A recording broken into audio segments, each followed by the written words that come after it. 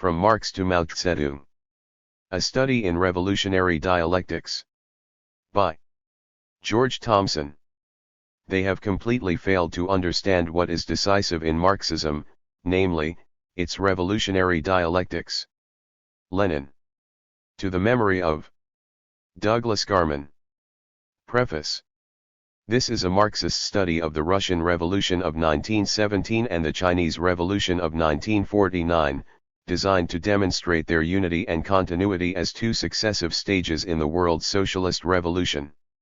Their common theoretical foundation is expounded by means of extensive quotations from the Marxist classics, especially the writings of Lenin and Mao Tse.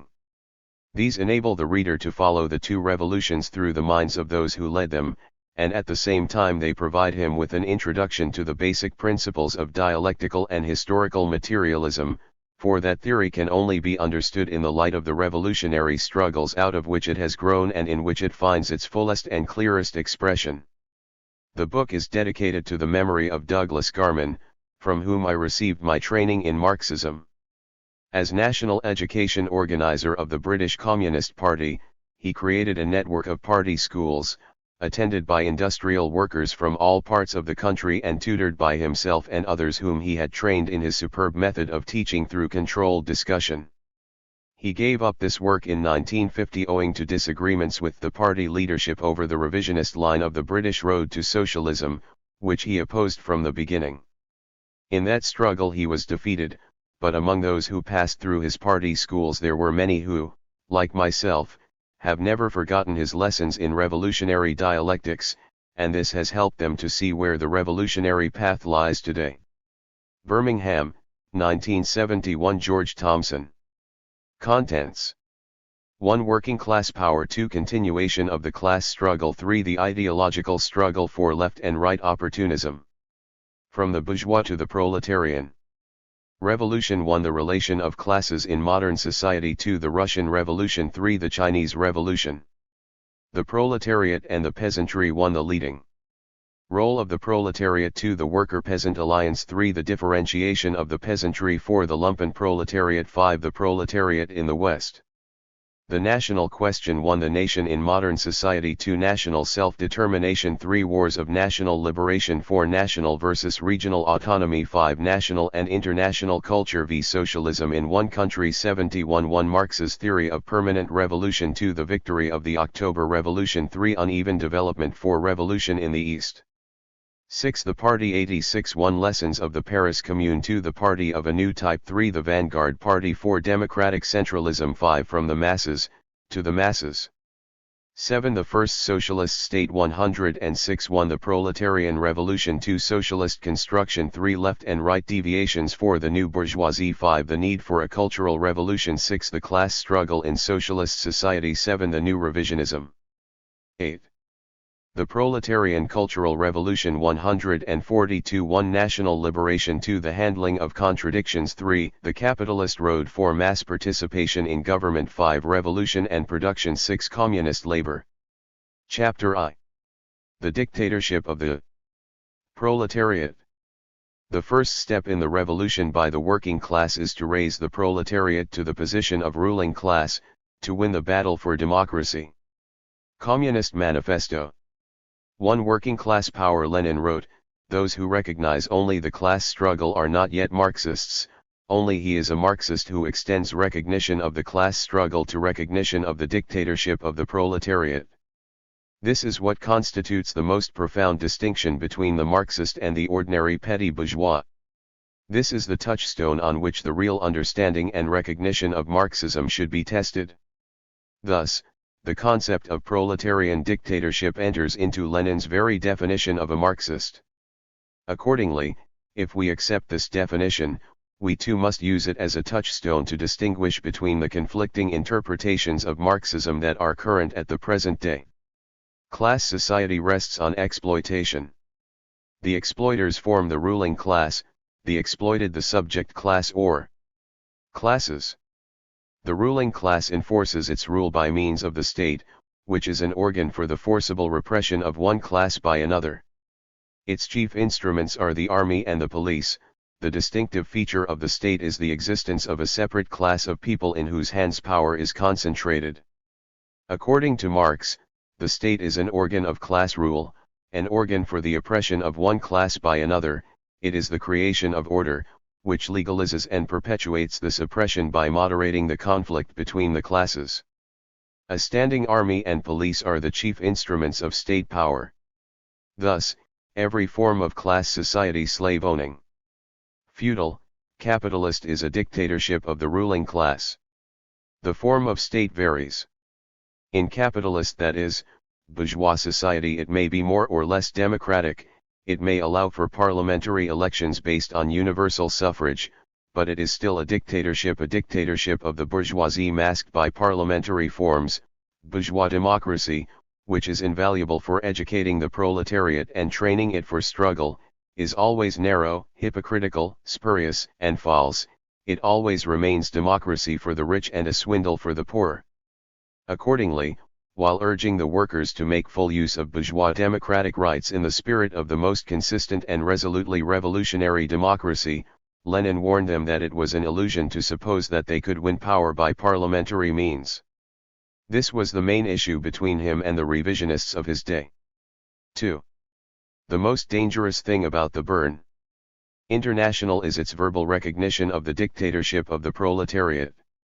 Attempts are being made to recognize the dictatorship of the proletariat in words in order to smuggle in along with it the will of the majority, universal suffrage, bourgeois parliamentarism, rejection of the idea that the entire bourgeois machinery of the state must be destroyed, smashed, blown up.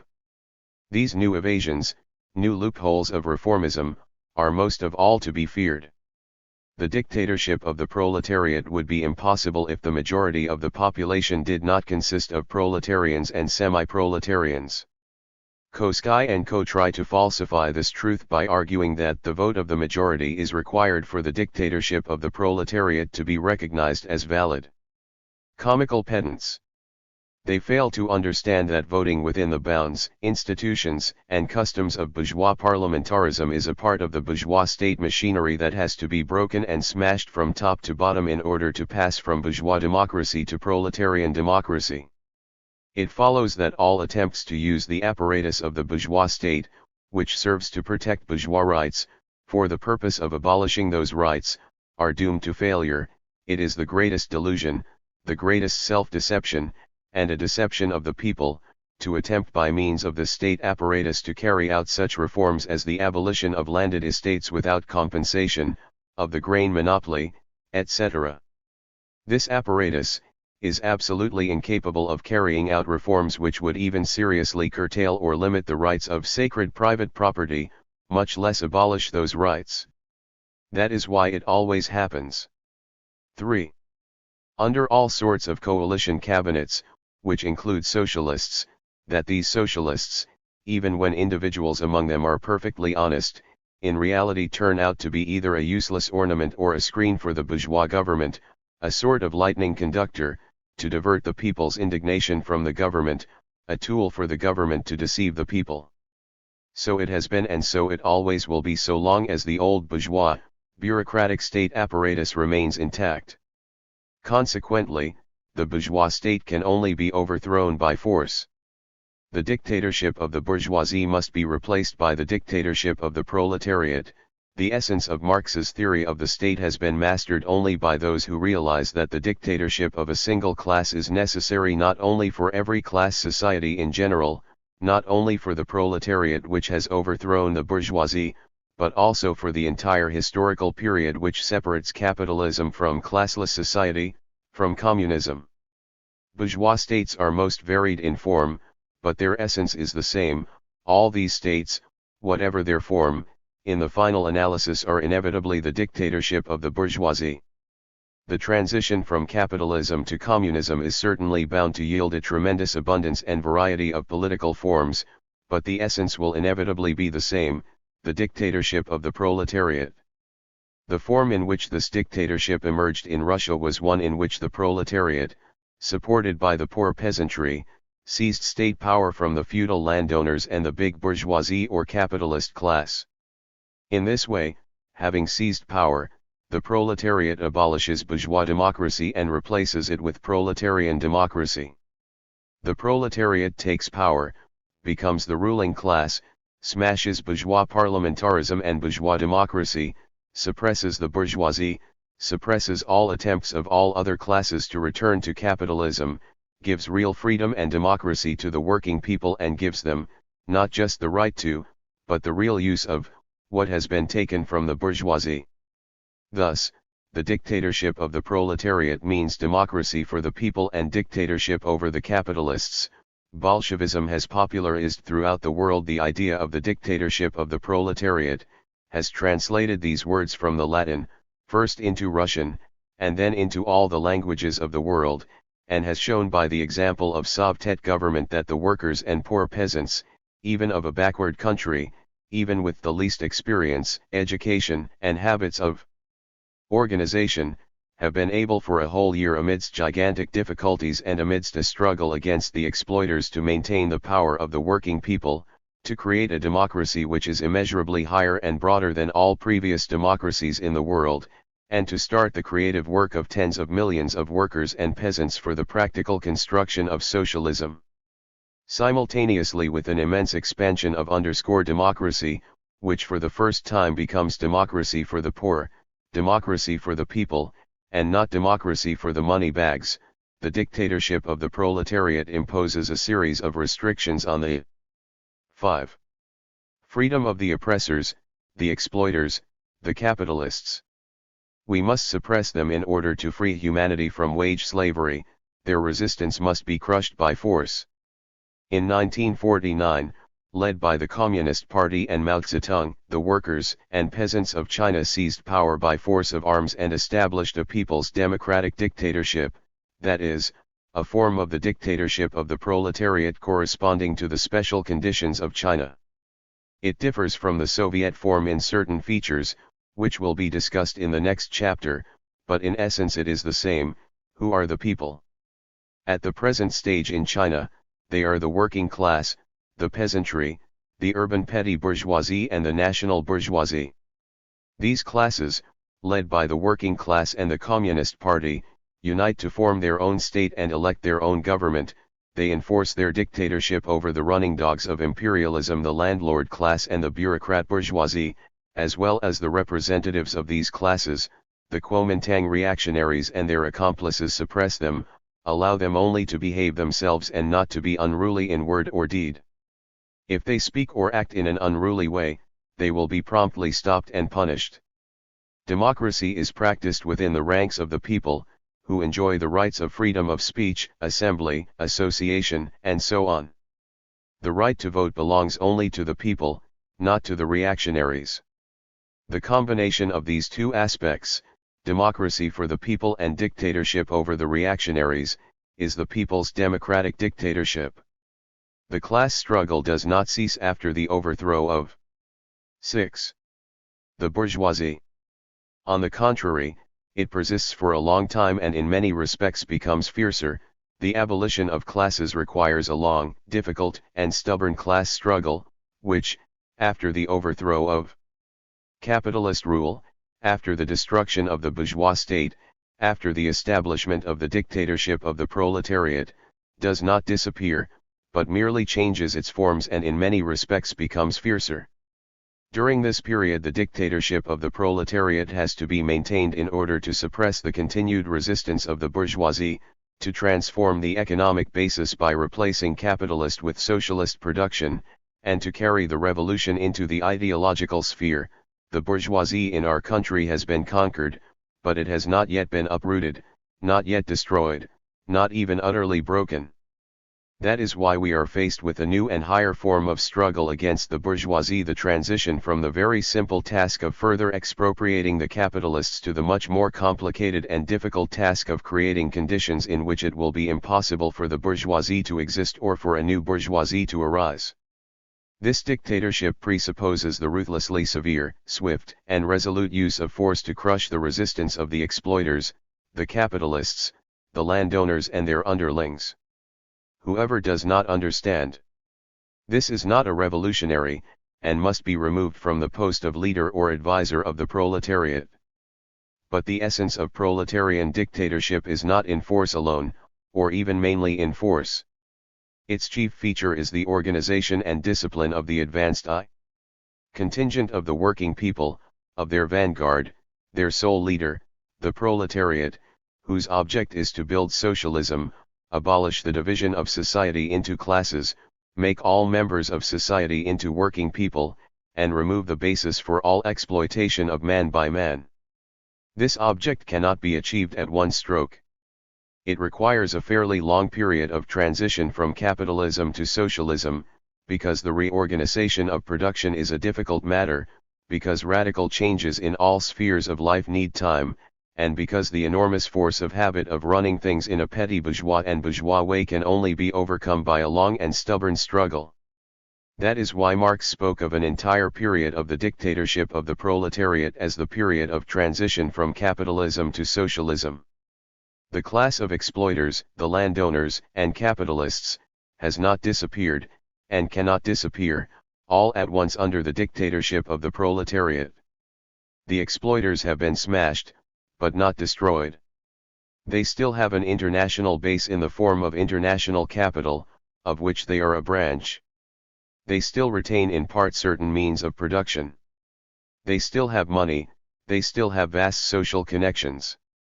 Just because they have been defeated, the energy of their resistance has increased 100 and 1,000-fold. The art of state, military and economic administration gives them a superiority, a very great superiority, so that their importance is incomparably greater than their numerical proportion of the population. More recently, Lenin's view has been reaffirmed by Mao Tse.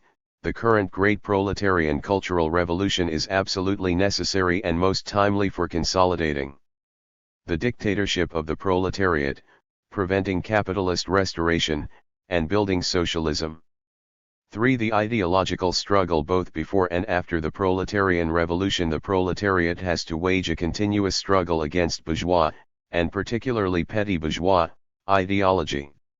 The formulation of bourgeois ideas is mainly the work of bourgeois intellectuals, who play an important part in the ideological struggle, especially in revolutionary periods. At such times some of them, like Marx himself, go over to the proletariat, having raised themselves to the level of comprehending theoretically the historical movement as a whole. The special features of petty bourgeois ideology arise from the status of the petty bourgeois as a small proprietor. As such, he has a vested interest in bourgeois society, but at the same time, being exploited by the big proprietors, he is in constant danger of being ruined and thrown down into the proletariat. Occupying as he does an unstable position between the two main contending classes, he tends to vacillate. It is a truth long known to every Marxist that in every capitalist society the only decisive forces are the proletariat and the bourgeoisie, while all social elements occupying a position between these classes and falling within the economic category of the petty bourgeoisie inevitably vacillate between these decisive forces. The petty bourgeoisie inevitably and unavoidably vacillated between the dictatorship of the bourgeoisie and the dictatorship of the proletariat. 4. Owing to the basic 9. features of its economic position, the petty bourgeoisie is incapable of doing anything independently. In between the proletariat and the bourgeoisie there is another class of people, who incline first this way and then the other. This has always been the case in all revolutions, and in capitalist society, in which the proletariat and the bourgeoisie form two hostile camps, it is impossible for intermediate sections not to exist between them. The existence of these waverers is historically inevitable, and unfortunately these elements, who do not know themselves on whose side they will fight tomorrow, will exist for quite some time. In its struggle for the allegiance of the petty bourgeoisie, the proletariat has to carry on the same struggle within itself, for it has itself evolved historically out of the petty bourgeoisie, urban and rural, and moreover is constantly increasing its numbers from the same source. The struggle against the big bourgeoisie takes the form of an open confrontation between capital and labor, but the struggle against petty bourgeois ideology is largely a struggle within the ranks of the working class. One of the most profound causes that give rise periodically to differences over tactics is the very growth of the labor movement. If this movement is not measured by the criterion of some fantastic ideal, but is regarded as a practical movement of ordinary people, it will be clear that the enlistment of ever larger numbers of new recruits, the attraction of new sections of working people, must inevitably be accompanied by waverings in the sphere of theory and tactics, by repetitions of old mistakes, by a temporary reversion to antiquated views and antiquated methods, and so forth. 10. Nowhere in the world has the proletarian movement come into being, nor could it have come into being, all at once, in a pure class form, ready-made, like Minerva from the head of Jove.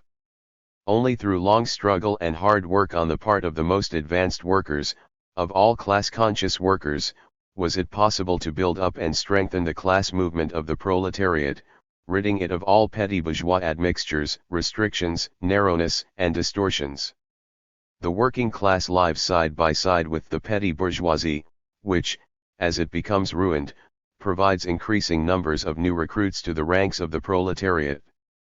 All over the world, in every capitalist society, the proletariat is inevitably connected with the petty bourgeoisie by 1,000 ties, and everywhere the period of the formation of workers' parties was attended by its more or less prolonged and persistent ideological and political subjection to the bourgeoisie.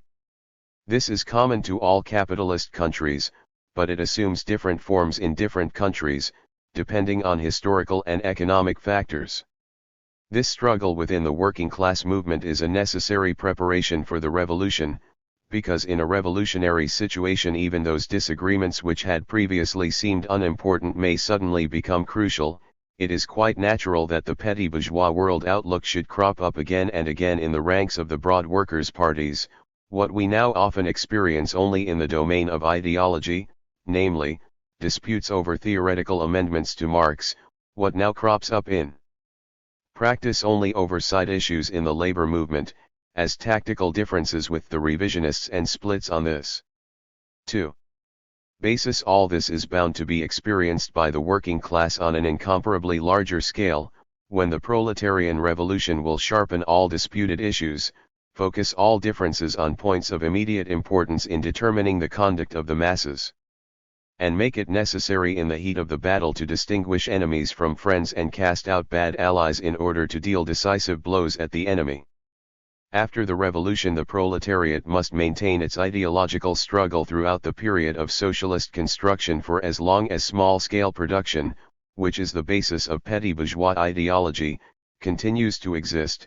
Unfortunately, small-scale production is still widespread in the world, and small-scale production engenders capitalism and the bourgeoisie continuously, daily, hourly, spontaneously, on a mass scale. All these reasons make the dictatorship of the proletariat necessary, and victory over the bourgeoisie is impossible without a long, stubborn, and desperate life and death struggle, which calls for tenacity, discipline, and a single, inflexible will. The abolition of classes means, not merely ousting the landowners and capitalists. That is something we accomplished with comparative ease. It means abolishing the small commodity producers, and they cannot be ousted or crushed. We must learn to live with them. They can, and must, be transformed and re-educated only by prolonged, slow, cautious organizational work. They surround the proletariat on every side with a petty bourgeois atmosphere, which permeates and corrupts the proletariat, and constantly causes among the proletariat relapses into petty bourgeois spinelessness, disunity, individualism. 12.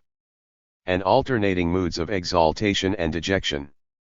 The dictatorship of the proletariat means a persistent struggle, bloody and bloodless, violent and peaceful, military and economic, educational and administrative, against the forces and traditions of the old society. For left and right opportunism, the principal petty bourgeois trends in the working class movement are, in the order of their development, anarchism, syndicalism, reformism, and revisionism. Anarchism originated in Russia. One of its leaders, Bakunin, was an opponent of Marx in the First International. According to Marx, the state, as the instrument of class rule, will necessarily persist so long as society is divided into classes, and the task of the proletariat is, not to abolish the state, but to replace the bourgeois state with the proletarian state.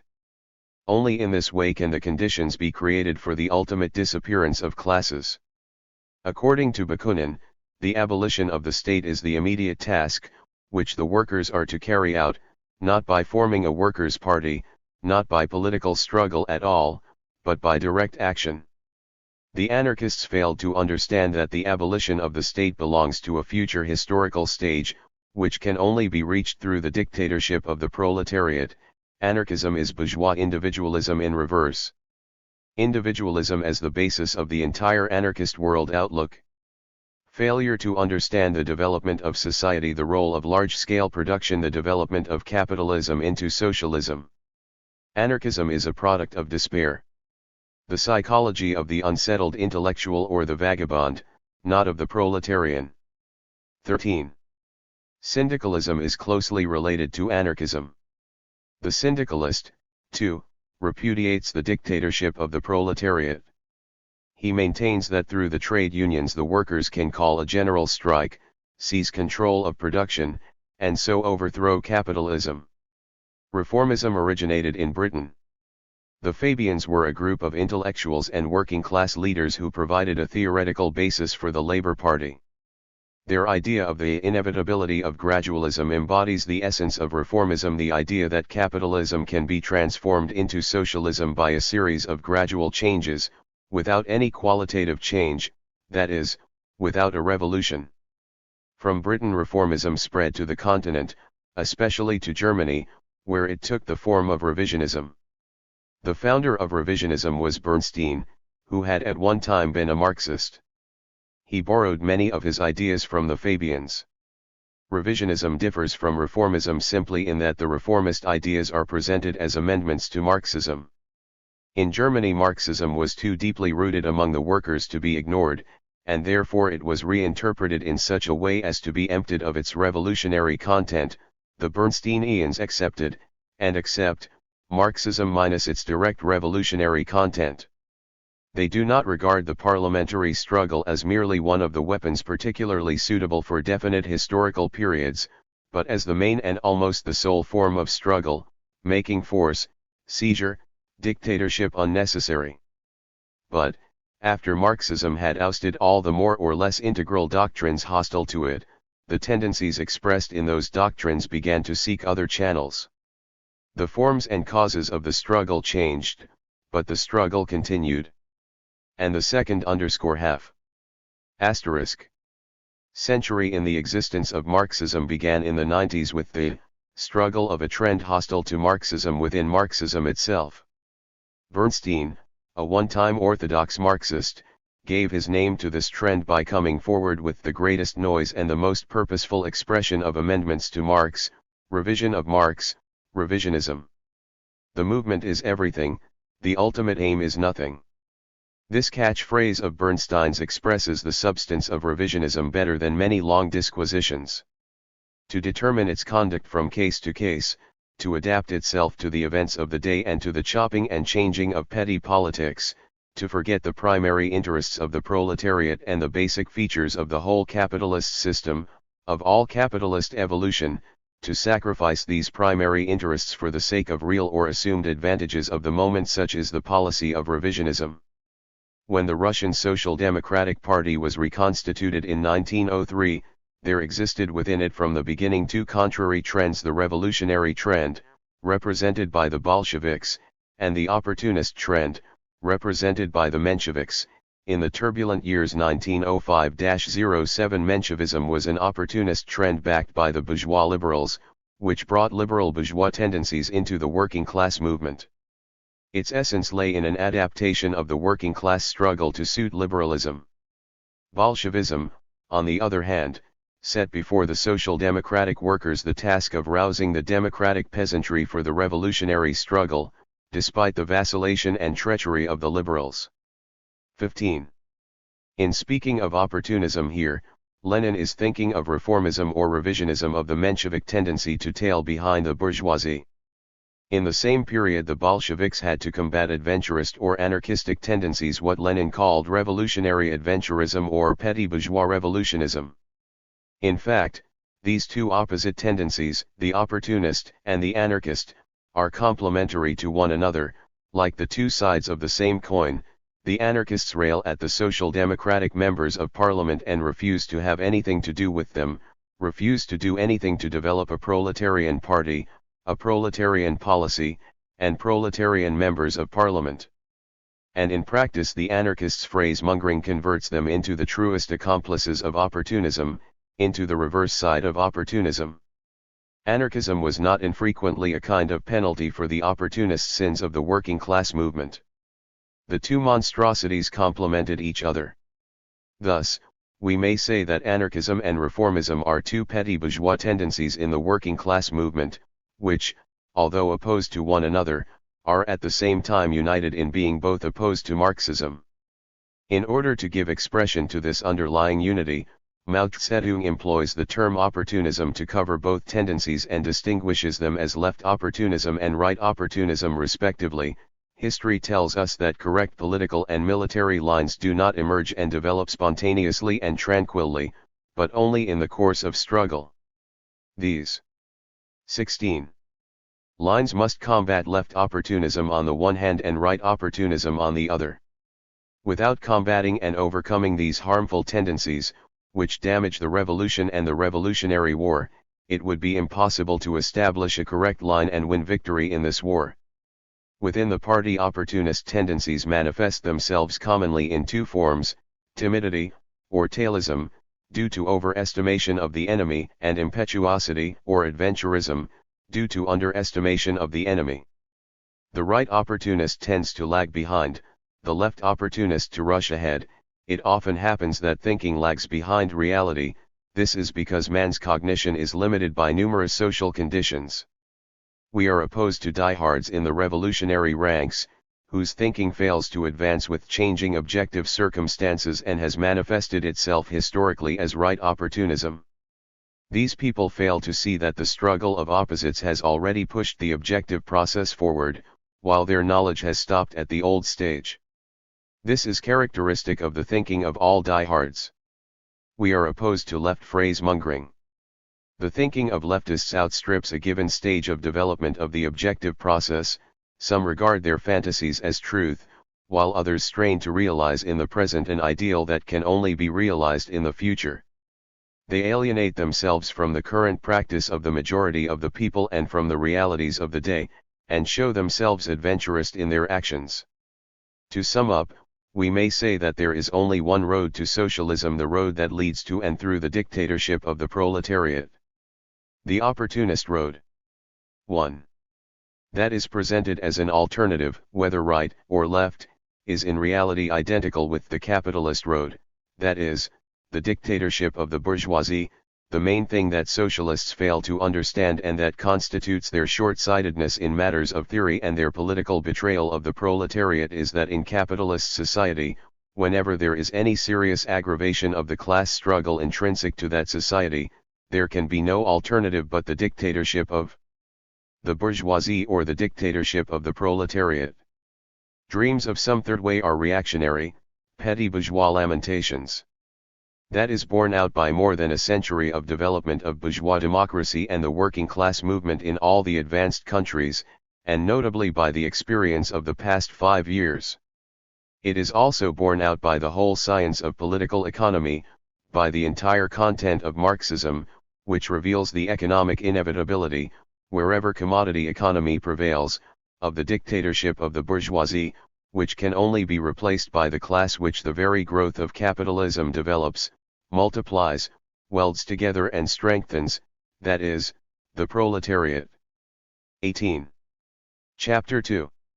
From the bourgeois to the proletarian revolution. The development of modern industry cuts from under its feet the very foundation on which the bourgeoisie produces and appropriates products. What the bourgeoisie produces above all, therefore, is its own grave diggers. Its fall and the victory of the proletariat are equally inevitable. Communist Manifesto. 1. The relation of classes in modern society. The Russian Revolution of 1917 and the Chinese Revolution of 1949 are two successive events in a single historical process, which had its roots in the beginnings of capitalist society. In order to understand the relation between them, we must see them both in relation to the process as a whole. In his treatise on contradiction, Mao Tse writes, "The fundamental contradiction in the process of development of a thing and the essence of the process determined by this fundamental contradiction will not disappear until the process is completed, but in a lengthy process the conditions usually differ at each stage. The reason is that, although the nature of the fundamental contradiction in the process of development of a thing and 19. The essence of the process remain unchanged, the fundamental contradiction becomes more and more intensified as it passes from one stage to another in the lengthy process.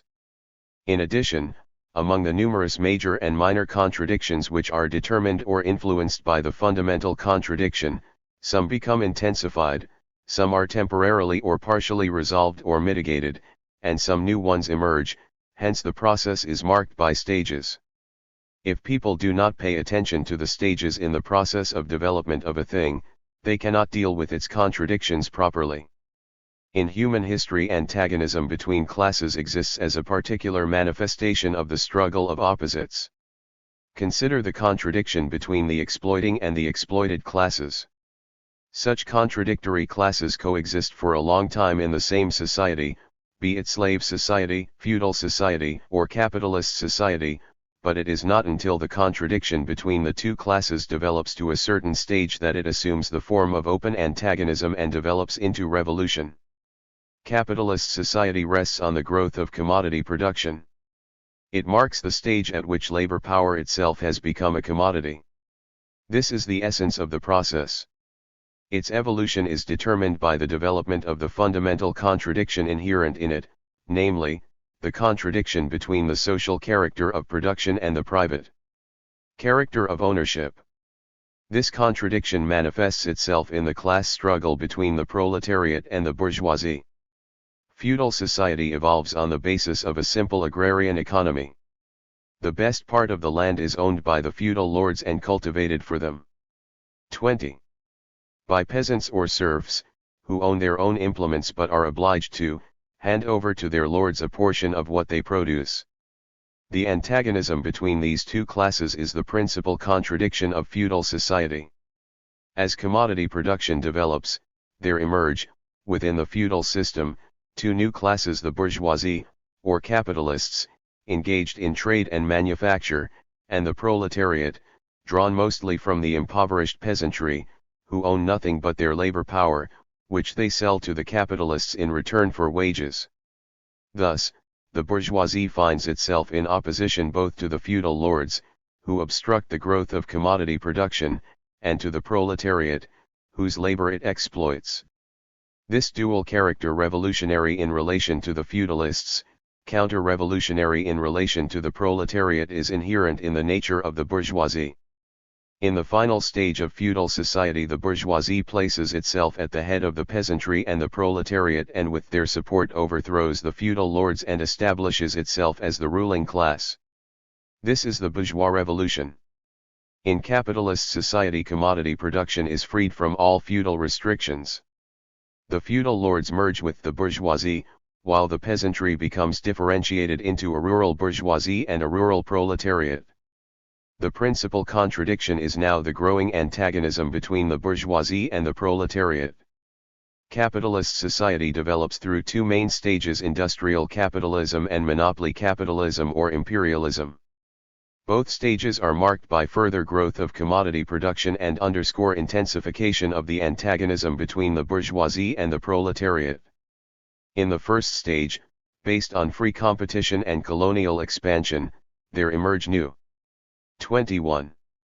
Contradictions between the big bourgeoisie and the petty bourgeoisie, urban and rural, and between capitalism and the colonial peoples.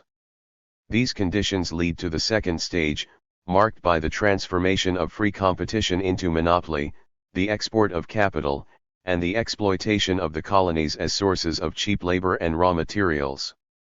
This stage is marked by intensification of all the major contradictions between the proletariat and the bourgeoisie, between imperialism and the colonial peoples, and between rival imperialist powers, and these contradictions lead to imperialist wars, until in one country after another the proletariat seizes power with the support of the masses of the peasantry and establishes itself as the ruling class. This is the proletarian revolution. The principal bourgeois revolutions of modern Europe are the English, the French, the German, and the Russian. In 1649 and 1789 the bourgeoisie seized power from the feudalists, but subsequently came to terms with them. In 1848 and 1905 it did not seize power but received certain concessions. In February 1917 it did seize power but was overthrown 9 months later by the proletariat. The hesitancy of the bourgeoisie in carrying through these revolutions arises from its dual character. If we examine them in turn, we find that each of them, as compared with the preceding, is marked by deeper contradictions, which lead gradually to a transformation in the character of the revolution. In 1649 the proletariat played only a very small part. In 1789 it was active but still dependent on the petty bourgeoisie. In 1848 it was so active that the bourgeoisie took fright and capitulated to the feudalists, leaving the revolution uncompleted.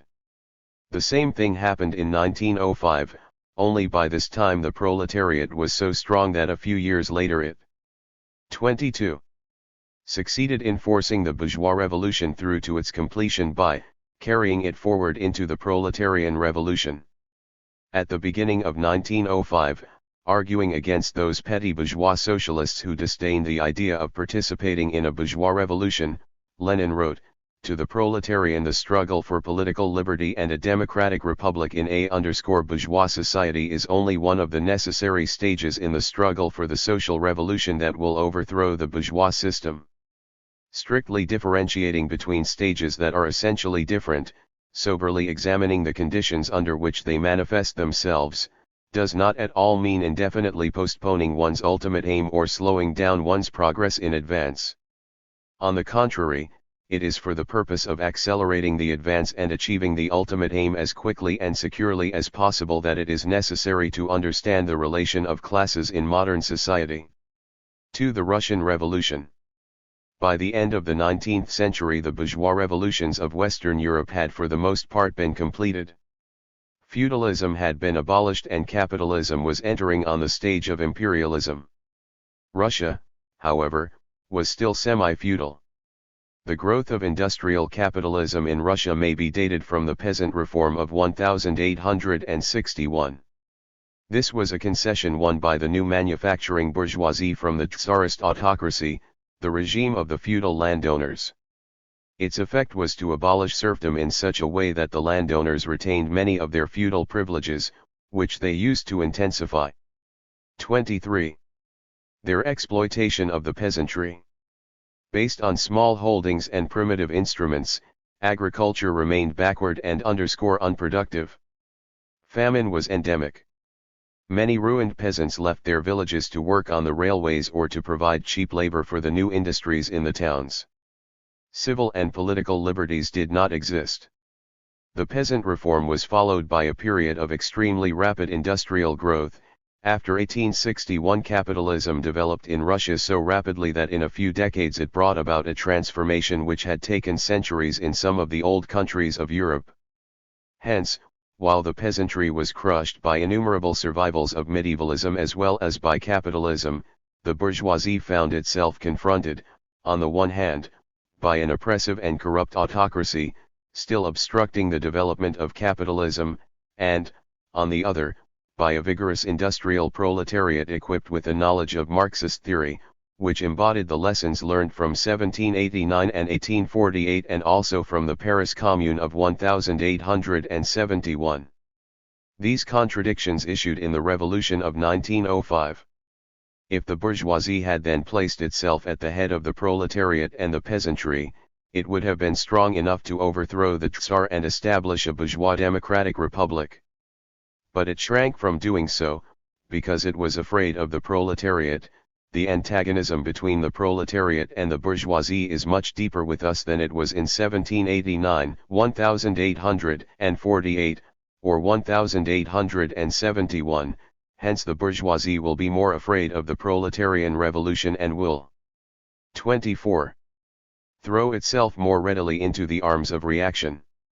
Hence the bourgeoisie strives to put an end to the bourgeois revolution halfway from its destination, when freedom has been only half won, by a deal with the old authorities and the landlords. This striving is grounded in the class interests of the bourgeoisie. In the German bourgeois revolution of 1848 it was manifested so clearly that the communist Marx spearheaded proletarian policy against the compromising liberal bourgeoisie.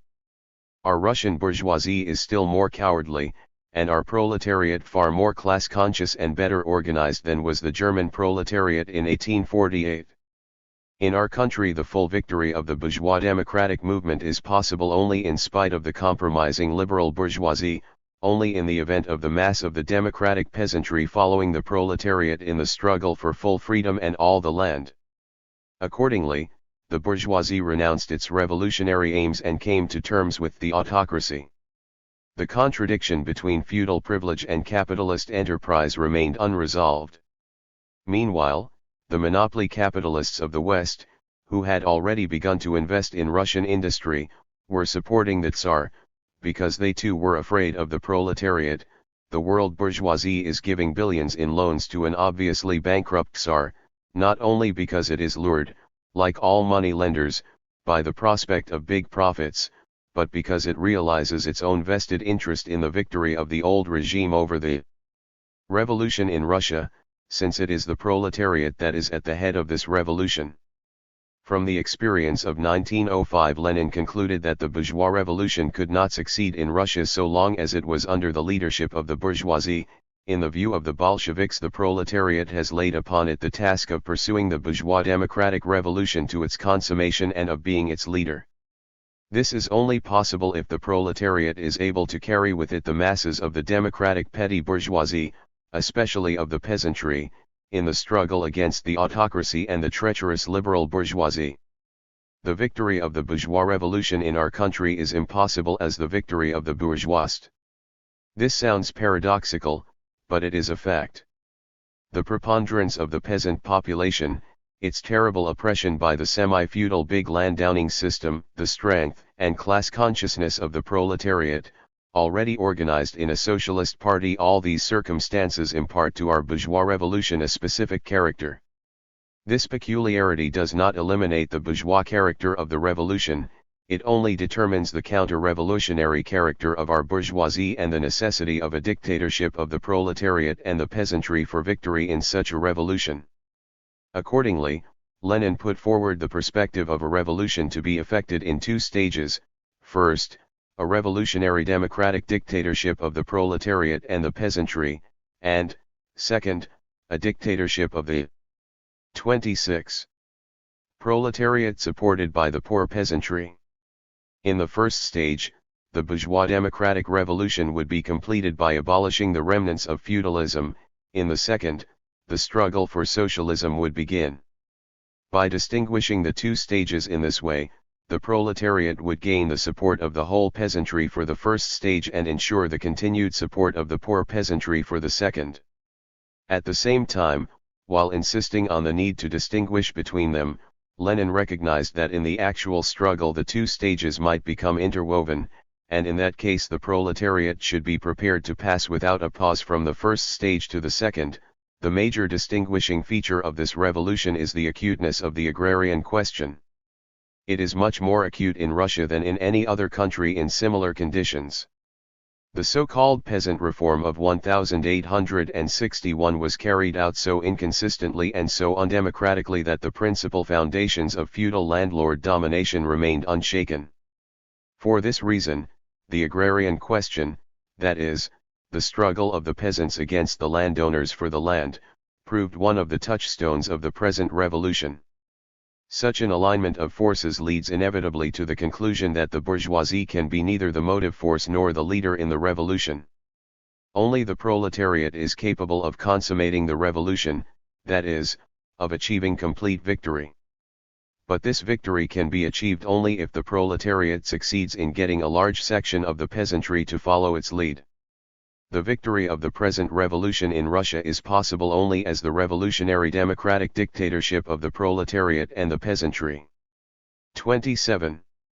with all the peasants right through to the end of the bourgeois democratic revolution, and with the poor, the proletarian and semi-proletarian section of the peasants forward to the socialist revolution. That has been the policy of the Bolsheviks, and it is the only Marxist policy. Like everything else in the world, the revolutionary democratic dictatorship of the proletariat and the peasantry has a past and a future. Its past is autocracy, serfdom, monarchy, and privilege. In the struggle against this past, a single will of the proletariat and the peasantry is possible, for here there is a unity of interests. Its future is the struggle against private property, the struggle of the wage earner against the employer, the struggle for socialism. Here singleness of will is impossible. Here the path before us lies not from autocracy to a republic but from a petty bourgeois democratic republic to socialism. Of course, in actual historical circumstances, the elements of the past become interwoven with those of the future, the two paths cross, we all counterpose bourgeois revolution and socialist revolution, we all insist on the absolute necessity of strictly distinguishing between them. However, can it be denied that in the course of history individual, particular elements of the two revolutions become interwoven? From the democratic revolution we shall at once, and precisely in accordance with the measure of our strength, the strength of the class-conscious, organized proletariat, begin to pass to the socialist revolution. We stand for uninterrupted. 28. Revolution. We shall not stop halfway. In February 1917, after 2.5 years of imperialist war, the workers, peasants and soldiers of Russia were in revolt, demanding peace, land, and bread. Isolated and utterly discredited, the Tsarist autocracy had opened secret negotiations with Germany for a separate peace. Then, under pressure from the British and French, who were determined to keep Russia in the war, the bourgeois leaders compelled the Tsar to abdicate and proclaimed a democratic republic. In this, however, they were acting from weakness, not from strength. It became clear that they had no intention of meeting the people's demands. Lenin perceived that, if what had been gained was not to be lost, it was necessary to pass at once to the second stage of the revolution. The specific feature of the present situation in Russia is that the country is passing from the first stage of the revolution which, owing to the insufficient class consciousness and organization of the proletariat, placed power in the hands of the bourgeoisie to its second stage, which must place power in the hands of the proletariat and the poorest section of the peasants. The question is one of advance or retreat. No one can stand still in a revolution. Power transferred to the revolutionary proletariat, supported by the poor peasants, means transition to a revolutionary struggle for peace in the surest and least painful forms ever known to mankind. A year later, looking back on the October Revolution, Lenin wrote, "The course taken by the revolution has confirmed the correctness of our reasoning. First, with the 29.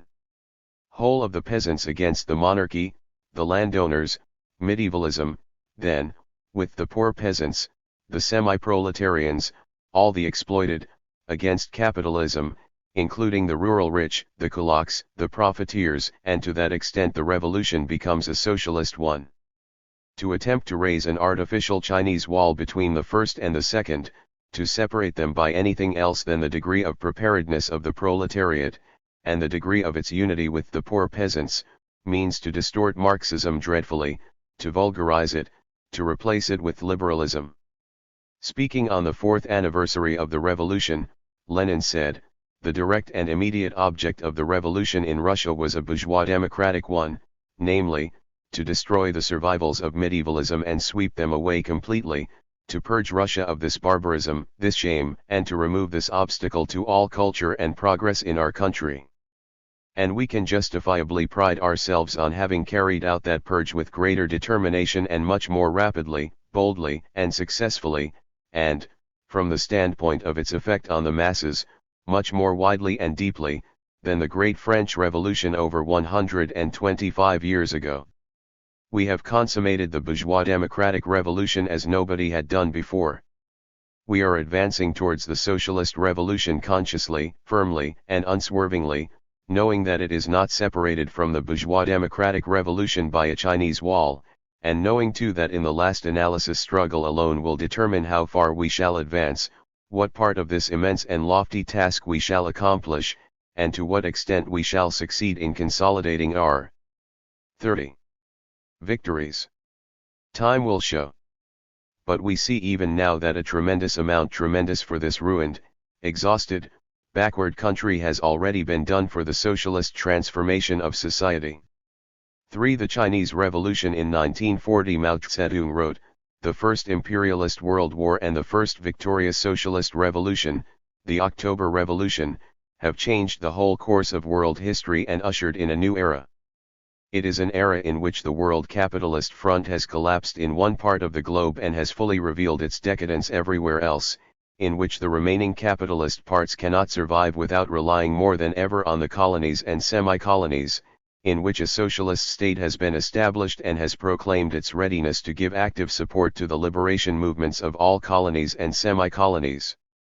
In this era, any revolution in a colony or semi-colony that is directed against imperialism, i.e. against the international bourgeoisie or international capitalism, no longer comes within the old category of the bourgeois democratic world revolution, but within the new category. It is no longer part of the old bourgeois, or capitalist, world revolution, but is part of the new world revolution, the proletarian socialist world revolution. At the beginning of the present century, China was a semi-feudal, semi-colonial country, in which the masses of the peasantry were exploited by the feudal landowners and by a number of colonial powers, which had occupied the ports, seized control of the banks, and 2-3. Established a commercial network for plundering the country. In this they were supported by the rich merchants, moneylenders, and financiers who constituted the big bourgeoisie, the comprador or bureaucrat capitalists. These two classes, the feudal landowners and the comprador bourgeoisie, formed the social base for imperialist oppression in China. Between these two exploiting classes and the masses of the people stood the middle, or national, bourgeoisie. These were industrial capitalists whose efforts to build native industries were frustrated by feudalism and imperialism. From that point of view they were inclined to side with the people, but at the same time they were themselves exploiters, afraid of the proletariat, and so they tended to vacillate. The only consistently anti-feudal, anti-imperialist classes were the peasantry and the proletariat. The vast majority of the peasantry were poor peasants, that is, rural proletarians and semi-proletarians. The industrial proletariat was small, but after the First World War, and more especially after the October Revolution, it grew rapidly in strength and influence. The modern industrial proletariat numbers about 2 million. It is not large because China is economically backward. These 2 million industrial workers are mainly employed in 5 industries: railways, mining, maritime transport, textiles, and shipbuilding, and a great number are enslaved in enterprises owned by foreign capitalists. Though not very numerous, the industrial proletariat represents China's new productive forces, is the most progressive class in modern China, and has become the leading force in the revolutionary movement. Thus, the peasantry constituted the main body, and the proletariat the leading force, of the revolutionary movement. 32. Only under the leadership of the proletariat can the poor and middle peasants achieve their liberation, and only by forming a firm alliance with the poor and middle peasants can the proletariat lead the revolution to victory. In the period 1911 to 27 there were several revolutionary uprisings, all directed against feudalism and imperialism, but none of them were successful. Strictly speaking, China's bourgeois democratic revolution against imperialism and feudalism was begun by Dr. Sun Yat-sen and has been going on for more than 50 years. Was not the revolution started by Dr. Sun Yat-sen a success? Didn't it send the emperor packing? Yet it was a failure in the sense that, while it sent the emperor packing, it left China under imperialist and feudal oppression, so that the anti-imperialist and anti-feudal revolutionary task remained unaccomplished. The bourgeois democratic revolution which started in Guangdong had gone only halfway when the comprador and landlord classes usurped the leadership and immediately shifted it onto the road of counter-revolution. These failures proved that the aims of the bourgeois democratic revolution were unattainable under bourgeois leadership. What is the nature of the Chinese Revolution? What kind of revolution are we making today? Today we are making a bourgeois democratic revolution, and nothing we do goes beyond its scope. By and large, we should not destroy the bourgeois system of private property for the present. What we want to destroy is imperialism and feudalism. This is what we mean by the bourgeois democratic Rev 33. Revolution.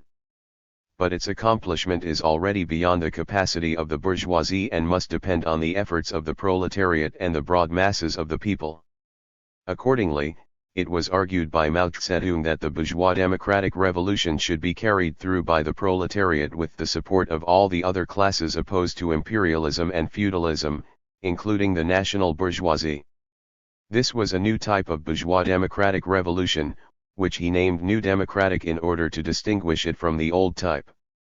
In 1939 he wrote, "What indeed is the character of the Chinese Revolution at the present stage?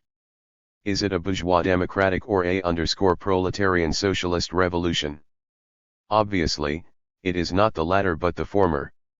However, in present-day China the bourgeois democratic revolution is no longer one of the old general type, which is now obsolete, but one of the new special type. We call this type the New Democratic Revolution, and it is developing in all other colonial and semi-colonial countries as well as in China. The New Democratic Revolution is part of the world proletarian socialist revolution, for it resolutely opposes imperialism, i.e. international capitalism. A new democratic revolution is an anti-imperialist and anti-feudal revolution of the broad masses of the people under the leadership of the proletariat. Chinese society can advance to socialism only through such a revolution. There is no other way. Such was the evolution of the People's Democratic Dictatorship which was established in China in 1949, marking the completion of the bourgeois democratic 34 revolution and the inception of the proletarian socialist revolution. The Chinese People's Democratic Dictatorship is the dictatorship of the proletariat in a new form corresponding to the conditions prevailing in a semi-colonial country in the new era introduced by the October Revolution. It resembles the Soviet form in that it, too, is based on the worker-peasant alliance, that is, on the alliance of the proletariat and the peasantry under the leadership of the proletariat, but it differs from the Soviet form in that the basis of the alliance is broader, including as it does the entire peasantry and the national bourgeoisie. In China the contradiction between the proletariat and the bourgeoisie was handled in such a way that the national bourgeoisie accepted proletarian leadership in the new democratic revolution of 1949.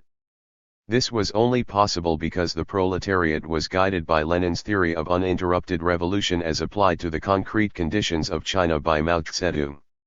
Chapter 3. The Proletariat and the Peasantry. All previous historical movements were movements of minorities, or in the interest of minorities. The proletarian movement is the self-conscious, independent movement of the immense majority. The proletariat, the lowest stratum of our present society, cannot stir, cannot raise itself up, without the whole superincumbent strata of official society being sprung into the air. Communist Manifesto. 1. The leading role of the proletariat. There is only one really revolutionary class in modern society. Beginning with the Communist Manifesto, all modern socialism rests on the indisputable truth that the proletariat alone is a really revolutionary class in capitalist society. The other classes may and do become revolutionary only in part and under certain conditions. It is important to understand how the proletariat has come to occupy this position. The antagonism between the proletariat and the bourgeoisie expresses, as we have seen, the fundamental contradiction of capitalist society, namely, the contradiction between the social character of production. 36. And the private character of ownership. As capitalism develops, with small-scale production giving place to large-scale production, so the contradiction between production and ownership is intensified, until the system of private ownership is shattered and replaced by a system of public ownership, that is, socialism.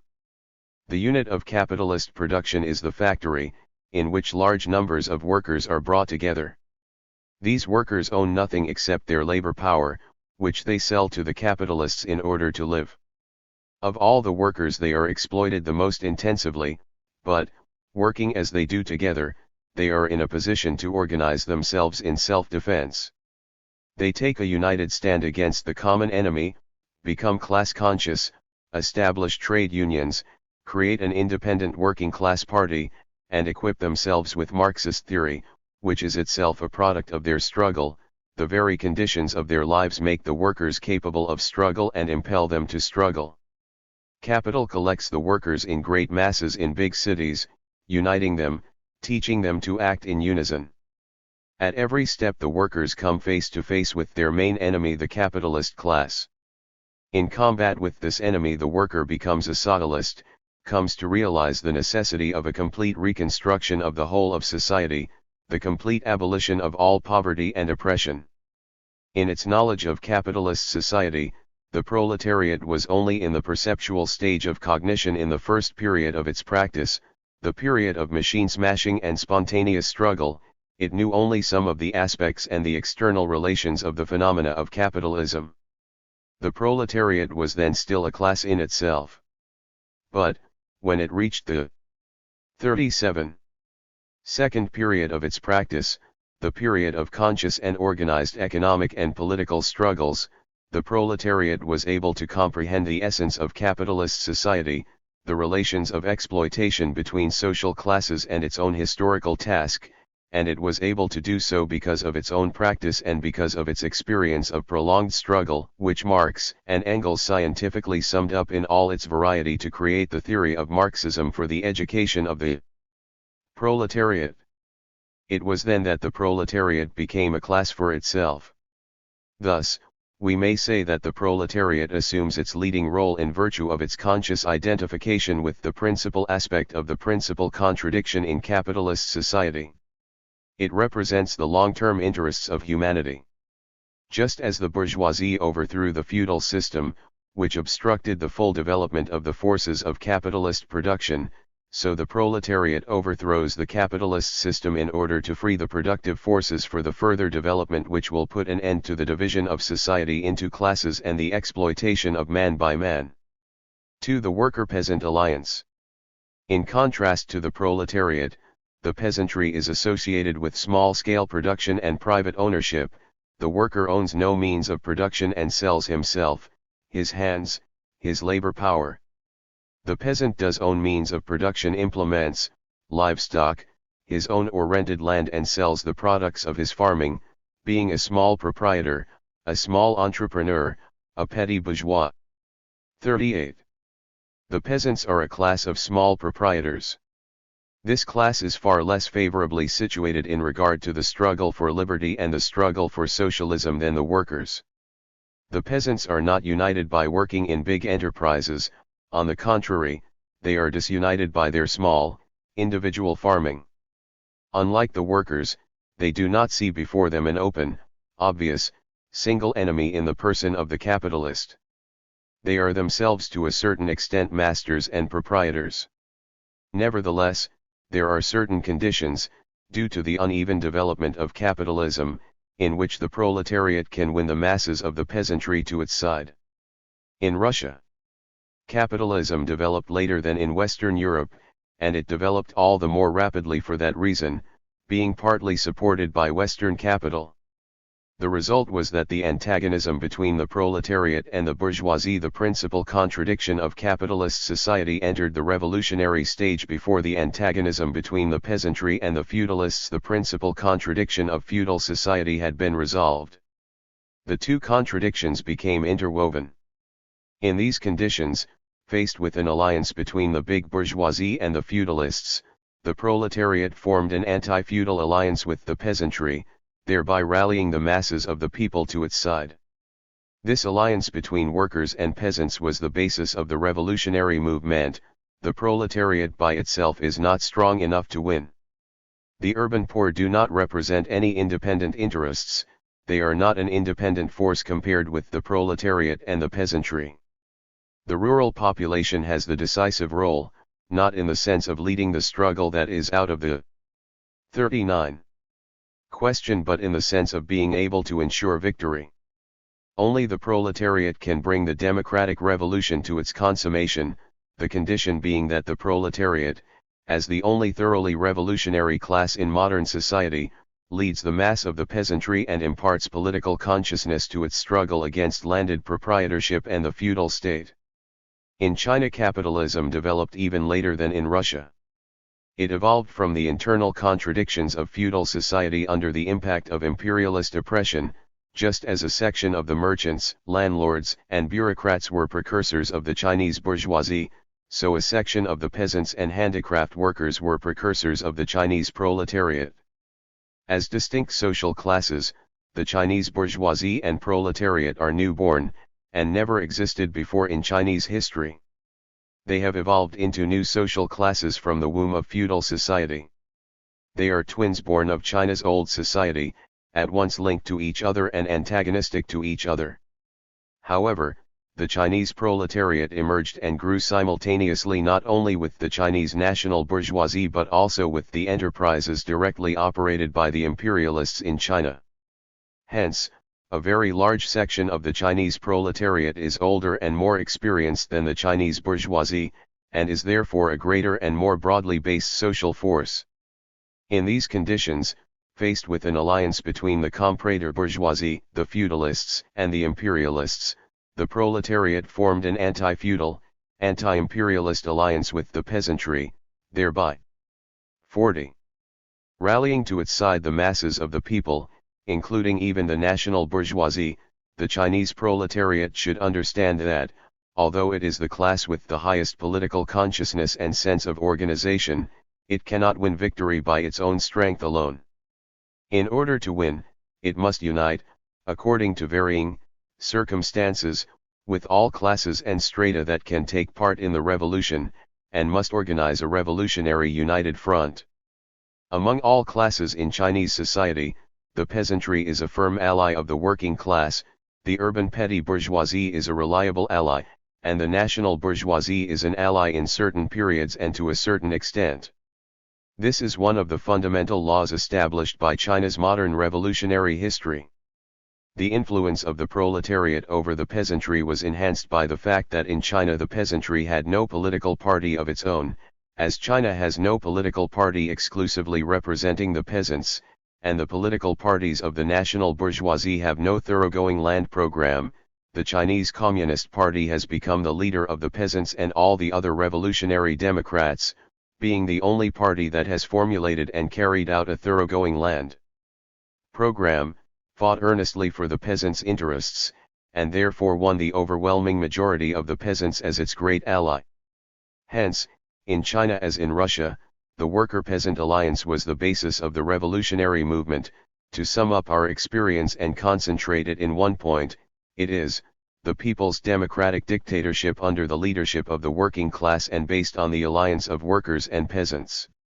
In both countries the proletariat was only a minority of the movement which it led, but, as Lenin observed, the strength of the proletariat is not to be measured by its numbers. The strength of the proletariat in any capitalist country is far greater than the proportion it represents of the total population. This is because the proletariat dominates the nerve center of the entire economic system of capitalism, and also it expresses economically and politically the real interests of the overwhelming majority of the working people under capitalism.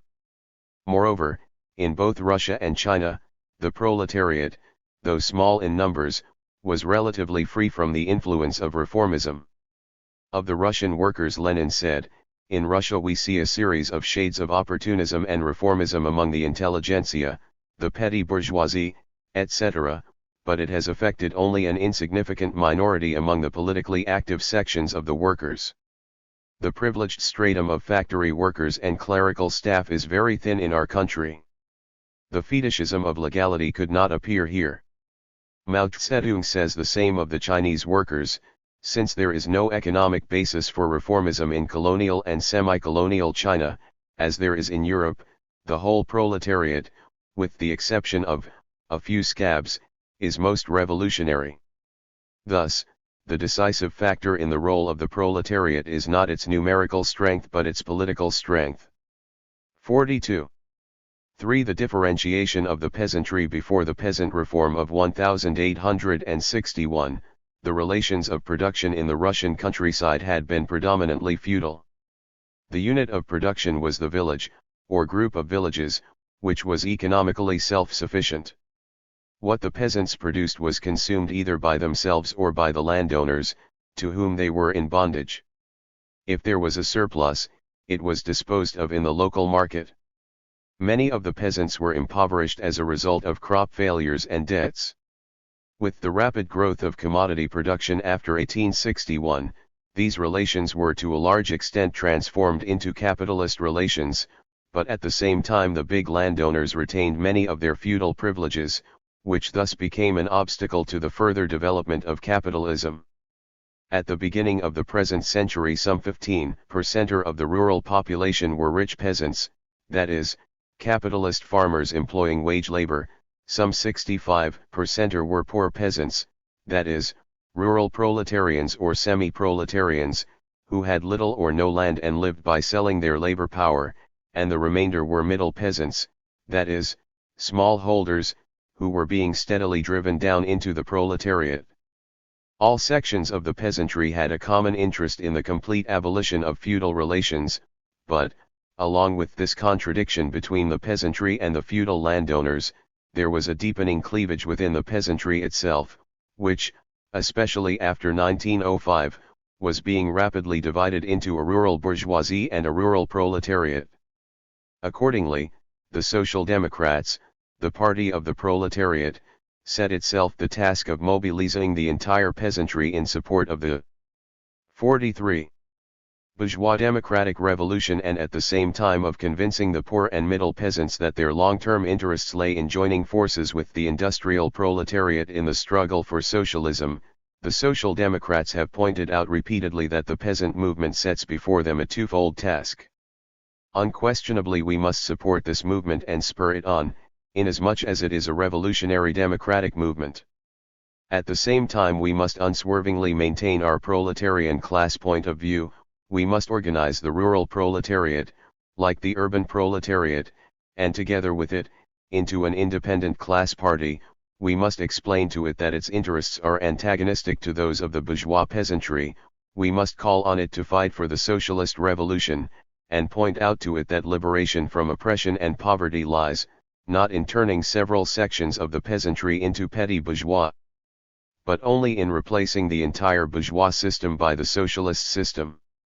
Every advance in science and technology inevitably and relentlessly undermines the foundations of small-scale production in capitalist society, and it is the task of socialist political economy to investigate this process in all its forms, often complicated and intricate, and to demonstrate to the small producer the impossibility of his holding his own under capitalism, the hopelessness of peasant farming under capitalism, and the need for the peasant to adopt the standpoint of the proletarian.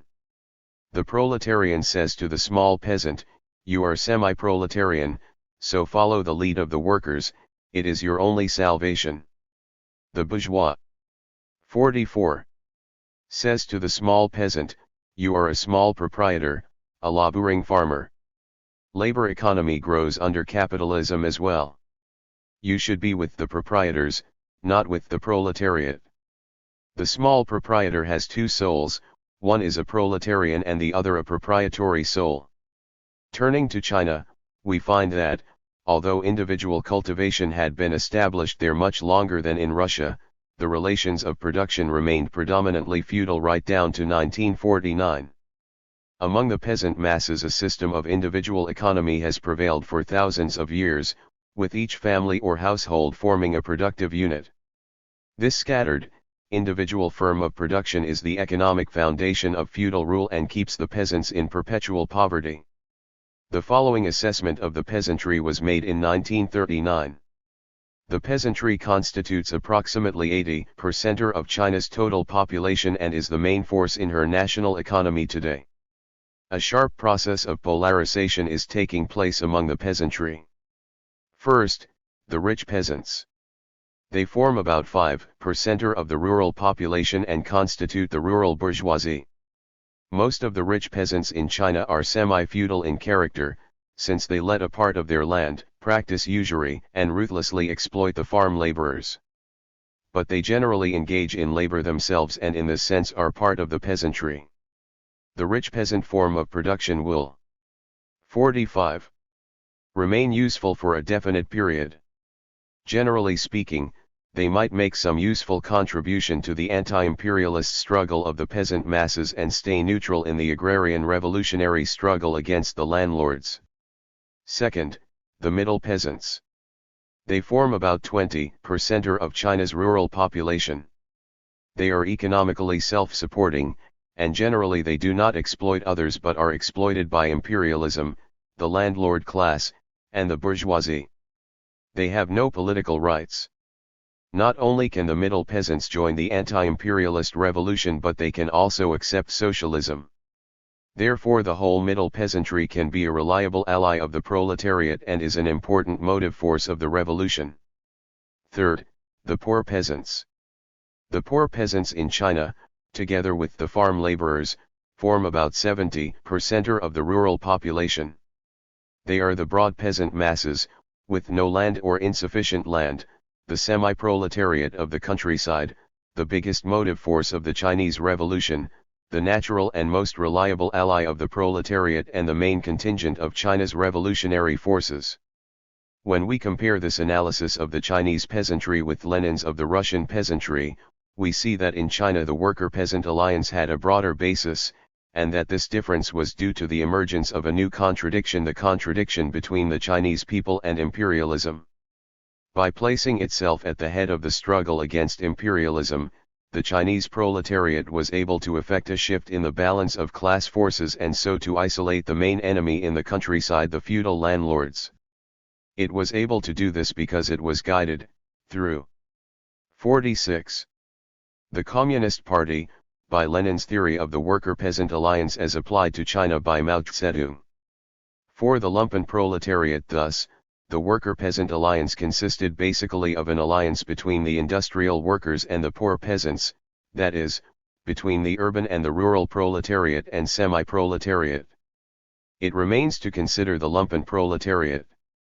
This section is composed of déclassé and demoralised elements, not regularly engaged in production, unorganized and largely incapable of organization.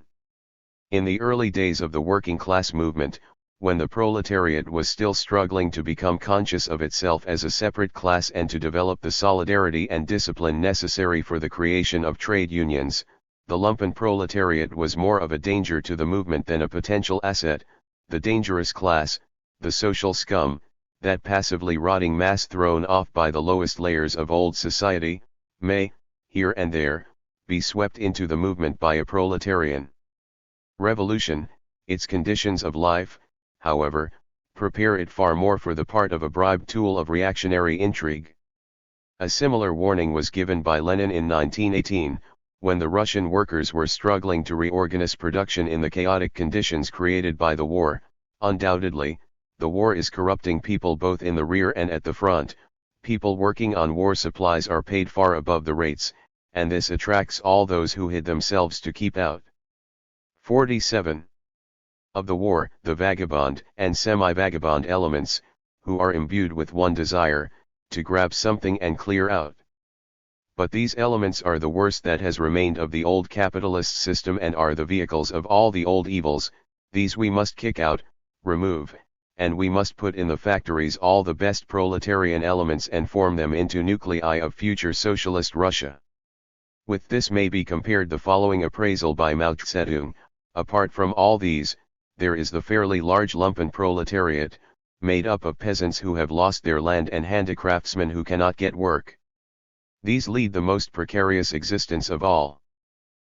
One of China's difficult problems is how to handle these people. Brave fighters but apt to be destructive, they can become a revolutionary force if given proper guidance.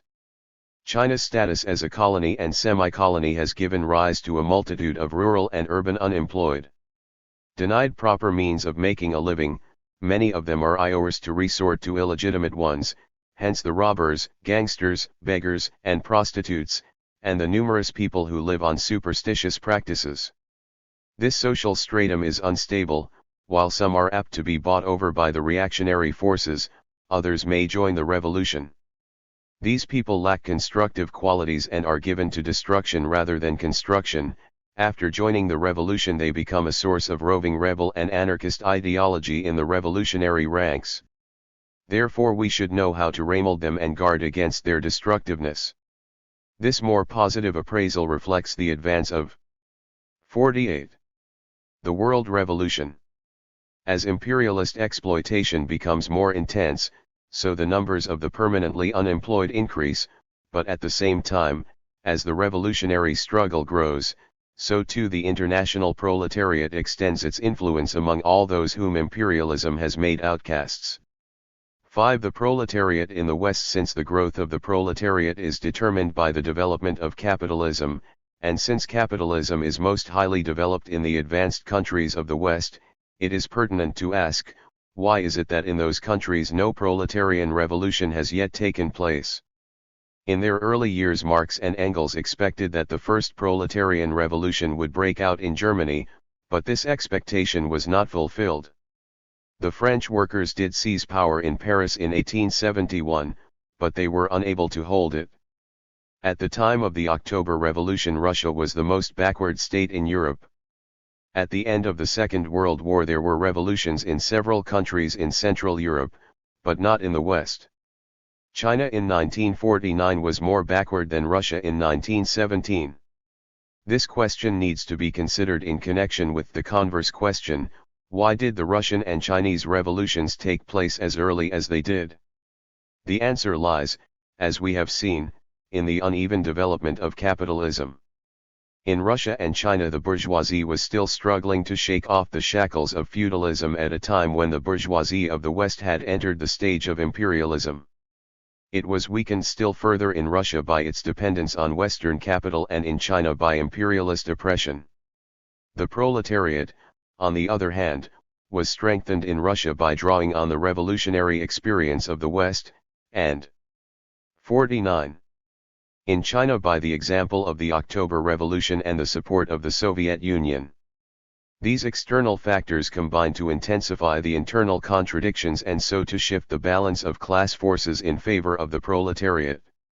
In the West, where the development of capitalism had begun much earlier, feudalism had been almost completely eliminated, and from the beginning the bourgeoisie had been enriching themselves from the plunder of America and Asia. In this way they strengthened their position at home. Drawing on the immense profits of colonial exploitation, they made substantial concessions to the industrial workers and bought over many of their leaders. Hence, in addition to the gulf dividing the proletariat of the metropolitan countries from the workers and peasants of the colonies, the metropolitan proletariat was itself divided and infected to a considerable extent with bourgeois ideology. The effect of imperialism in these countries was to mitigate the internal contradictions and so to shift the balance of class forces in favor of the bourgeoisie. That this was Lenin's opinion is clear from many passages in his writings. Only the proletarian class, which maintains the whole of society, can bring about the social revolution. However, as a result of the colonial policy, the European proletarian finds himself partly in a position in which it is not his own labor, but the labor of the practically enslaved natives in the colonies, that maintains the whole of society. In certain countries this provides the material and economic basis for infecting the proletariat with colonial chauvinism. Is the actual condition of the workers in the oppressor and the oppressed nations the same, from 50. The standpoint of the national question? No, it is not the same. Economically the difference is that sections of the working class in the oppressor nations receive crumbs from the super profits which the bourgeoisie of those nations obtains by extra exploitation of the workers of the oppressed nations.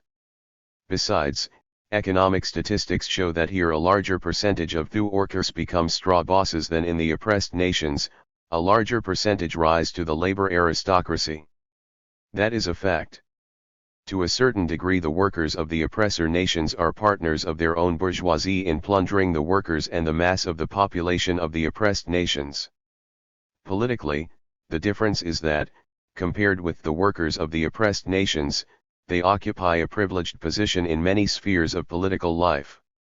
Ideologically, or spiritually, the difference is that they are taught, at school and in life, disdain and contempt for the workers of the oppressed nations. It would perhaps be expedient to emphasize more strongly and to express more vividly in our program the prominence of the handful of the richest imperialist countries, which prosper parasitically by robbing colonies and weaker nations. This is an extremely important feature of imperialism. To a certain extent it facilitates the rise of powerful revolutionary movements in countries subjected to imperialist plunder and in danger of being crushed and partitioned by the imperialist giants, and on the other hand it tends to a certain extent to prevent the rise of profound revolutionary movements in the countries that plunder by imperialist methods many colonies and foreign lands, and thus make a comparatively large portion of their popu. 5. Latin participants in the division of the imperialist loot. However, in regard to Britain it must not be forgotten that, the percentage of workers and office employees who enjoy a petty bourgeois standard of living is exceptionally high, owing to the actual enslavement of millions of people in Britain's colonial possessions.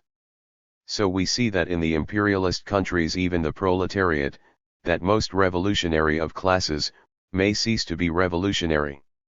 At the present day, with the oppressed peoples in revolt all over the world and imperialism heading for total collapse, the situation in the West is beginning to change. If the relatively high standard of living enjoyed by the workers of these countries was one on the basis of colonial exploitation, then, with the collapse of that basis, they will be compelled to shed their reformist illusions, and so will recover their revolutionary consciousness. Finally, it may be noted that in these advanced capitalist countries the industrial workers form a higher percentage of the total population than in any others. Again we see that the strength of the proletariat is not to be measured by its numbers. 52. Chapter 4. The National Question.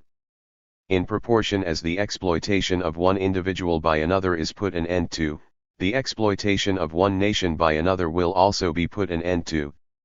In proportion as the antagonism between classes within the nation vanishes, the hostility of one nation to another will come to an end. Communist Manifesto. 1. The nation in modern society. The nation is a social formation which first took shape with the growth of commodity production during the transition from feudalism to capitalism. One of the aims of the bourgeois democratic revolution is national independence.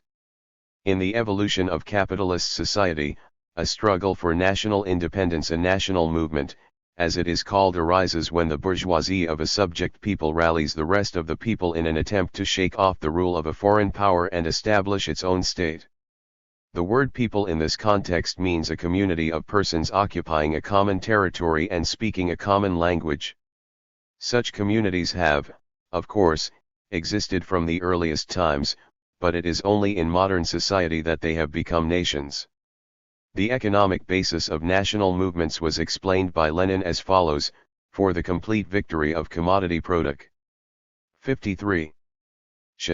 The bourgeoisie must capture the home market, and there must be politically united territories whose population speaks a single language, with all obstacles to the development of the language and its consolidation in literature eliminated.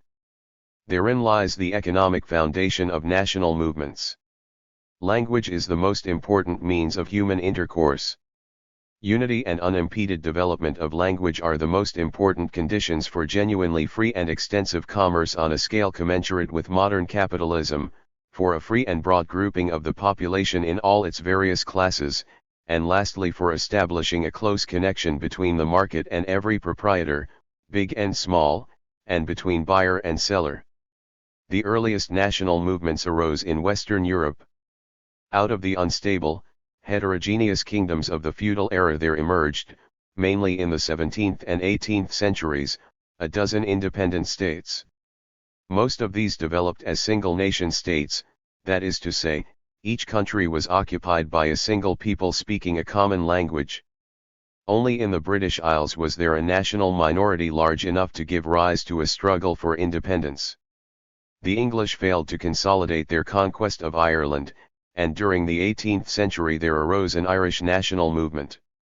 It must be remembered, however, in speaking of these countries as single nation states, that most of them were engaged from the beginning in carving out colonial empires overseas.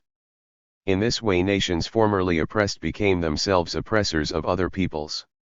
The result was both to promote the growth of national movements among the colonial peoples and also, as explained in Chapter 3, to retard the proletariat of the oppressor nation in its struggle against the bourgeoisie. 54. No nation can be free if it oppresses other nations. A proletariat that tolerates the slightest coercion of other nations by its own nation cannot be a socialist proletariat.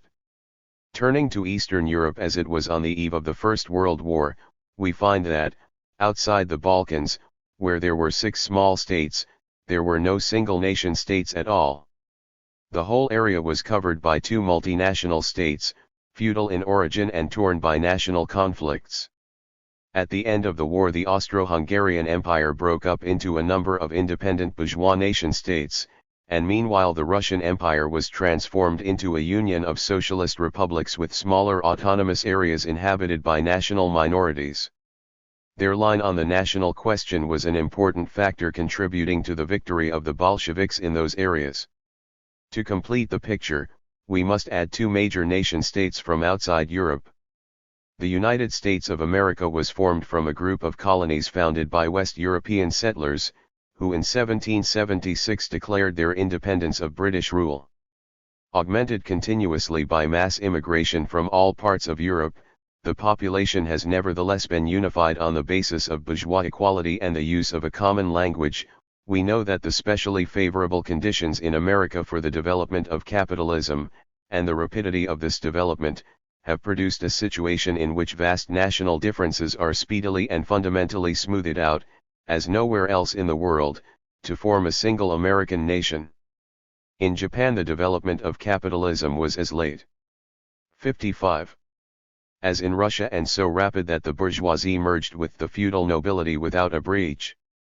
Japan was the only nation-state of non-European origin to become a major imperialist power. In Asia itself the conditions for the most complete development of commodity production and the freest, widest, speediest growth of capitalism have been created only in Japan, that is, only in an independent nation-state.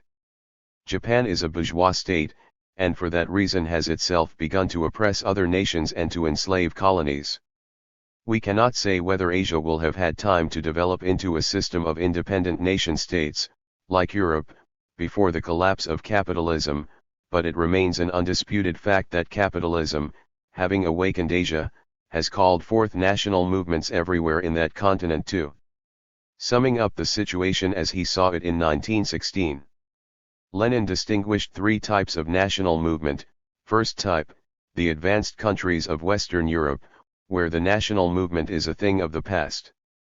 Second type, Eastern Europe, where it is a thing of the present. Third type, the semi-colonies and colonies, where it is largely a thing of the future. Finally, we must note that, in addition to the creation of separate nation-states, capitalism reveals, in its later stages, a contrary tendency leading to the removal of national barriers.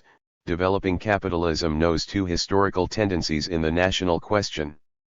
The first is the awakening of national life and national movements, the struggle against all national oppression, and the creation of nation-states. The second is the developed 56. Meant and growing frequency of international intercourse in every form, the breakdown of national barriers, the creation of the international unity of capital, of economic life in general, of politics, science, etc. Both tendencies are a universal law of capitalism. The former predominates in the beginning of its development, the latter characterizes a mature capitalism moving towards its transformation into socialist society. The international unity of capital calls forth the international unity of labor.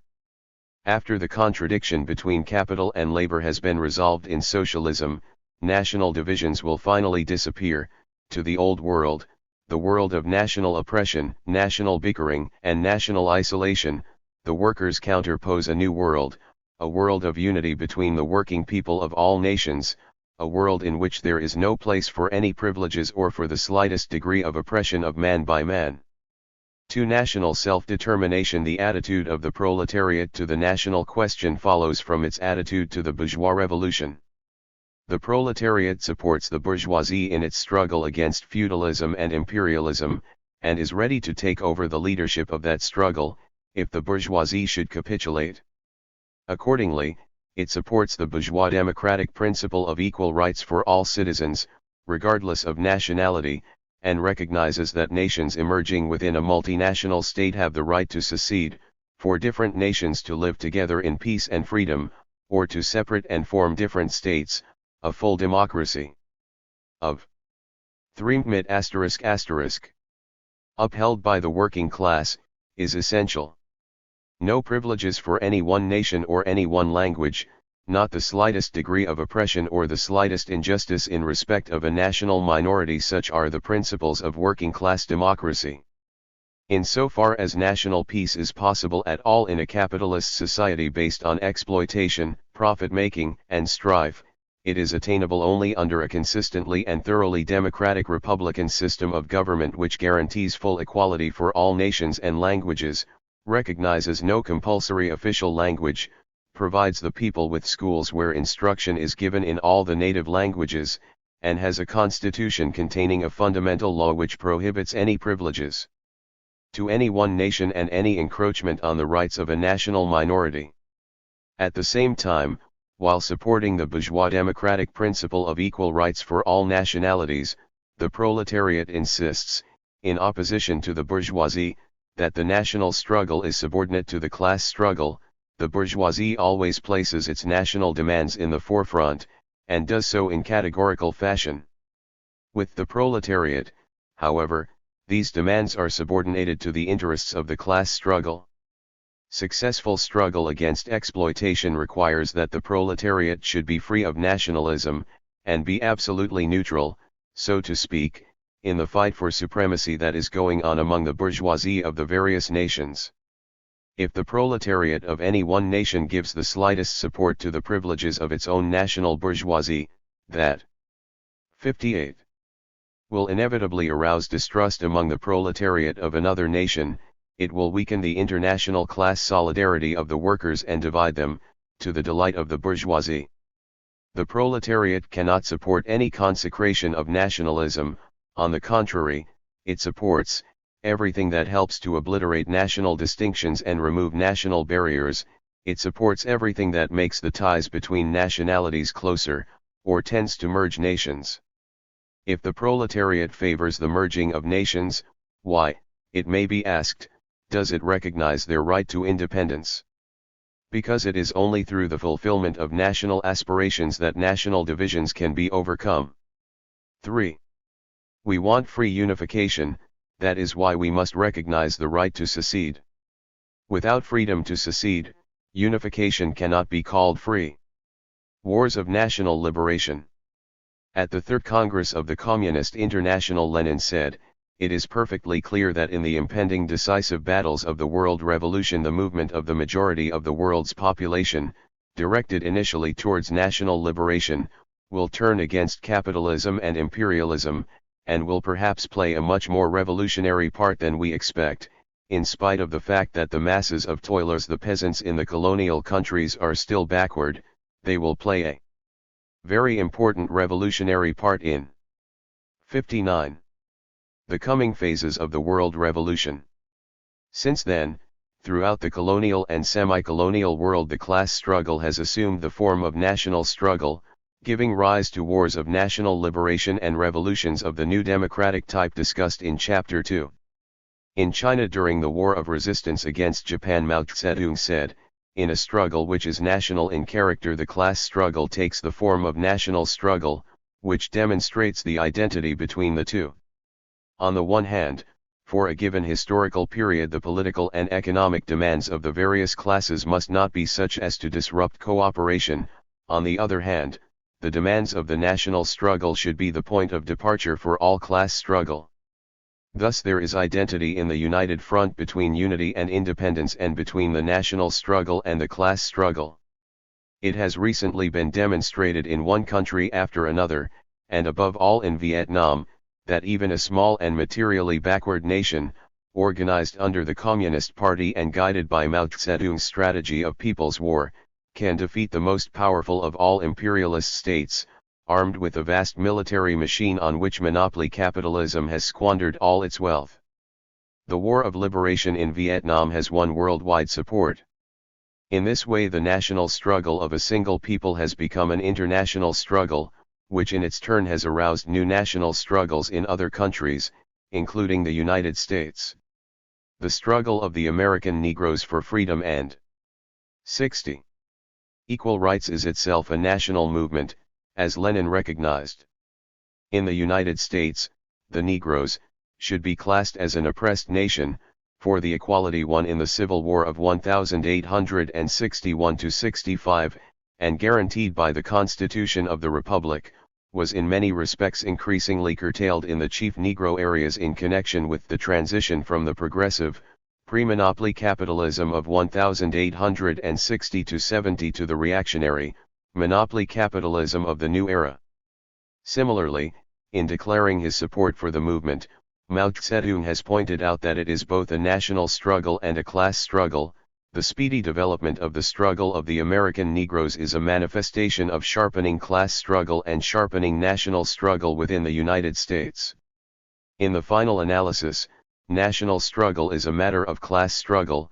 The evil system of colonialism and imperialism arose and throve with the enslavement of Negroes and the trade in Negroes, and it will surely come to its end with the complete emancipation of the black people.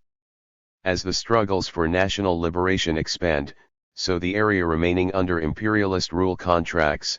As that area contracts, so its exploitation is intensified, thus provoking new struggles for national liberation. This is the vicious circle from which imperialism has no escape. U.S. imperialism, which looks like a huge monster, is in essence a paper tiger, now in the throes of its deathbed struggle. In the world of today, who actually fears whom? It is not the Vietnamese. 61. People, the Laotian people, the Palestinian people, the Arab people, or the people of other countries, who fear U.S. imperialism. It is U.S. imperialism which fears the people of the world. It becomes panic-stricken at the mere rustle of leaves in the wind. Innumerable facts prove that a just cause enjoys abundant support, while an unjust cause finds little support. A weak nation can defeat a strong, a small nation can defeat a big. The people of a small country can certainly defeat oppression by a big country, if only they dare to rise in struggle, dare to take up arms, and grasp in their own hands the destiny of their country. This is a law of history. For national versus regional autonomy in affirming the right of every nation to secede and form an independent state, Lenin did not mean that the party of the proletariat was committed in all cases to advocating the exercise of that right. On the contrary, he recognized that in some cases secession might be inexpedient. The right of nations to self-determination must under no circumstances be confused with the expediency of secession for a given nation. The Social Democratic Party must decide the copyright question exclusively on its merits in each case in conformity with the interests of social development as a whole and with the interests of the proletarian class struggle for socialism. It may also happen, of course, that secession is precluded by the objective situation. Some nationalities are too small or too scattered to form independent. 62. States. How, then, is the national question to be solved in cases where secession is judged to be inexpedient or impracticable? There are, as Lenin points out, two opposite solutions of this problem: the bourgeois solution of cultural national autonomy and the proletarian solution of regional and local autonomy. According to the principle of cultural national autonomy, the members of each nationality form a national association, which controls their social and cultural life, including education. Thus, the schools are segregated according to nationality. Lenin asks, is such a division, be it asked, permissible from the standpoint of democracy in general and from the standpoint of the interests of the proletarian class struggle in particular? A clear grasp of the essence of the cultural national autonomy program is sufficient to enable one to reply without hesitation: it is absolutely impermissible. If the various nations living in a single state are bound by economic ties, then any attempt to divide them permanently in cultural and particularly educational matters would be absurd and reactionary. On the contrary, efforts should be made to unite the nations in educational matters, so that the schools should be a preparation for what is actually done in real life. At the present time we see that the different nations are unequal in the rights they possess and in their level of development.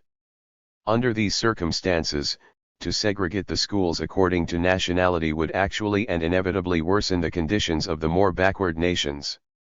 Segregating the schools according to nationality is not only a harmful scheme but a downright swindle. 63. On the part of the capitalists. The workers can be split up, divided and weakened by the advocacy of such an idea, and still more by segregation of the ordinary people's schools according to nationality, while the capitalists, whose children are well provided with rich private schools and specially engaged tutors, cannot in any way be threatened by any division or weakening through cultural national autonomy. Thus, the effect of cultural national autonomy is to divide the workers and so place them more firmly under bourgeois control. Against this Lenin put forward the principle of regional and local autonomy. True national equality, he argued, calls for wide regional autonomy and fully democratic self-government, with the boundaries of the self-governing and autonomous regions determined by the local inhabitants on the basis of economic and social conditions, national makeup of the population, etc. In order to eliminate national oppression, it is very important to create autonomous areas, however small, with entirely homogeneous populations, towards which members of the respective nationalities scattered all over the country, or even all over the world, could gravitate, and with which they could enter into relations and free associations of every kind. The principle of local autonomy also includes the right of the population to receive instruction in their native tongue in schools to be established for the purpose at the expense of the state and the local organs of self-government, the right of every citizen. 64. To use his native language at meetings, the native language to be used in all local, public and state institutions, the obligatory official language to be abolished. On the last point Lenin has also this to say: the requirements of economic exchange will themselves decide which language of the given country it is to the advantage of the majority to know in the interests of commercial relations. Is not an official language a stick that drives people away from the Russian language? Why will you not understand the psychology which is so important in the national question, and which, if the slightest coercion is applied, besmirches, soils, nullifies the undoubtedly progressive importance of centralization, large states, and a uniform language?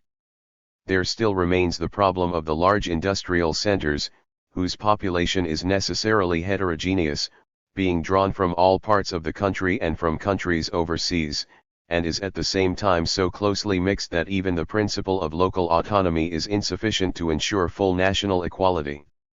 This was already a worldwide problem in Lenin's time. There can be no doubt that dire poverty alone compels people to abandon their native land, and that the capitalists exploit the immigrant workers in the most shameless manner. But only reactionaries can shut their eyes to the progressive significance of this modern migration of nations. Referring to the school census of 1911, Lenin remarks, "The extremely mixed national composition of the population of the large city of St. Petersburg is at 65. Once evident. This is no accident but results from a law of capitalism, which operates in all continents and in all parts of the world. Large cities, factory centers, railway centers, commercial and industrial centers generally, are certain, more than any others, to have very mixed populations, and it is precisely these centers that grow faster than others and attract ever larger numbers of the inhabitants of the backward rural areas." He observes that, if the principle of cultural national autonomy had been applied in St. Petersburg, there would have been no less than 23 national associations, each with its own schools. He continues, the interests of democracy in general and of the working class in particular demand the very opposite. We must strive to secure the mixing of the children of all nationalities in uniform schools in each locality. It is not our business to segregate the nations in matters of education in any way, on the contrary, we must strive to create the fundamental democratic conditions for the peaceful coexistence of nations on the basis of equal rights. Here, too, the solution lies in the fullest extension of democracy. Lenin shows this by taking an extreme case. After noting that the school population of St. Petersburg included one Georgian child, he remarks, we may be asked whether it is possible to safeguard the interests of the one Georgian child among the 48,076 school children of St. Petersburg on the basis of equal rights. And we should reply that it is impossible to establish a special Georgian school in St. Petersburg on the basis of Georgian national culture. But we shall not be defending anything harmful, or striving after anything impossible, if we demand for this child free government premises for 66. Lectures on the Georgian language, Georgian history, etc., the provision of Georgian books from the Central Library for this child, a state contribution towards the fees of the Georgian teacher, and so forth. Under real democracy, the people can achieve this quite easily. But this real democracy can be achieved only when the workers of all nationalities are united. 5. National and international culture. The bourgeoisie has always had a dual character, revolutionary in relation to the past, counter-revolutionary in relation to the future, and in the final stage of capitalism the negative aspect predominates. The class which once led the fight for national independence now imposes its rule on other nations. The culture which was once full of life and vigor now becomes a dead weight crushing the aspirations of subject peoples.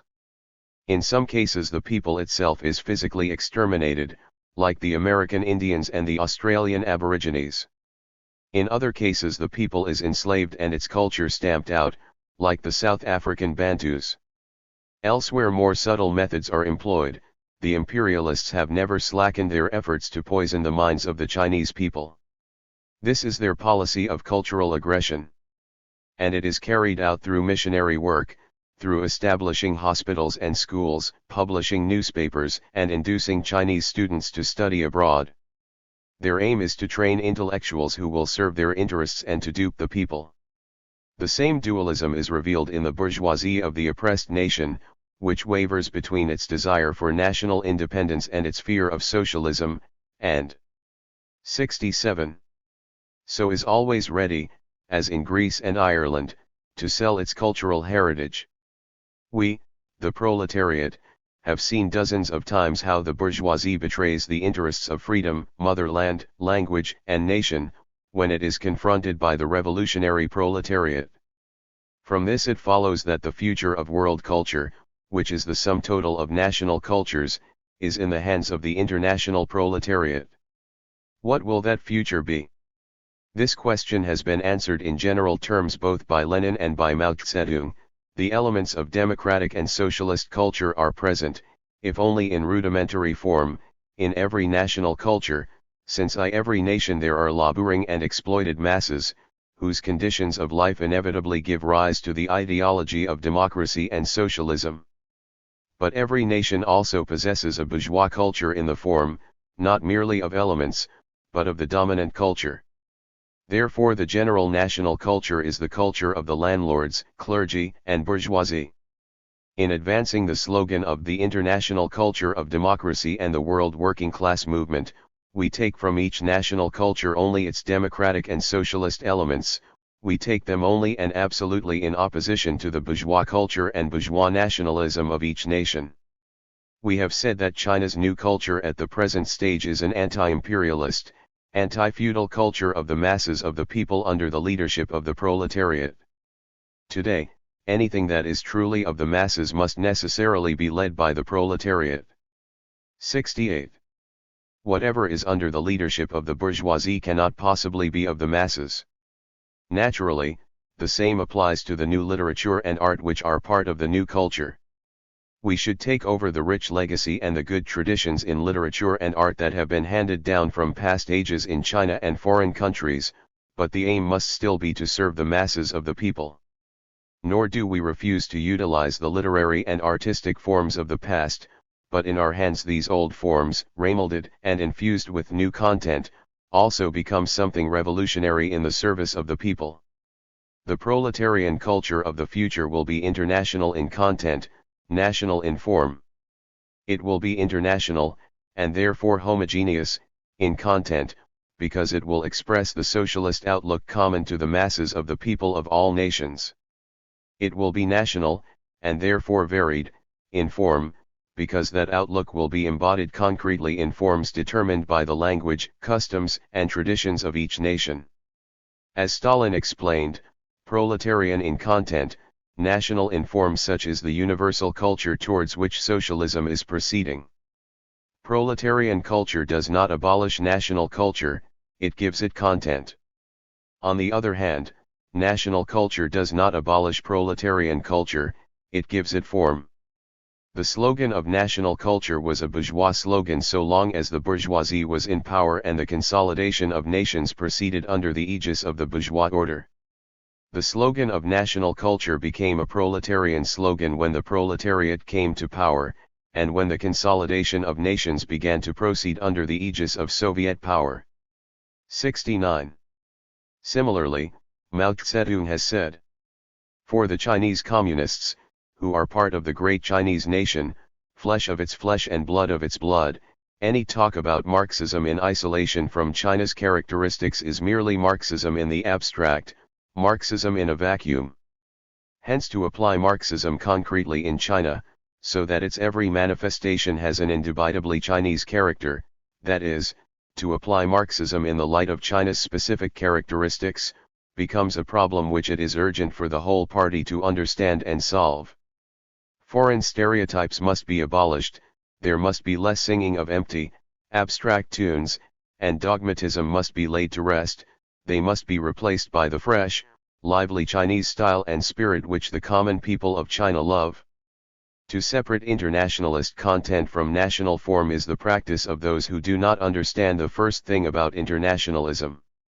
Mao Tse is speaking here of party propaganda, but what he says applies equally to culture, and not only to Chinese culture, but to the culture of all nations, great and small, old and new, including those which, after being crushed by imperialism and brought to the verge of extinction, will be saved by socialism.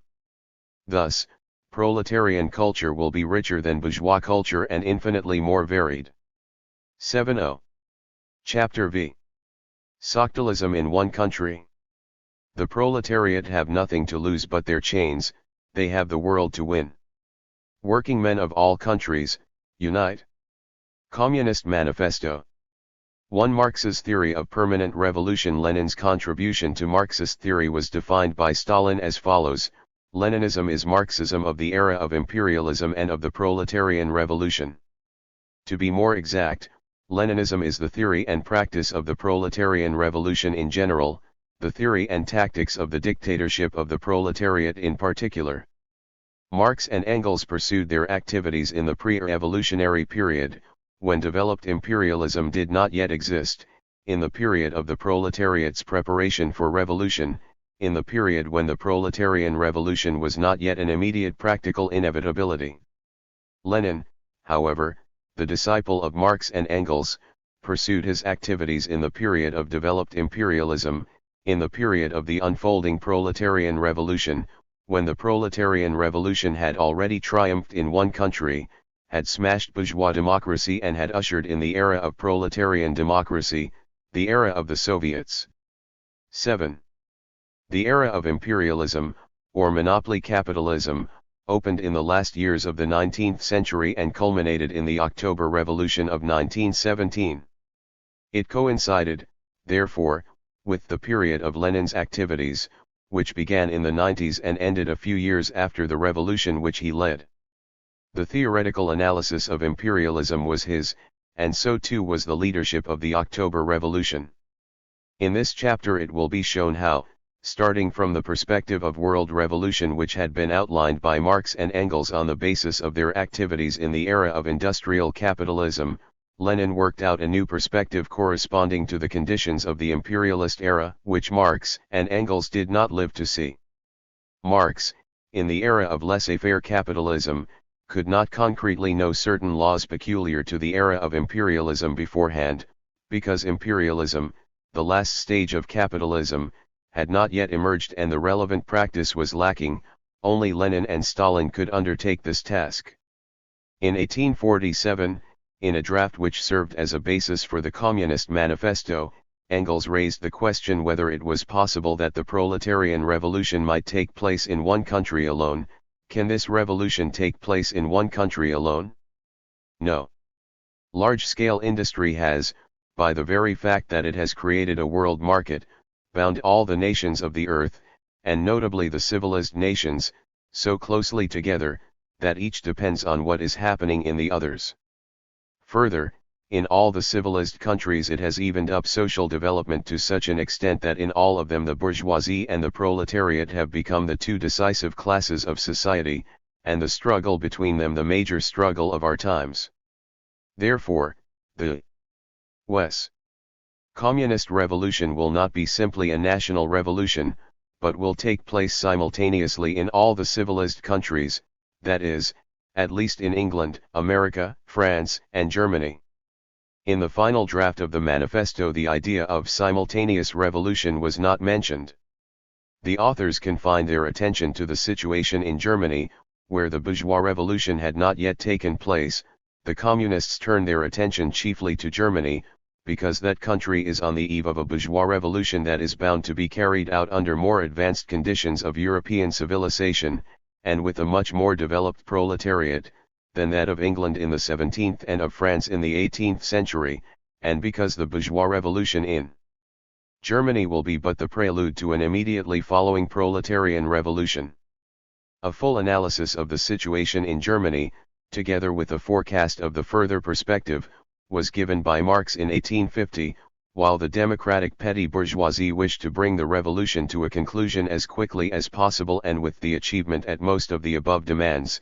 It is our interest and our task to make the revolution permanent, until all the more or less possessing classes have been displaced from domination, until the proletariat has conquered state power, and the association of proletarians, not only in one country but in all the dominant countries of the world, has advanced so far that competition among the proletarians of these countries has ceased, and that at least the decisive forces are concentrated in the hands of the proletarians.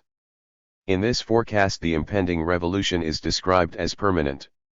It is to begin with a bourgeois revolution in Germany, which will be followed without interruption by a proletarian revolution in that country, and that in turn will be carried into the other advanced countries of the West, until the proletariat has established its supremacy all over the world, and meanwhile the transition from the lower stage of communism to the higher stage will have begun.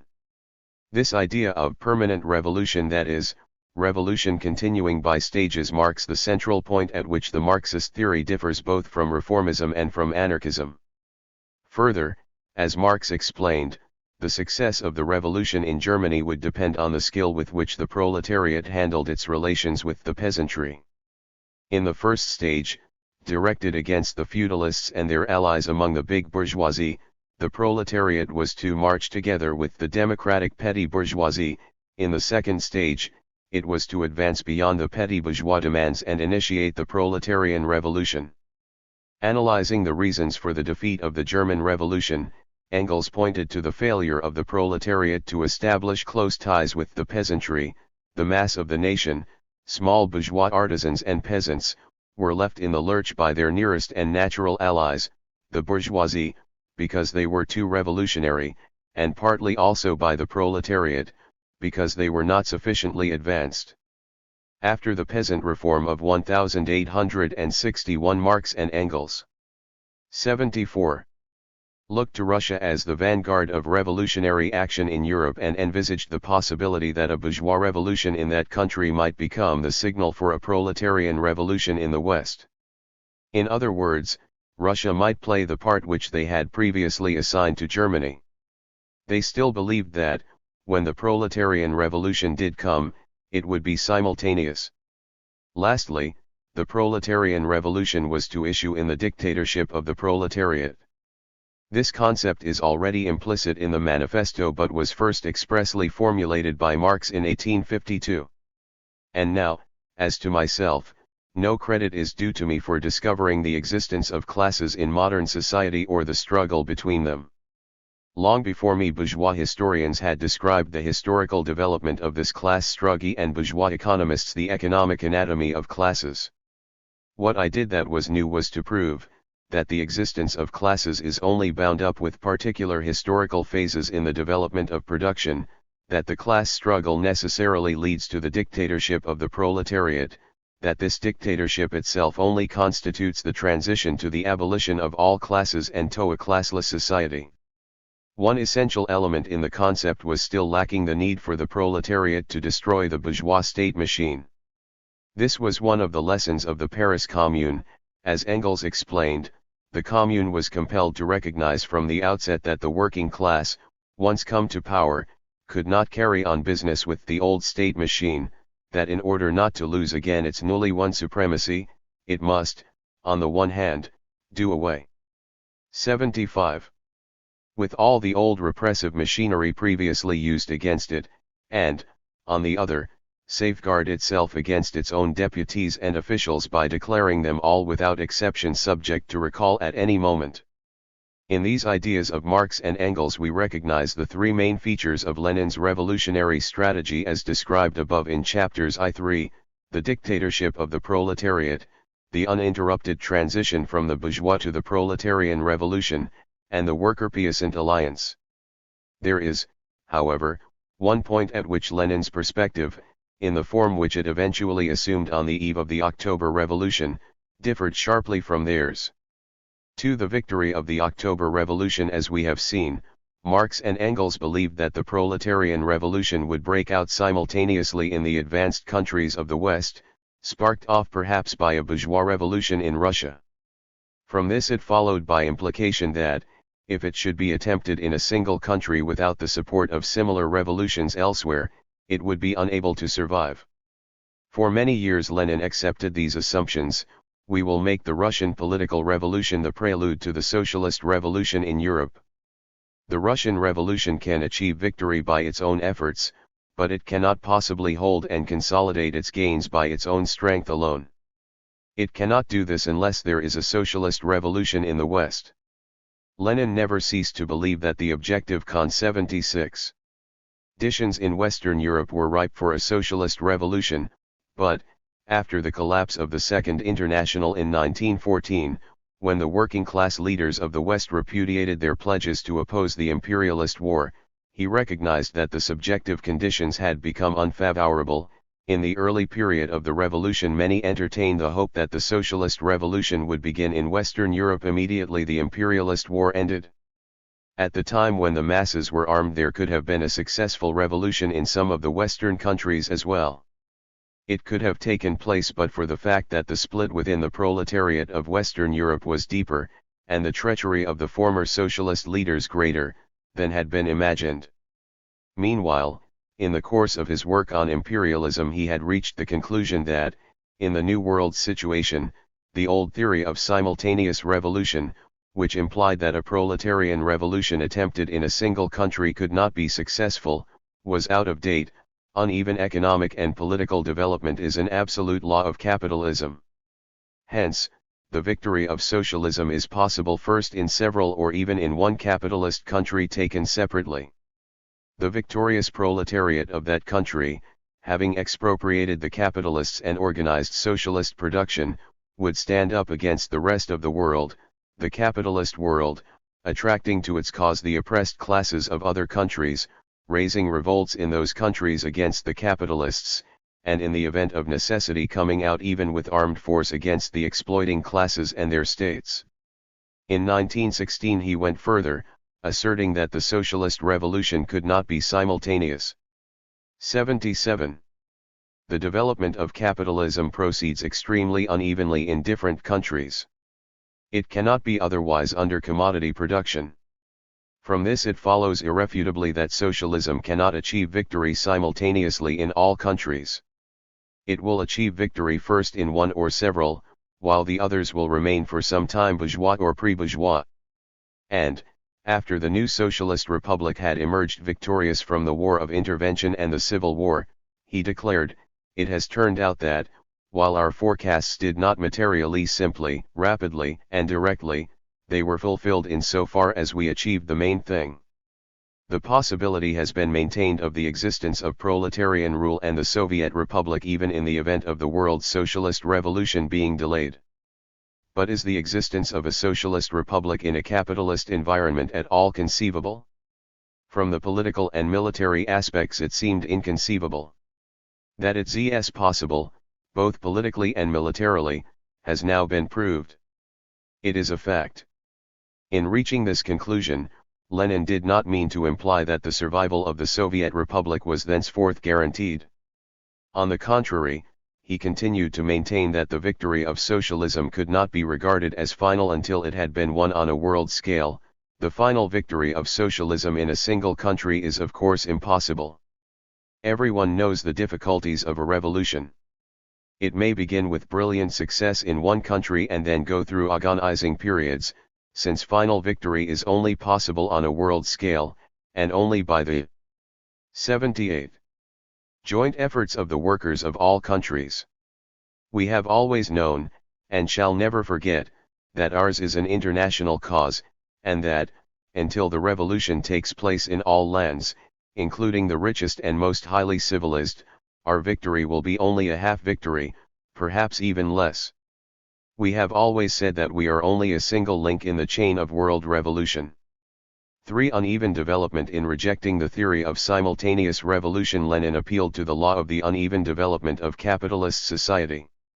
Uneven development, arising as it does from the nature of commodity production, is found in all stages of capitalist society, and indeed also in pre-capitalist society, in so far as it too reveals rudimentary forms of commodity production, but, just as capitalism marks the highest stage in the growth of commodity production, the stage at which labor power becomes a commodity, so it is in the era of imperialism, the highest stage of capitalism, that the law of uneven development becomes a major factor in world revolution. All this was shown by Lenin in his study of imperialism. His argument may be presented in the form in which it was later summarized by Stalin in dealing with the question at issue: what is the law of the uneven development of capitalism, whose operation under the conditions of imperialism leads to the victory of socialism in one country? Speaking of this law, Lenin held that the old, pre-monopoly capitalism had already passed into imperialism, that the world economy is developing in the conditions of a frenzied struggle between the leading imperialist groups for territory, markets, raw materials, etc., that the division of the world into spheres of influence between the imperialist groups is already complete, that the development of capitalist countries does not proceed evenly, not in such a way that one country follows after another or advances parallel with it, but spasmodically, through some countries which had previously outstripped the others being pushed back and new countries advancing to the forefront, that this manner of development in the capitalist countries inevitably engenders conflicts and wars between the capitalist powers for a fresh redivision of an already divided world, that these conflicts and wars lead to the weakening of imperialism.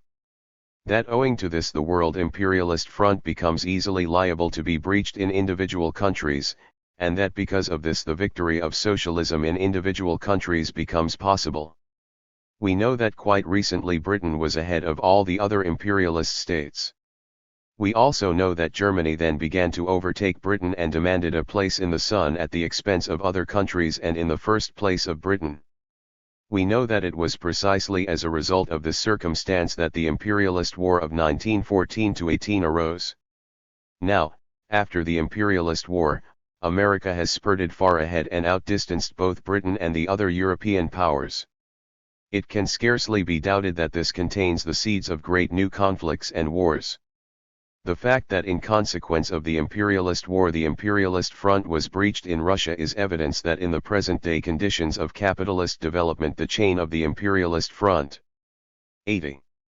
Will not necessarily break in the country where industry is most developed, but where the chain is weakest, where the proletariat has an important GIH as the peasantry, for instance in the fight against imperialist rule, as was the case in Russia.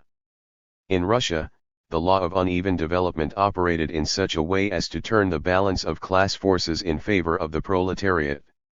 Owing to a number of historical causes, the greater backwardness of Russia, the unusual hardships inflicted on her by the war, the utter rottenness of Tsarism, and the extreme tenacity of the traditions of 1905, the revolution broke out earlier in Russia than in other countries. In the West, however, where the bourgeoisie was firmly established and the proletariat divided, the first step in the revolution, the seizure of state power, was bound to be more difficult. It would be a very great illusion, a very great mistake, to forget that it was easy for the Russian Revolution to begin but difficult for it to take further steps. This was inevitable, because we had to begin with the most backward and rotten political system. The European Revolution will have to begin against the bourgeoisie, a much more serious enemy, and under immeasurably more difficult conditions. Thus, the effect of imperialism was to speed up the revolution in the backward country and slow it down in the more advanced. Such are the dialectics of uneven development. 81. For revolution in the East after the October Revolution, it became clear that the next advance of the world revolution would not necessarily be confined to Europe. The imperialists had succeeded for the time being in containing the revolution in the West, but they could not prevent the victory of the October Revolution from reverberating like thunder all round the world. I think that what the Red Army has accomplished, its struggle and the history of its victory, will be of colossal, epoch-making significance for all the peoples of the East. It will show them that, weak as they may be, invincible as may seem the power of their European oppressors, who in the struggle employ all the marvels of technology and military art, even so, a revolutionary war waged by oppressed peoples, if it really succeeds in arousing the workers and the exploited in their millions, harbors such potentialities, such miracles, that the emancipation of the peoples of the East is now quite practicable, from the standpoint not only of the prospects of the international revolution, but also of the direct military experience acquired in Asia, in Siberia, the experience of the Soviet Republic, which has suffered armed invasion from all the powerful imperialist countries. Hence, there was now being forged in the East, where conditions were even more backward than they had been in Russia, a new link in the chain of world revolution. Meanwhile, India and China are seething. They represent over 700 million people, and together with the neighboring Asian countries, which are in all ways similar to them, over half the world's inhabitants. Inexorably and with mounting momentum. 82. They are approaching their 1905, with the essential and important difference that in 1905 the revolution in Russia could still proceed in isolation, that is, without other countries being immediately drawn in, whereas the revolutions now maturing in India and China have already been drawn into the revolutionary struggle, the revolutionary movement, the world revolution. The impact of the October Revolution in China has been described by Mao Tse. It was through the Russians that the Chinese found Marxism. Before the October Revolution, the Chinese were not only ignorant of Lenin and Stalin, they did not even know of Marx and Engels. The salvos of the October Revolution brought us Marxism-Leninism. The October Revolution helped progressives in China, as throughout the world, to adopt the proletarian world outlook as the instrument for studying a nation's destiny and considering anew their old problems. Follow the path of the Russians, that was their conclusion. 10 years later, when the first wave of the Chinese Revolution had expended itself, ending in defeat for the revolutionary forces, many comrades, misled by the outward appearance of things, despaired of China's future. In this situation Mao Tse wrote, although the subjective forces of the revolution in China are now weak, so also are all organizations of the reactionary ruling classes, resting as they do on the backward and fragile social and economic structure of China. This helps to explain why revolution cannot break out at once in the countries of Western Europe, where, although the 83 subjective forces of revolution are now perhaps somewhat stronger than in China, the forces of the reactionary ruling classes are many times stronger, and it also helps to explain why the revolution will undoubtedly move towards a high tide more rapidly in China, for although the subjective forces of the revolution in China at present are weak, the forces of the counter-revolution are relatively weak too. By the subjective forces of the revolution are meant the organized forces of the revolution. These forces, it is argued here, were really, despite appearances, stronger in China than in the West, because the forces ranged against them were weaker. Further, the situation in China was such that the revolutionary forces were bound to grow. In other words, our forces, though small at present, will grow very rapidly. In the conditions prevailing in China, their growth is not only possible but indeed inevitable, as the May 30th movement and the Great Revolution which followed have fully proved. When we look at a thing, we must examine its essence and treat its appearance merely as an usher at the threshold, and once we cross the threshold, we must grasp the essence of the thing. This is the only reliable and scientific method of analysis. Turning to India, we find there a broadly similar set of conditions, but the balance of forces was different. On the one hand, in British India capitalist relations were more highly developed, and the big bourgeoisie was more united, being tied to a single imperialist power, not torn between rival powers, as in China. At the same time, feudal relations still survived, especially in the native states. On the other 84 hand, the proletariat failed to establish an alliance with the peasantry. Thus, the counter-revolutionary forces were stronger and the revolutionary forces weaker than in China. The result was that the bourgeoisie retained the leadership of the national movement and came to terms with feudalism and imperialism. In the summer of 1945, when the war in the West was at an end and the surrender of Japan already assured, the American imperialists used their latest technological marvel to wipe out 2 Japanese cities. The purpose of this action, which must be counted as one of the greatest crimes in the whole history of warfare, was to intimidate all those, especially in Russia and China, who might dare to challenge the world's new masters. At the same time they were pouring money and war materials into the rotten regime of Chiang Kai-shek in the hope that he would destroy communism in China, which they would then use as a base for a renewed war against the Soviet Union. 4 years later Chiang Kai-shek was routed by workers and peasants trained in Mao Tse-tung's strategy of people's war, and a people's democratic dictatorship was established in Peking. Imperialism had suffered a second shattering blow. 85. Chapter 6. The Party. The Communists fight for the attainment of the immediate aims, for the enforcement of the momentary interests, of the working class, but in the movement of the present they also represent and take care of the future of that movement. Communist Manifesto. 1 Lessons of the Paris Commune on March 18, 1871, when the French bourgeoisie had capitulated to the Prussian invaders rather than fight on with working class support, the workers of Paris revolted and seized power. In place of the bourgeois parliament they set up the Commune, which had executive as well as legislative functions. Its members were elected by universal suffrage and subject to instant recall. The standing army was abolished and replaced by the armed people, the police were brought directly under popular control, the magistrates and all other public officials were elected by the workers and paid a workman's wages. This was the first time in history that the proletariat had succeeded in overthrowing the bourgeoisie and setting up its own state, and, although the communards were not Marxists, the new state assumed in their hands the form of a proletarian dictatorship as conceived by Marx and Engels. Engels wrote later, "Well and good, gentlemen, do you want to know? 86. What this dictatorship looks like? Look at the Paris Commune. That was the dictatorship of the proletariat. The Commune lasted only a few weeks. There was no working class party, the trade union movement was still in its infancy, and through lack of experience the leaders made some serious mistakes. They were too lenient to the enemy, and they did not succeed in establishing a worker-peasant alliance.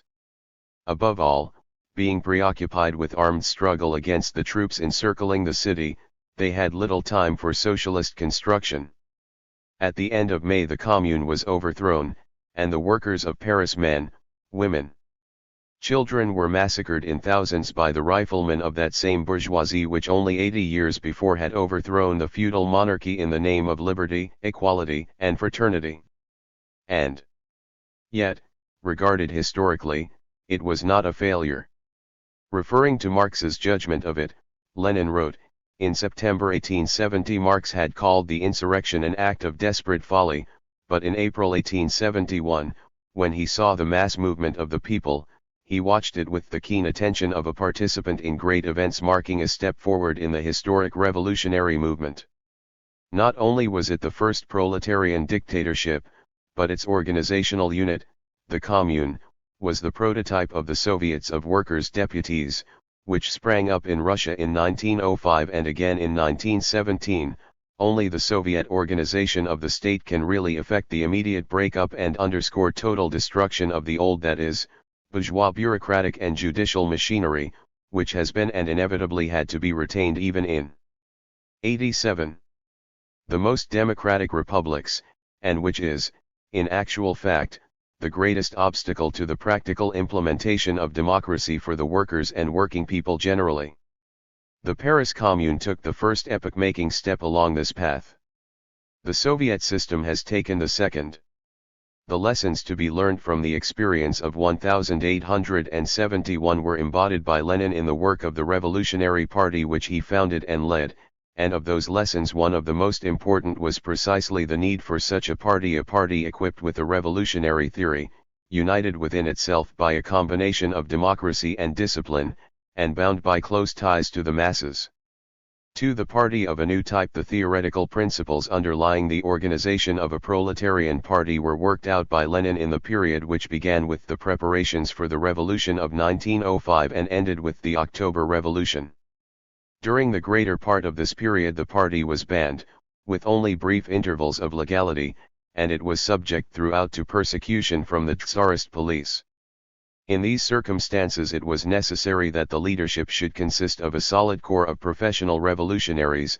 I assert, that no revolutionary movement can endure without a stable organization of leaders maintaining continuity, that the broader the popular mass drawn spontaneously into the struggle, forming the basis of the movement and participating in it, the greater the need for such an organization and the more solid it must be, that the organization must consist chiefly of people professionally engaged in revolutionary activity, that in an 88 R.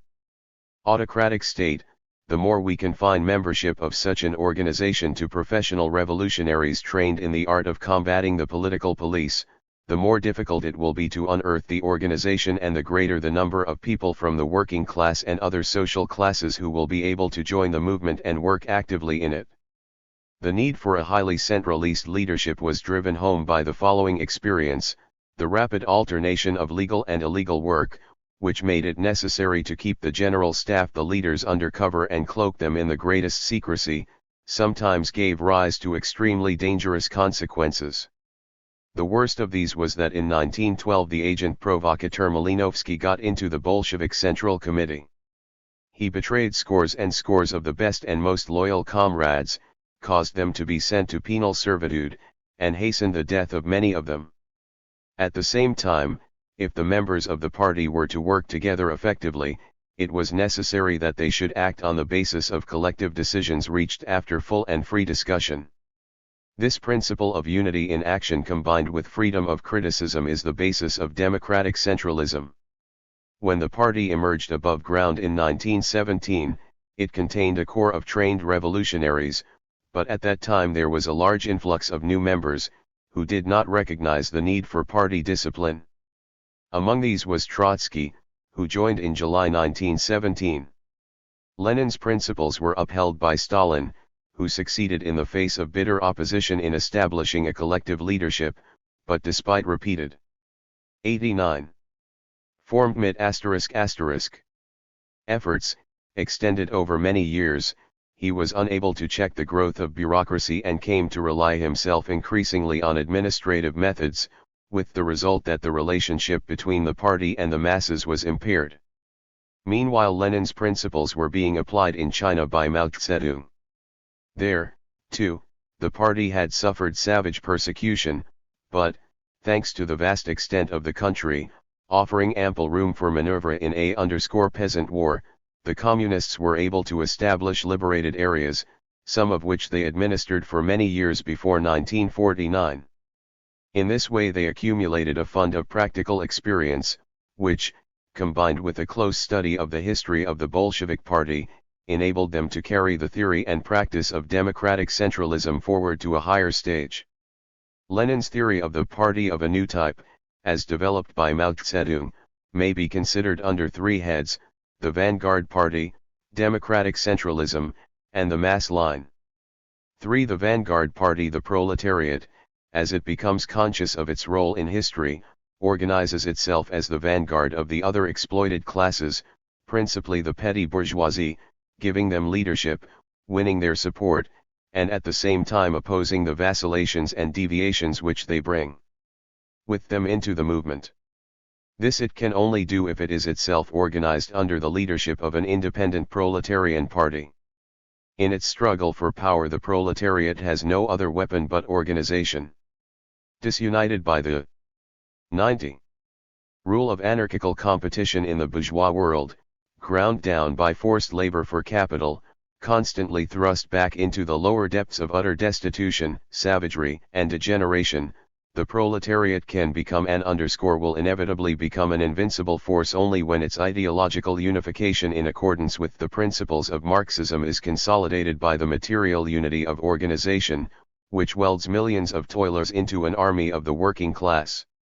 A social democrat must never for a moment forget that the proletariat will inevitably have to wage a class struggle for socialism even against the most democratic and republican bourgeoisie and petty bourgeoisie. That is beyond doubt. Hence the absolute necessity of a separate, independent, strictly class party of social democracy. The party is the politically conscious, advanced section of the class. It is its vanguard.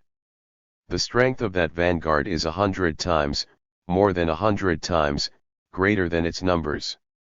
One of the greatest and most dangerous mistakes made by communists is the idea that a revolution can be made by revolutionaries alone.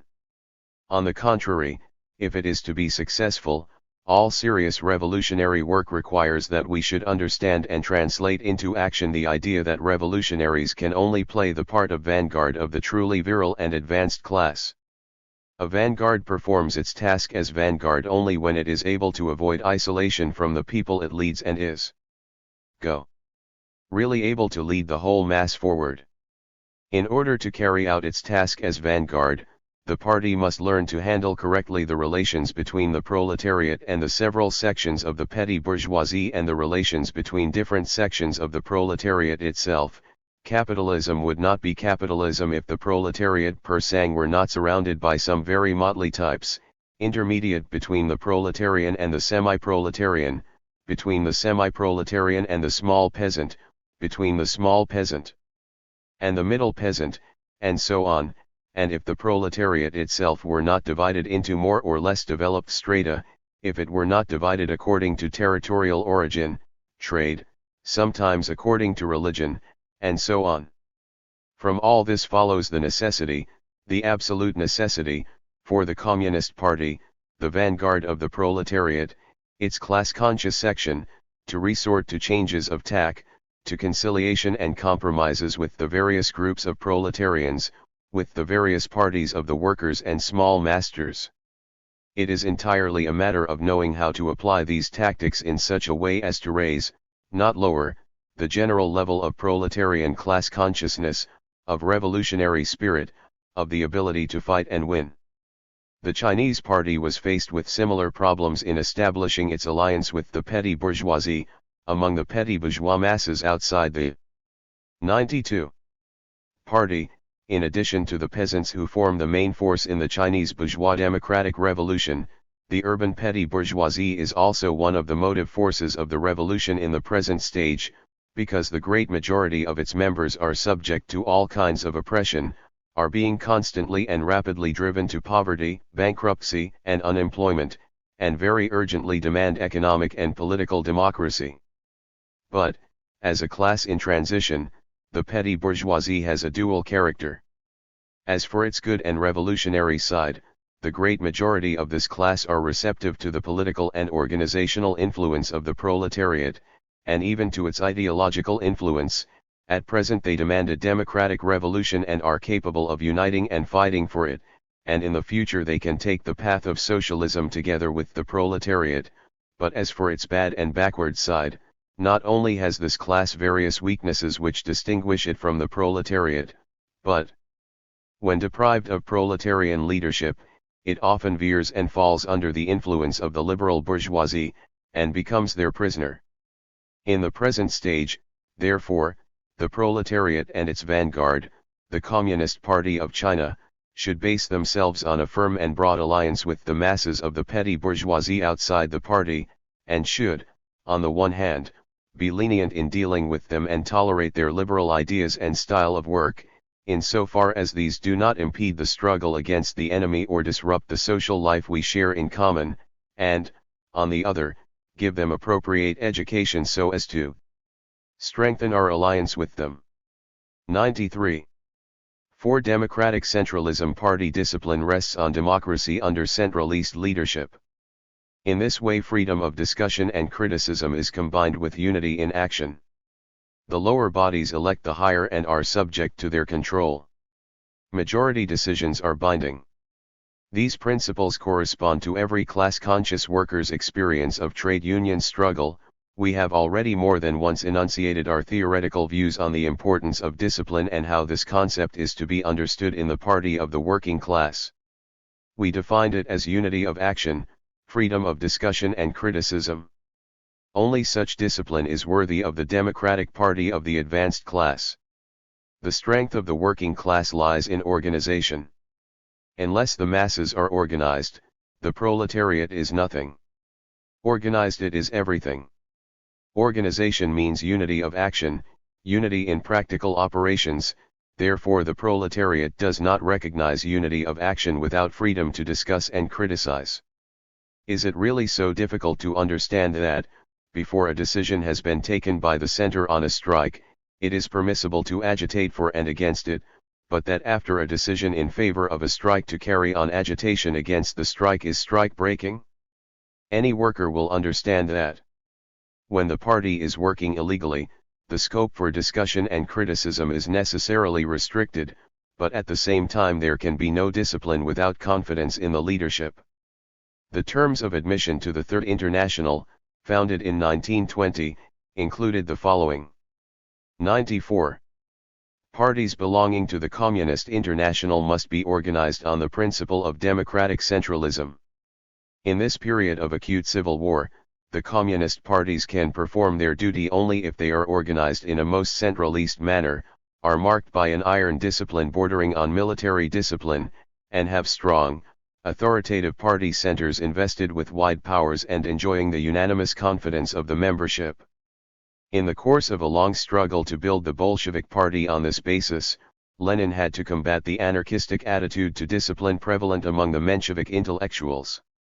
To one of these, who complained that he looked on the party as though it were a huge factory, Lenin replied, "This dreadful word of his at once betrays the mentality of the bourgeois intellectual unfamiliar with either the practice or the theory of proletarian organization. For the factory, which to some seems only a bogey, represents that highest form of capitalist cooperation which has united and disciplined the proletariat, taught it to organize, and placed it at the head of all the other sections of the toiling and exploited population. And Marxism, which is the ideology of the proletariat trained by capitalism, has been, and is, training unstable intellectuals to distinguish between the factory as a means of exploitation and the factory as a means of organization. The discipline and organization which come so hard to the bourgeois intellectual are easily acquired by the proletariat just because of this factory schooling. 95. This is where the proletarian who has been through the school of the factory can and should teach a lesson to anarchistic individualism. The class-conscious worker has long since emerged from the state of infancy when he used to fight shy of the intellectual as such. The class-conscious worker appreciates the richer store of knowledge and the wider political outlook which he finds among social democratic intellectuals.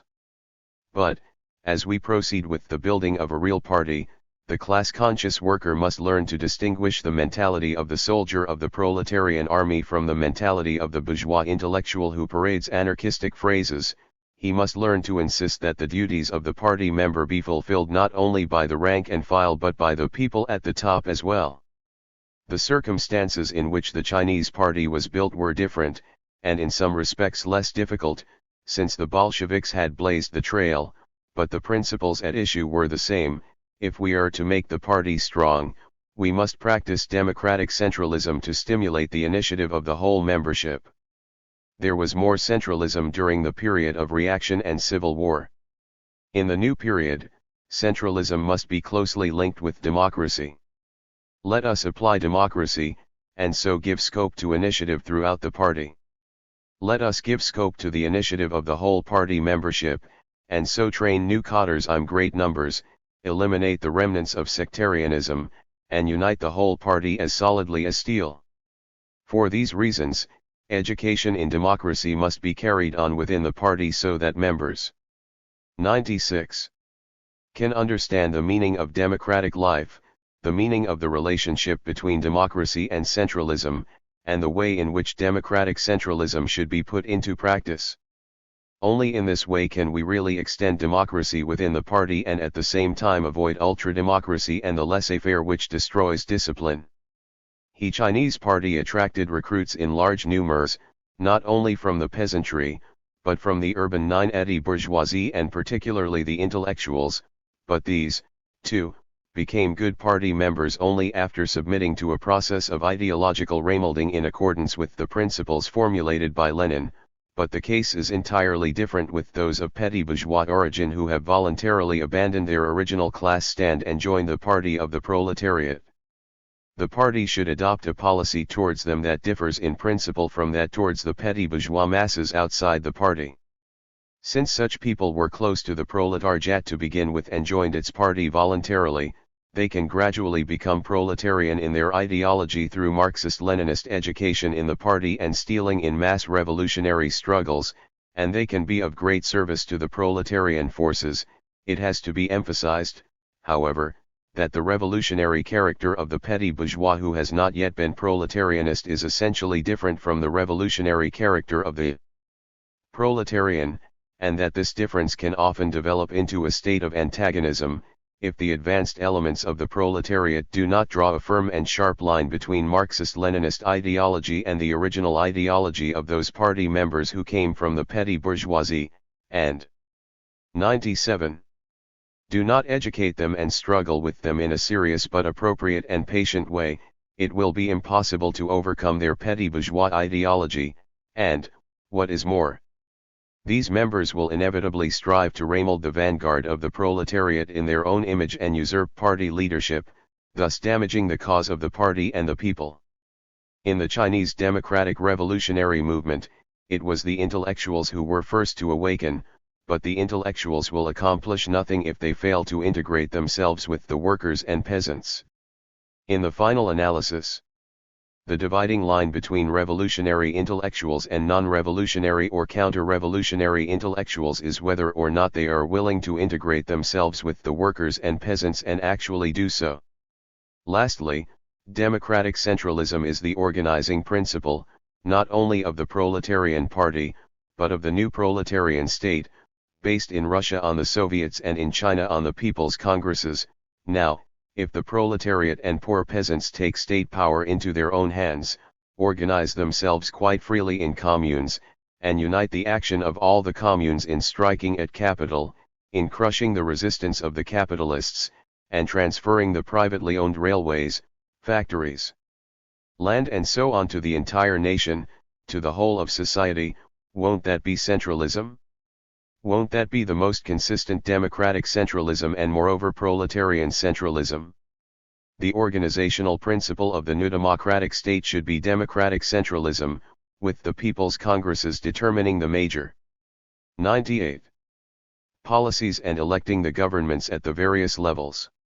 It is at once democratic and centralist, that is, centralist on the basis of democracy and democratic under centralist guidance. This is the only system that can give full expression to democracy with full powers vested in the people's congresses at all levels and, at the same time, guarantee centralist administration with the governments at each level exercising centralist management of all the affairs entrusted to them by the people's congresses at the corresponding level and safeguarding whatever is essential to the democratic life of the people. 5. From the masses, to the masses. One of the fundamental principles of party work, as developed in China, is what is known as the mass line, that is, the systematic cultivation of the closest possible interaction between the party and the masses. This was one of the lessons which the Chinese party learned from the Russian Revolution.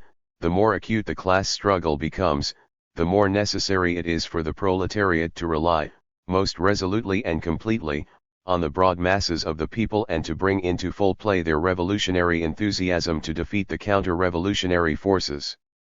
The experience of the stirring and seething mass struggles in the Soviet Union during the October Revolution and the ensuing civil war proved this truth to the full. It is from Soviet experience in that period that the mass line our party so often talks about was derived. If the party is to lead the masses, it must serve their interests. It must serve in order to lead. It must, therefore, be in close contact with them. Only in this way can it guide their activities and correct its own mistakes, to serve the masses and express their interests.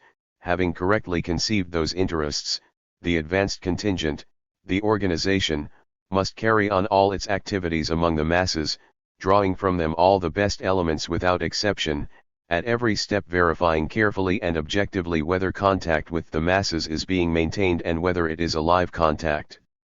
In this way, and only in this way, does the advanced contingent train and enlighten the masses, expressing their interests, teaching them organization and directing all their activities along the path of conscious class politics. A political party's attitude to its own mistakes is one of the most important and surest ways of judging how earnest the party is and how it fulfills in practice its obligations to its class and the working people. Frankly acknowledging a mistake, analyzing the conditions that have led up to it, and thrashing out the means of rectifying it, that is the hallmark of a serious party. That is how it should perform its duties, that is how it should educate and train its class and then the masses. This principle of the mass line is regarded as the starting point of all work in the Chinese party. All work done for the masses must start from their needs and not from the desire of any individual, however well intentioned. It often happens that objectively the masses need a certain change, but subjectively they are not as yet conscious of the 100 need, not yet willing or determined to make the change. In such cases we should wait patiently. We should not make the change until, through our work, most of the masses have become conscious of the need and are willing and determined to carry it out. Otherwise we shall isolate ourselves from the masses. Our point of departure is to serve the people wholeheartedly and never for a moment divorce ourselves from the masses, to proceed in all cases from the interests of the people and not from the interests of individuals or groups, and to understand the identity of our responsibility to the people and our responsibility to the leading organs of the party. Communists must be ready at all times to stand up for the truth, because truth is in the interests of the people. Communists must be ready at all times to correct their mistakes, because mistakes are against the interests of the people.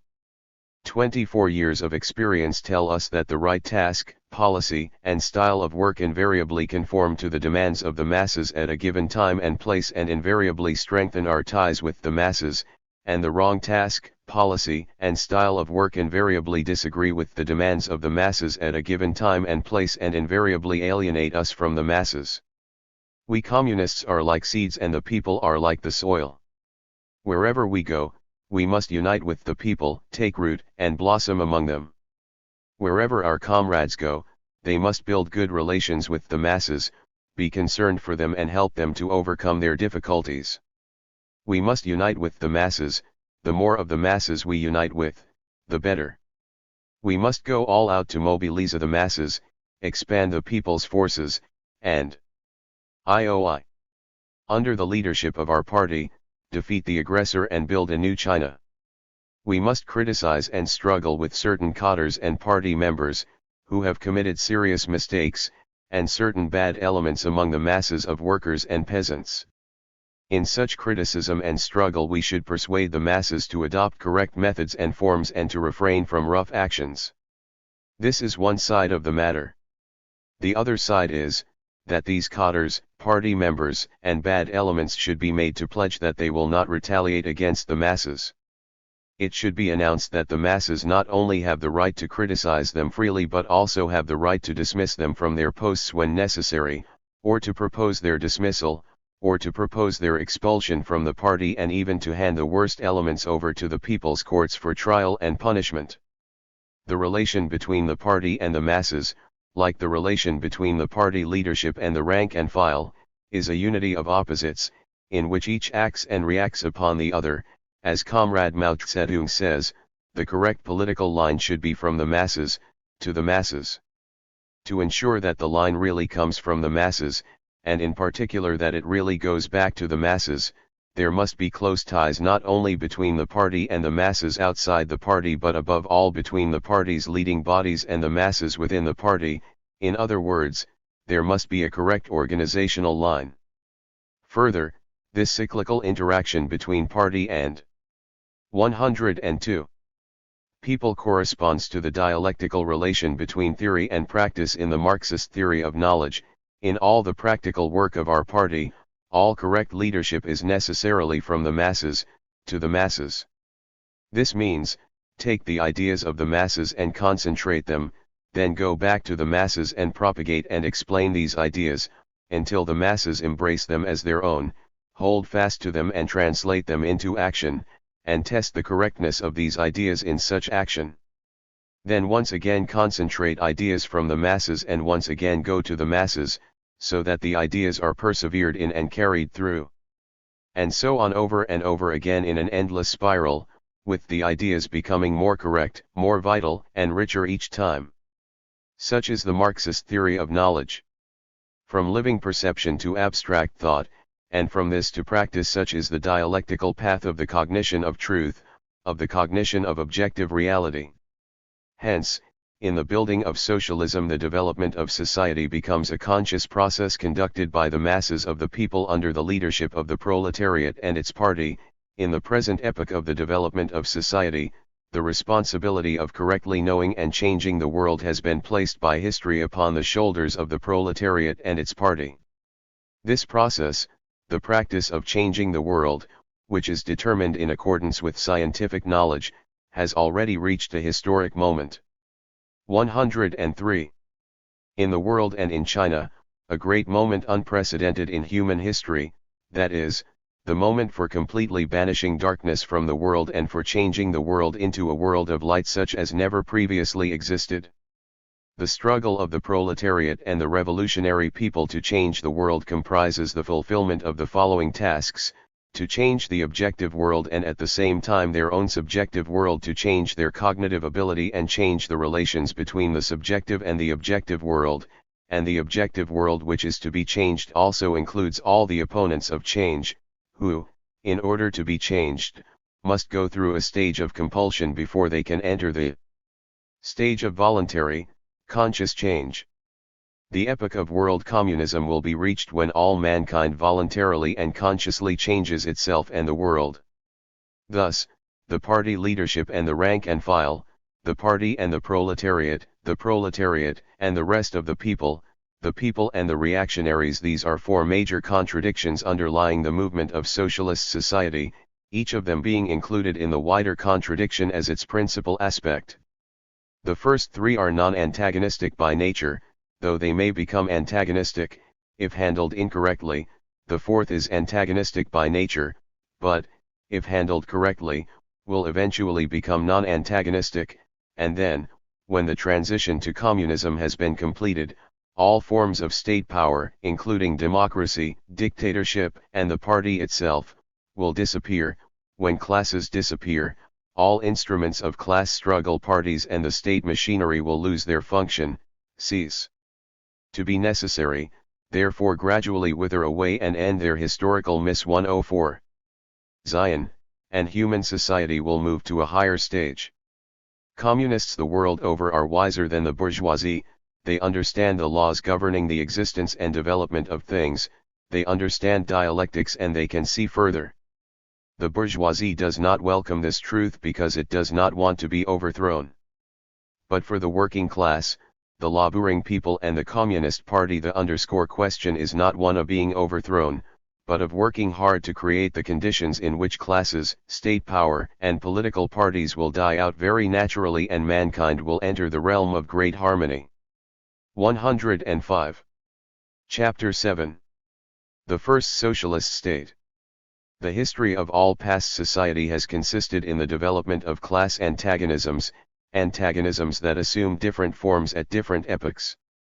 But, whatsoever form they have taken, one fact is common to all past ages, namely, the exploitation of one part of society by the other. Communist Manifesto. 1. The Proletarian Revolution. Summarizing Lenin's analysis of the differences between the bourgeois and the proletarian revolution, Stalin wrote, "The distinction between the proletarian revolution and the bourgeois revolution may be reduced to 5 main points. 1. The bourgeois revolution usually begins when there exist more or less finished forms of the capitalist order, forms which have grown and ripened within the womb of feudal society prior to the open revolution, whereas the proletarian revolution begins when finished forms of the socialist order are either absent or almost completely absent. 2. The main task of the bourgeois revolution consists in seizing power and making it conform. 106. To the already existing bourgeois economy, whereas the main task of the proletarian revolution consists in seizing power in order to build up a new socialist economy. 3. The bourgeois revolution is usually consummated with the seizure of power, whereas in the proletarian revolution the seizure of power is only the beginning, and power is used as a lever for transforming the old economy and organizing the new one. 4. The bourgeois revolution limits itself to substituting one group of exploiters for another in the seat of power, and therefore it need not break up the old state machine, whereas the proletarian revolution removes all the exploiting groups from power and places in power the leader of all the toilers and exploited, the class of proletarians, in view of which it cannot abstain from breaking up the old state machine and replacing it with a new one. 5.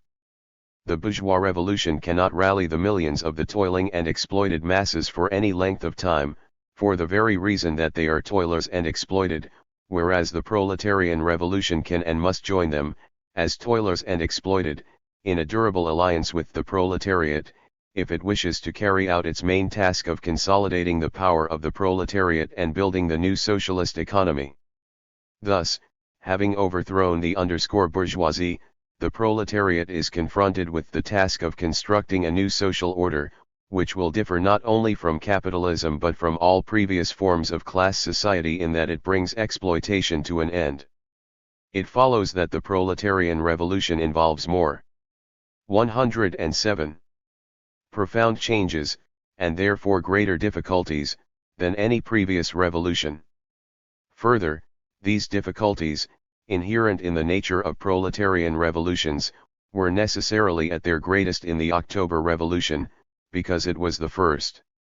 After seizing power and defeating their enemies, internal and external, with the Red Army created in the thick of the fighting, the Russian workers and peasants turned to the task of building socialism with no experience to draw on, with no help from any friendly state, harassed by sabotage organized from abroad, and faced with the threat of renewed intervention.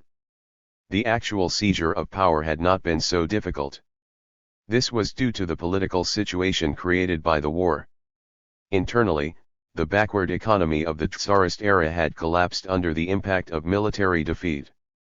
Externally, the imperialist powers, locked together as they were in mortal combat, were unable to intervene, and later, when they did intervene, they were hampered by the opposition of their own workers' revolutionary uprisings in Hungary and Germany, actions in support of the Bolsheviks in France and Britain. Thanks to these political factors, the revolution survived. But then, as it passed from the struggle for power to socialist construction, the backwardness of Tsarism became a major obstacle, the more backward the country which, owing to the zigzags of history, has proved to be the one to start the socialist revolution, the more difficult it is for her to pass from the old capitalist relations to socialist relations.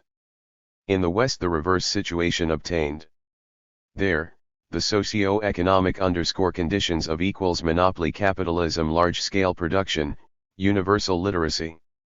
108. And a high level of labor skill and trade union organization were favorable to socialist construction, but, so long as the workers were held back by reformist illusions, the political conditions were lacking. Lenin pointed the contrast by comparing Russia with Germany. Socialism is inconceivable without large-scale capitalist engineering based on the latest discoveries of modern science. At the same time, socialism is inconceivable unless the proletariat is the ruler of the state. In 1918, Germany and Russia had become the most striking embodiment of the material realization of the economic, productive, and socio-economic conditions for socialism, on the one hand, and the political conditions, on the other. Accordingly, Lenin argued that in the West the revolution would be slower in coming than it was in Russia, but less difficult when it did come, and at the same time he warned the Bolsheviks not to be deceived by the ease with which they had won power, because their greatest difficulties lay ahead. Anyone who has given careful thought to the economic requisites of the socialist revolution in Europe must be clear on the point that in Europe it will be immeasurably more difficult to start, whereas for us it was immeasurably easier to start, but it will be more difficult for us to continue the revolution than it will be over there. This objective situation has caused us to experience an extraordinarily sharp and difficult turn in history. Looking at the Russian Revolution as a whole, therefore, he concluded. 109. We began our revolution in unusually difficult conditions, such as no other workers' revolution in the world will ever have to face. 2. Socialist construction. At the end of the Civil War the economic life of the country was almost at a standstill, and the worker-peasant alliance was under a severe strain. The situation was only saved by Lenin's new economic policy, through which production was revived on the basis of private trade in small industry and agriculture. After this period of economic restoration the struggle for socialist construction began.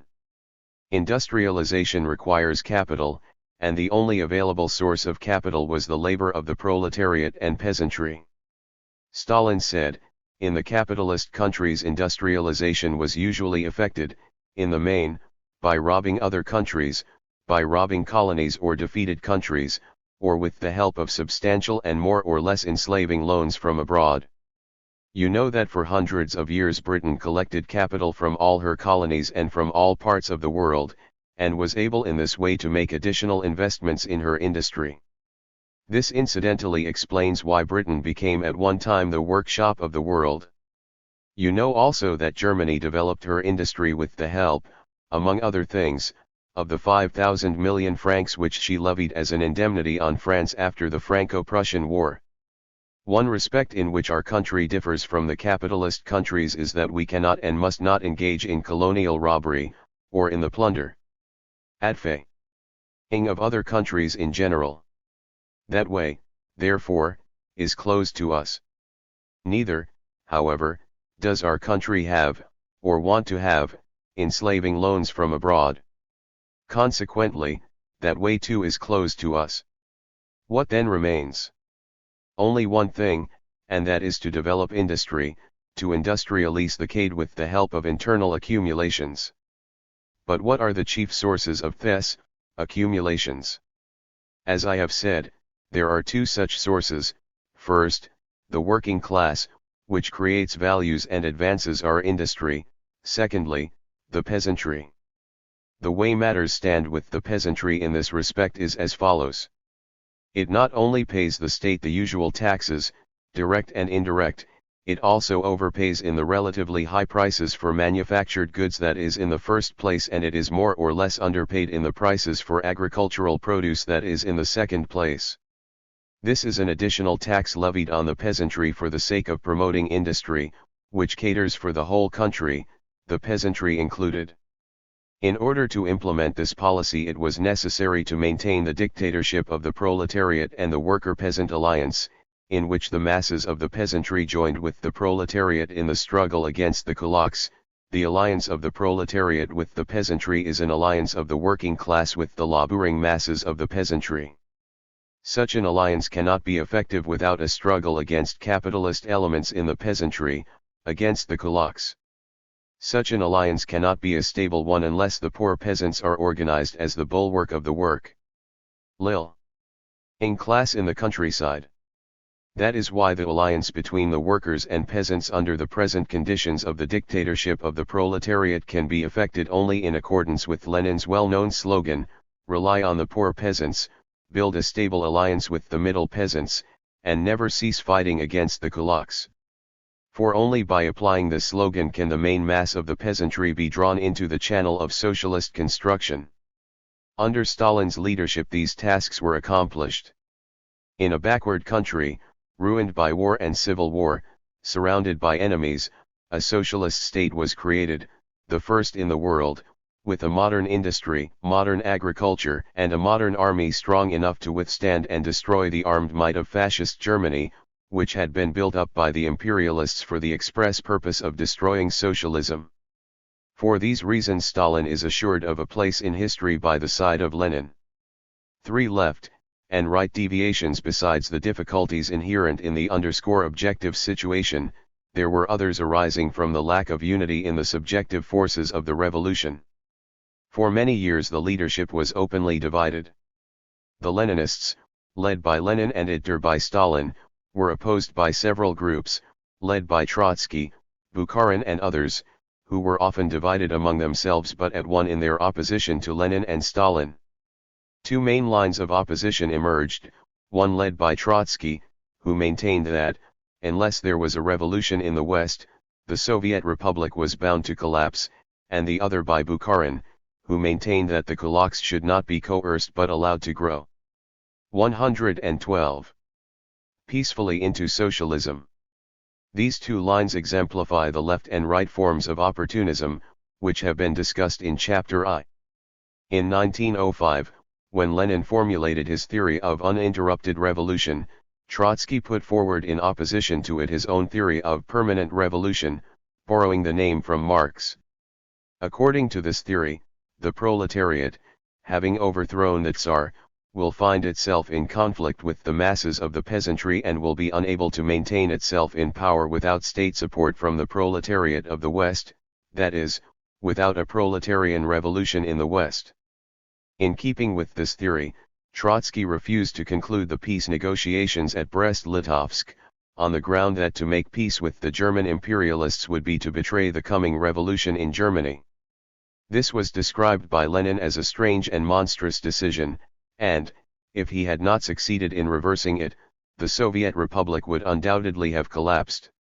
Of course, Lenin recognized that the revolution in Russia might fail, but he maintained that, even if it did fail, it would still mark an advance in the world revolution, and that it was only through a series of such attempts, none of them completely successful, that the ultimate victory of world socialism would be secured. We are not in a position to call forth at will a socialist revolution in the West, which is the only absolute guarantee against restoration in Russia. But a relative and conditional guarantee, that is, one that would raise the greatest possible obstacles to restoration, lies in carrying out the revolution in Russia in the most far-reaching, consistent, and determined manner possible. The more far-reaching the revolution is, the more difficult it will be to restore. 113. The old order and the more gains will remain even if restoration does take place. It would be a fatal mistake to declare that, since there is a discrepancy between our economic forces and our political strength, it follows that we should not have seized power. Such an argument can be advanced only by a man in a muffler, who forgets that there will always be such a discrepancy, that it always exists in the development of nature and society alike, and that only by a series of attempts each of which, taken by itself, will be one-sided and suffer from certain inconsistencies will complete socialism be created by the revolutionary cooperation of the proletarians of all countries. It will be seen that, apart from the name, Trotsky's theory of permanent revolution has nothing in common with Marx's theory except the idea of simultaneity, which proved in the event to be mistaken. Trotsky failed to distinguish the two stages of the revolution and denied a revolutionary role to the peasantry. This was the Menshevik position. Like the Mensheviks, he failed to see that the differentiation of the peasantry after 1905 was making them more, not less, revolutionary, for the peasant masses were being drawn closer to the urban proletariat, and at the same time the struggle against Tsarism, which involved the entire peasantry, was becoming more acute. This task is being wrongly tackled in Nash Slovo by Trotsky, who is repeating his original 1905 theory and refuses to give some thought to the reason why, in the course of 10 years, life has been bypassing this splendid theory of his. From the Bolsheviks, Trotsky's original theory has borrowed their call for a decisive proletarian revolution. Struggle, while from the Mensheviks it has borrowed repudiation of the role of the peasantry. A whole decade, the great decade of 1905-15, has shown the existence of two, and only two, class lines in the Russian Revolution. The differentiation of the peasantry has enhanced the class struggle within them, it has aroused many hitherto politically dormant elements. It has drawn the rural proletariat closer to the urban proletariat. However, the antagonism between the peasantry, on the one hand, and the Markovs, Romanovs, and Khvostovs, on the other, has become stronger and more acute. This is such an obvious truth that not even the thousands of phrases in the scores of Trotsky's Paris articles will refute it. Trotsky is in fact helping the liberal labor politicians, in Russia, who by repudiation of the role of the peasantry understand a refusal to rouse the peasants for the revolution. Lenin's opinion of Trotsky's theoretical and political line may be seen in the following comments: Trotsky distorts Bolshevism, because he has never been able to form any definite views on the role of the proletariat in the Russian bourgeois revolution. And that fact proves we were right in calling Trotsky a representative of the worst remnants of factionalism. Under cover of non-factionalism, Trotsky is championing the interests of a group abroad which particularly lacks definite principles and has no basis in the working class movement in Russia. All that glitters is not gold. There is much glitter and sound in Trotsky's phrases, but they are meaningless. Trotsky has never yet held a firm opinion on any 115. Important question of Marxism. He always contrives to worm his way into the cracks of any difference of opinion, and desert one side for the other. In a letter dated February 19, 1917, he wrote, "Trotsky arrived, and this scoundrel at once ganged up with the right wing of Novy Mir against the left Zimmerwaldists. That's it. That's Trotsky for you. Always true to himself, twists, swindles, poses as a left, helps the right, so long as he can." At the end of 1920, Trotsky produced a pamphlet in which he attacked the party line on developing trade union democracy. Lenin criticized it as follows: "My principal material is Comrade Trotsky's pamphlet, The Role and Tasks of the Trade Unions. When I compare it with the theses he submitted to the Central Committee, and go over it very carefully, I am amazed at the number of theoretical mistakes and glaring blunders it contains. I am quite sure, made a number of mistakes bearing on the very essence of the dictatorship of the proletariat." In 1930, fighting for the Leninist line against both left and right deviations, Stalin made the following analysis of Trotskyism: What is the essence of Trotskyism? The essence of Trotskyism is, first of all, denial of the possibility of completely building socialism in the USSR by the efforts of the working class and peasantry of our country. What does this mean? It means that, if a victorious world revolution does not come to our aid in the near future, we shall have to 116. Surrender to the bourgeoisie and clear the way for a bourgeois democratic republic. Consequently, we have here the bourgeois denial of the possibility of completely building socialism in our country, disguised by revolutionary phrases about the victory of the world revolution. The essence of Trotskyism is, secondly, denial of the possibility of drawing the main mass of the peasantry into the work of socialist construction in the countryside. What does this mean? It means that the working class is incapable of leading the peasantry in the work of transferring the individual peasant farms to collectivist lines, that, if the victory of the world revolution does not come to the aid of the working class in the near future, the peasantry will restore the old bourgeois order.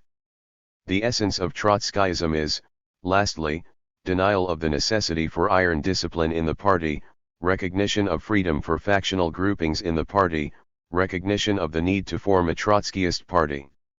According to Trotskyism, the CPSU must not be a single, united militant party, but a collection of groups and factions, each with its own center, its own discipline, its own press, and so forth. What does this mean? It means proclaiming freedom for political factions in the party. It means that freedom for political groupings in the party must be followed by freedom for political parties in the country, that is, bourgeois democracy. Capitulation in practice as the content, left phrases and revolutionary adventurist postures as the form, disguising and advertising the defeatist content such is the essence of Trotskyism. This duality of Trotskyism reflects the duality in the position of the urban petty bourgeoisie, which is being ruined, cannot tolerate the regime of the dictatorship of the proletariat and is striving either. 117. To jump into Socialism at one go in order to avoid being ruined, or, if this is impossible, to make every conceivable concession to capitalism. At the same Congress Stalin analyzed the right deviation, led by Bukharin, Rykov and Tomsky. It cannot be said that the right deviators do not admit the possibility of completely building socialism in the USSR. No, they do admit it, and that distinguishes them from the Trotskyists. But the misfortune of the right deviators is that, while formally admitting that it is possible to build socialism in one country, they refuse to recognize the ways and means of struggle without which it is impossible to build socialism. They think that socialism can be built on the quiet, automatically, without class struggle, without an offensive against the capitalist elements. They think that the capitalist elements will either die out imperceptibly or else grow into socialism. Since, however, such miracles do not happen in history, it follows that the right deviators are in fact slipping into the viewpoint of denying the possibility of completely building socialism in our country.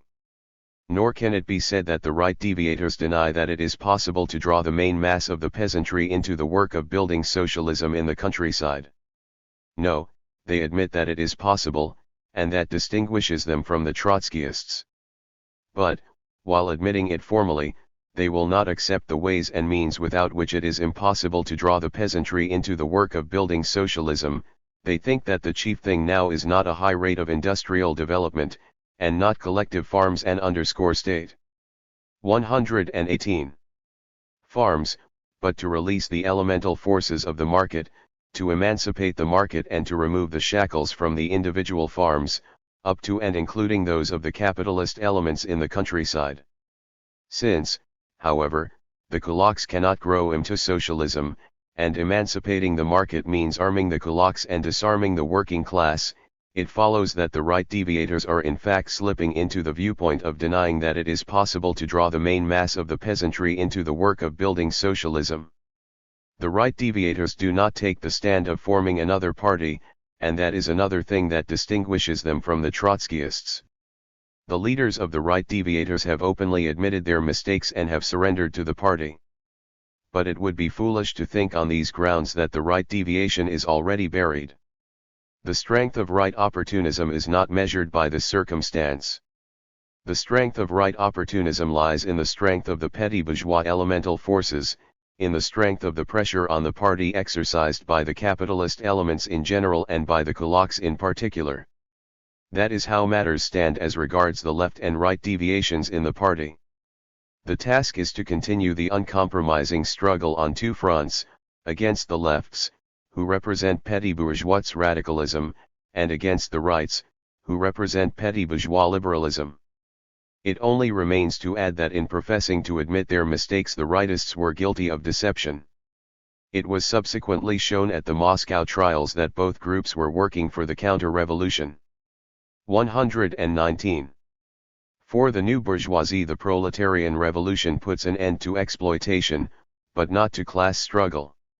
Even after the collectivization of agriculture, there remains a contradiction in the economic base between the collective farms, which are owned by the collective, and the state farms, which are state-owned. Within the collective, each family has its own holding, with the right to sell its produce on the open market. Thus, the peasantry is still tied to small commodity production. So, too, are the handicraft workers. The proletariat enjoys a higher standard of living than the peasantry, corresponding to the division between town and country, which has been inherited from capitalist society. In industry itself there is a contradiction between the collective character of labor and the individual character of wages. The capitalists, landowners, and kulaks have been expropriated, but they are still active, many of them being employed in the government and public services. Lenin warned repeatedly that, apart from the danger of foreign intervention, there still existed within the Soviet system conditions giving rise to the possibility of a capitalist restoration.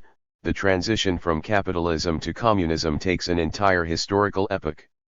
Until this epoch is over, the exploiters inevitably cherish the hope of restoration, and this hope turns into attempts at restoration. The bourgeoisie are emerging, not only from among our Soviet government employees, only a very few can emerge from their ranks, but from the ranks of the peasants and handicraftsmen. It shows that even in Russia capitalist commodity production is alive, operating, developing and giving. 120. Rise to a bourgeoisie, just as it does in every capitalist society. As long as we live in a small peasant country, there is a surer economic basis for capitalism in Russia than for communism. This must be borne in mind. Anyone who has carefully observed life in the countryside, as compared with life in the towns, knows that we have not torn out the roots of capitalism and have not undermined the foundation, the basis, of the internal enemy. The latter depends on small-scale production, and there is only one way of undermining it, namely, to place the economy of the country, including agriculture, on a new technical basis, the technical basis of modern large-scale production. Lenin's warning was repeated by Stalin: have we in our Soviet country any of the conditions that would make the restoration of capitalism possible? Yes, we have. That, comrades, may appear strange, but it is a fact. We have overthrown capitalism, we have established the dictatorship of the proletariat, we are developing our socialist industry at a rapid pace and are linking peasant economy with it.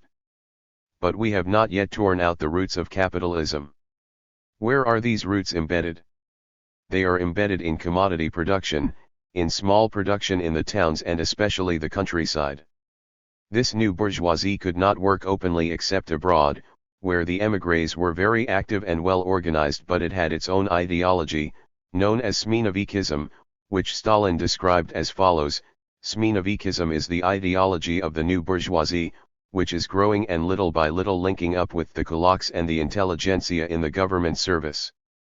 The new bourgeoisie has put forward its own ideology, the Smeenovic ideology, which consists in the view that the Communist Party is bound to degenerate and the new bourgeoisie to consolidate itself, while it appears that, without ourselves noticing it, we Bolsheviks are bound to reach the threshold of the democratic republic, then to cross that threshold, and, with the assistance of some Caesar, who will come forward, perhaps from the ranks of the military or perhaps from the government service officials, to find ourselves in the position of an ordinary bourgeois republic.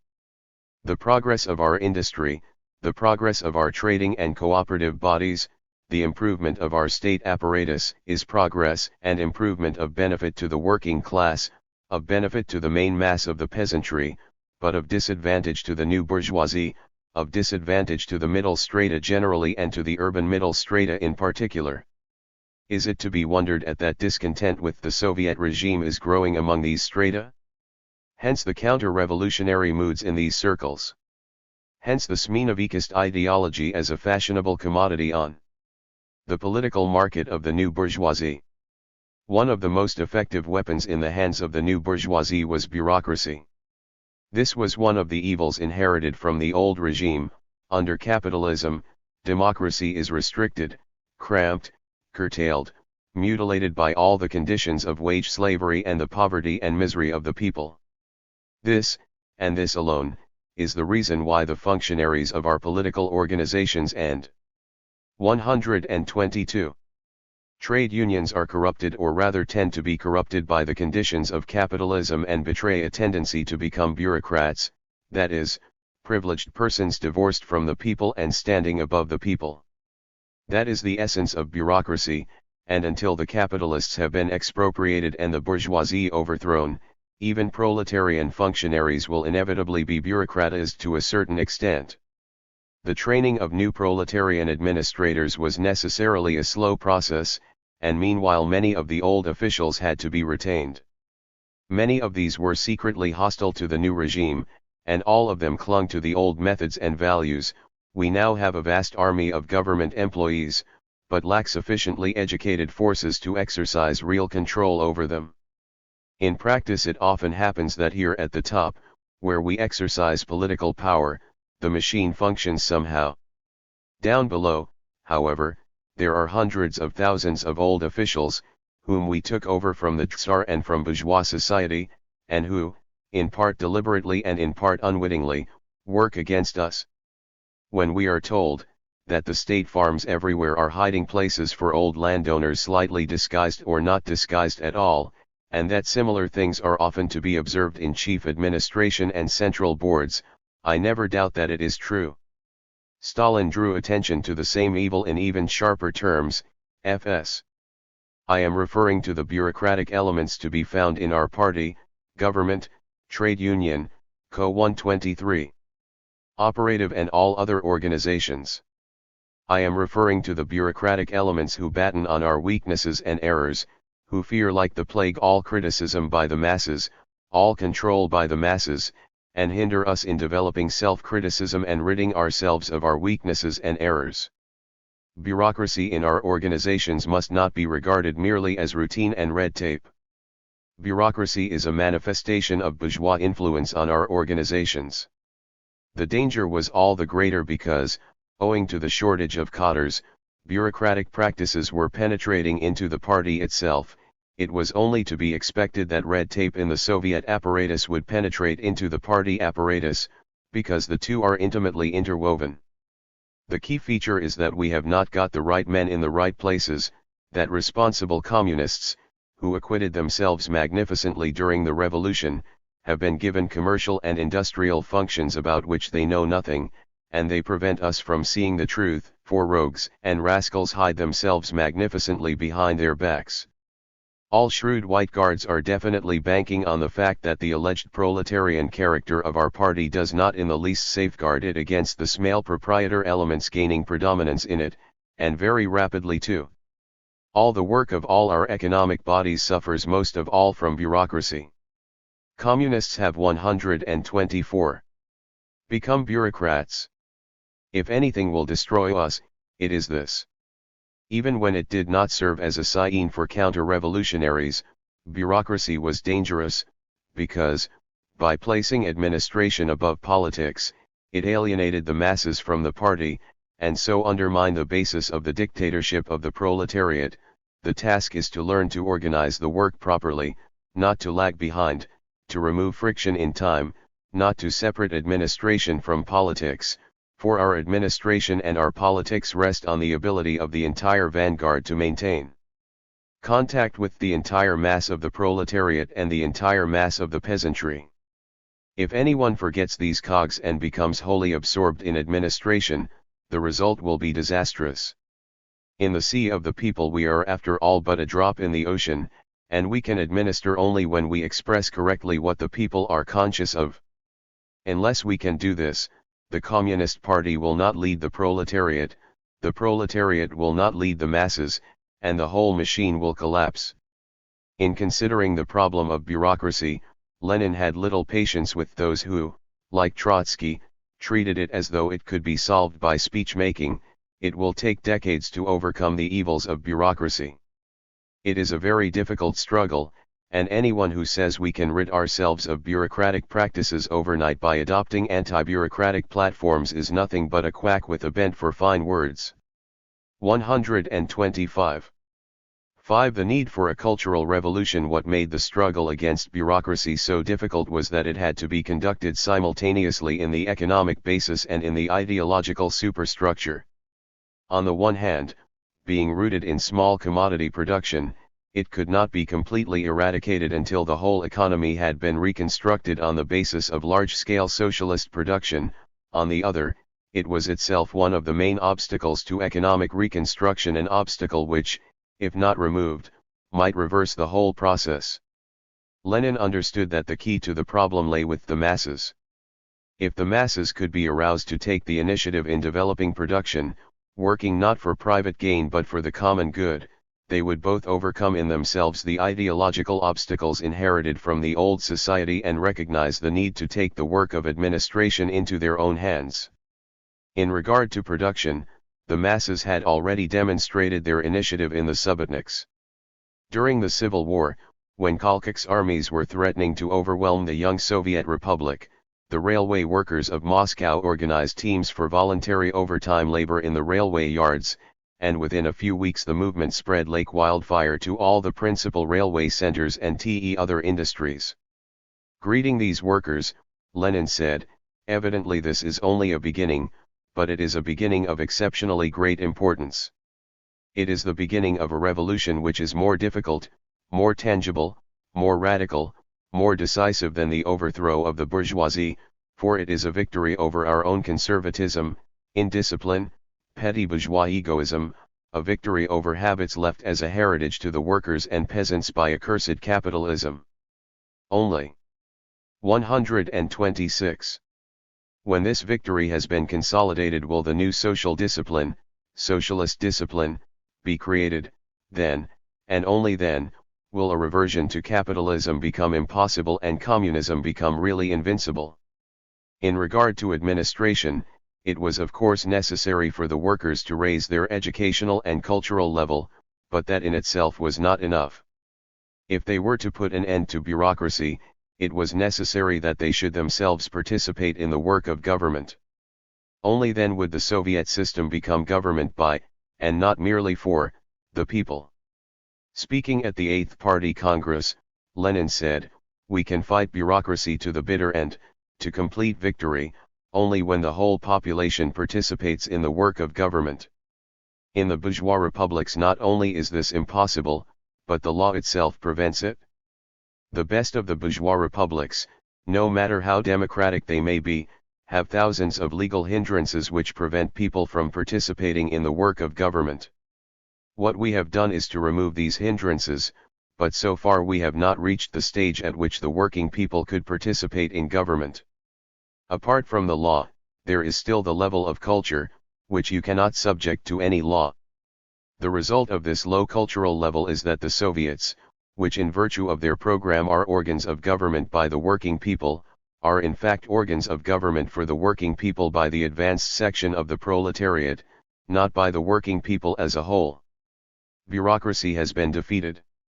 The exploiters have been eliminated.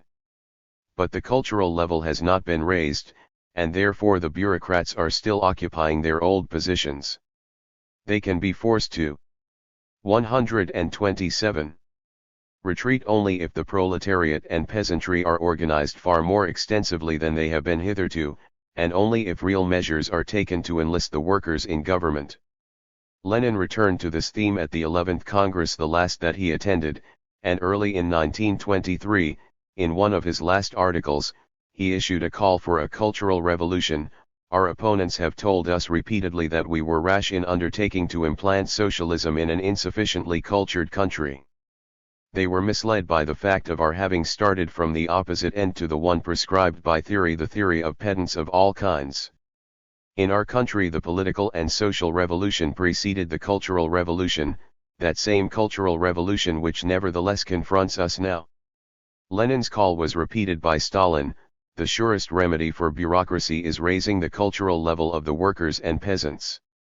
One can curse and denounce bureaucracy in the state apparatus, one can stigmatize and pillory bureaucracy in our practical work, but, unless the masses of the workers reach a certain level of culture, which will create the possibility, the desire, the ability, to control the state apparatus, bureaucracy will continue to exist in spite of everything. Therefore, the cultural development of the working class and of the masses of the working peasantry, not only the development of literacy, although literacy is the basis of all culture, but primarily the cultivation of the ability to take part in the administration of the country, is the chief lever for improving the state and every other apparatus. This is the sense and significance of Lenin's slogan about the Cultural Revolution. 128. Lastly, our economic organizations. How are we to put an end to bureaucracy in all these organizations? There is only one sole way of doing this, and that is to organize control from below, to organize criticism of the bureaucracy in our institutions, of their shortcomings and mistakes, by the vast masses of the working class. Granted the need for a cultural revolution. What form was it to take? This problem was not solved. The Soviet workers and peasants had succeeded, in the face of almost insuperable difficulties, in building their own state, but, for the reasons given, they did not succeed in bringing it completely under their control. 6. The class struggle in socialist society. In February 1931, Stalin uttered this prophetic warning: we are 50 or 100 years behind the advanced countries. We must make good this distance in 10 years. Either we do it, or we go under. 2 years later the Nazis seized power in Germany. Rather than face the possibility of a communist majority in parliament, the German monopoly capitalists, supported by other monopoly capitalists of the West, discarded the bourgeois parliamentary system, which had served them hitherto as a screen, and installed an open dictatorship in preparation for what was to be the final confrontation with the Soviet Union. It is against this background of intensive war preparations that Stalin's handling of internal class contradictions must be judged. In 1933 the first five-year plan was completed. In 129. 1937 the second five-year plan was completed. The difficulties were immense: inexperience, incompetence, and above all sabotage, yet they were all overcome, thanks to what Lenin had called mass heroism in plain, everyday work. In January 1933, reviewing the results of the first five-year plan, Stalin said, "We must bear in mind that the growth of the power of the Soviet state will intensify the resistance of the last remnants of the dying classes. It is precisely because they are dying and their days are numbered that they will go on from one form of attack to another, sharper form, appealing to the backward sections of the population and mobilizing them against the Soviet regime." A year later, reviewing the progress of the second five-year plan, he said, "But can we say that we have already overcome all the survivals of capitalism in economic life? No, we cannot say that. Still less can we say that we have overcome the survivals of capitalism in people's minds. We cannot say that, not only because the development of people's minds trails behind their economic position, but because we are still surrounded by capitalist countries, which are trying to revive and sustain the survivals of capitalism in economic life and in the minds of the people of the USSR, and against which we Bolsheviks must always keep our powder dry. It stands to reason that these survivals cannot but create a favorable soil for the revival of the ideology of the defeated anti-Leninist groups in the minds of individual members of our party. That is why we cannot say that the fight is ended." 130. And that there is no longer any need for the policy of the socialist offensive. Thus, according to these two statements, the remnants of the exploiting classes, supported by the capitalist powers, were still endeavoring to mobilize backward sections of the Soviet people against the regime. The class struggle was not only continuing but growing sharper. In 1936 a new constitution was adopted, which guaranteed equal rights for all, irrespective of race, nationality, religion, standard of education, domicile, social origin, property status, or past activities. It was, as Stalin claimed, the most democratic constitution in the world. Introducing it in November of that year, he said, "The landlord class, as you know, had already been eliminated as a result of the victorious conclusion of the Civil War.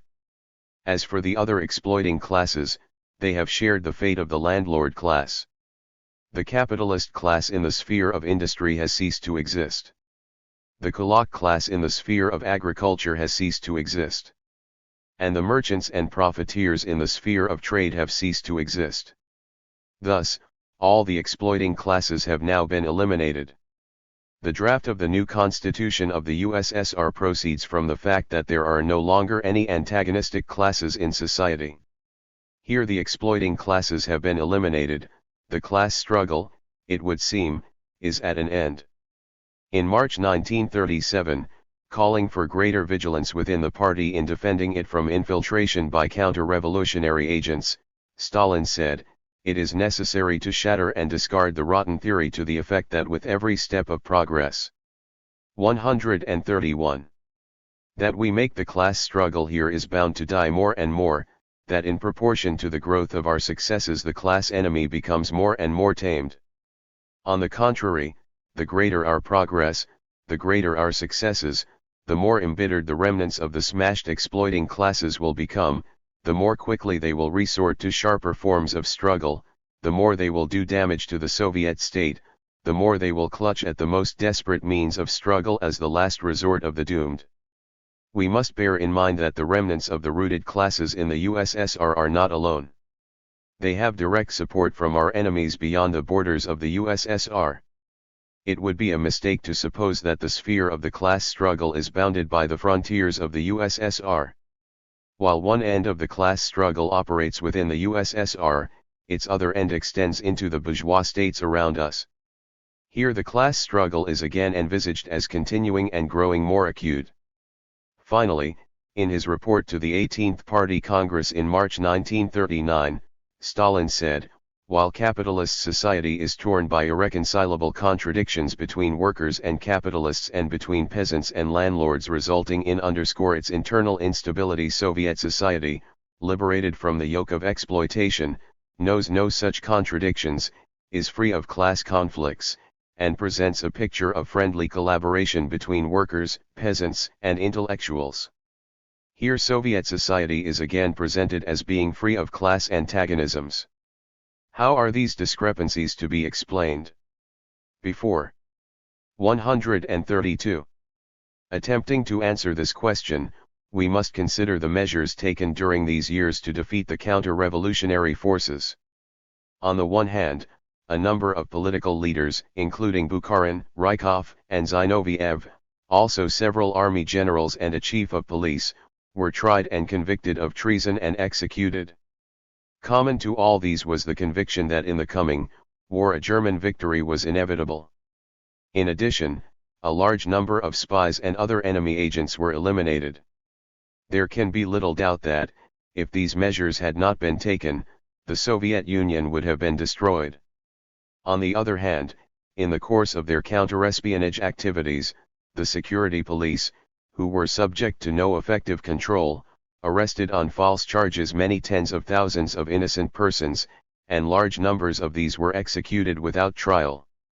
These repressive measures were directed not so much against the workers and peasants, who were relatively unaffected, as against the intelligentsia and above all the party itself. Not only did a large proportion of the victims consist of party members, but many of these were among Stalin's most loyal supporters. The only intelligible explanation of these events is the one that was current at the time and subsequently endorsed at the 20th Party Congress. Enemy agents had penetrated into the higher ranks of the security police. Stalin accepted responsibility for the purges, and admitted that they had been accompanied by grave mistakes. They show how narrow was the margin by which the counter-revolution failed. These criminal violations of civic rights stand in flagrant contradiction to the new constitution, in which those rights were guaranteed, and this contradiction is clearly related to the contradiction already noted in Stalin's analysis of the state of classes in 133. Soviet society. Returning to his analysis, we ask, what was the actual situation? Was the class struggle growing more acute, or was it dying away? During these years a new socialist economy had been constructed. Capitalist ownership had been replaced by socialist ownership, small-scale production by large-scale production. but the socialist transformation of the political and ideological superstructure still remained to be carried through. A new state apparatus had been created, controlled through the party by the proletariat, but the masses were not yet fully involved in it. On the contrary, it had become to some extent alienated from the masses through the bureaucratic practices of bourgeois officials who occupied privileged positions in it. Bureaucratic tendencies were also growing in the party itself. The old exploiting classes had been expropriated, but by no means eliminated. Many former landowners and capitalists had found employment in the public services, and former kulaks had joined the collective farms. These people had lost their property, but not their traditions and habits and outlook on life. The masses of the peasants in the collective farms still retained the mentality of the small proprietor. The proletariat itself had met the needs of industrial development by recruiting large numbers from the peasantry, and these too brought with them their petty bourgeois prejudices.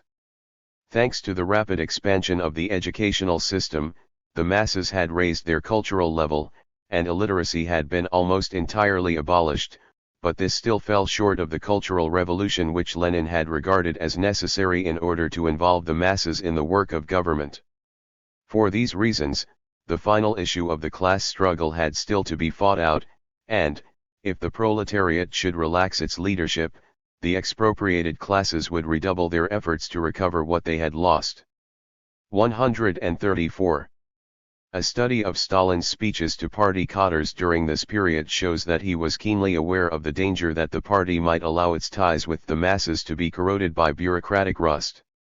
He saw the danger and warned them repeatedly against it, but, perhaps because he was himself inclined to rely too much on pure administration, he was unable to prevent it, and it was through this weakness in the socialist defenses that the enemy found his way in.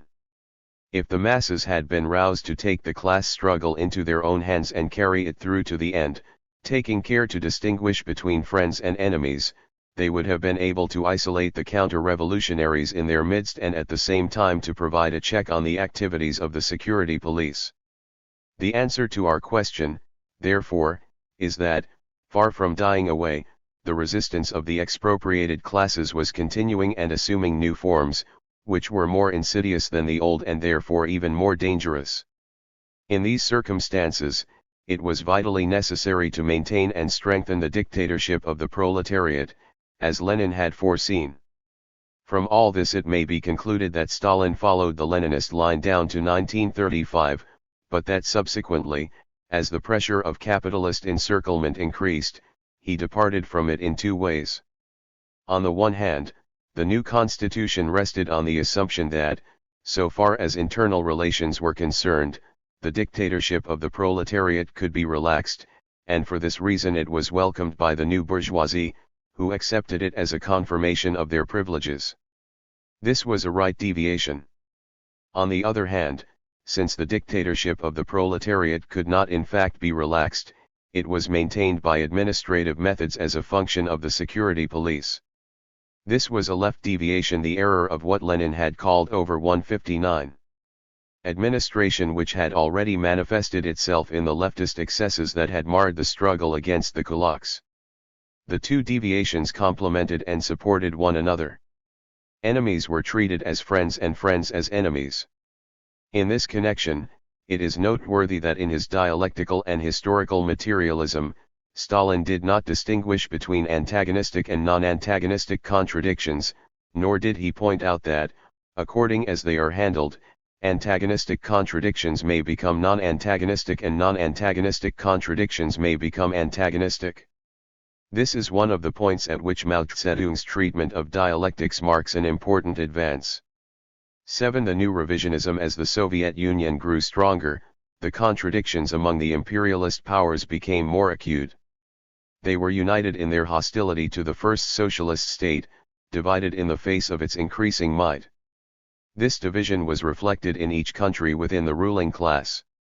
In Britain, the section represented by Chamberlain, then in the majority, was encouraging Hitler to attack the Soviet Union in the hope that he would both destroy socialism and weaken himself in the process, so that Britain would emerge as the strongest power in Europe. Stalin offered Britain and France a mutual security pact, which, had it been accepted, would have prevented the war. When it became clear that it was not going to be accepted, he signed a non-aggression pact with Hitler, who then attacked in the West, and later overran the Balkans, thus threatening British interests in the Middle East. Meanwhile, Chamberlain had been replaced by Churchill, who represented that section of the ruling class which regarded Hitler as the more immediate enemy.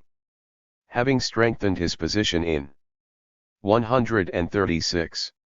The West, Hitler was now ready to attack in the East, and made a bid for British support, but Churchill replied by ranging Britain, with the support of the British people, on the side of the Soviet Union. This did not mean that the British ruling class had abandoned its objective. Only its tactics had changed.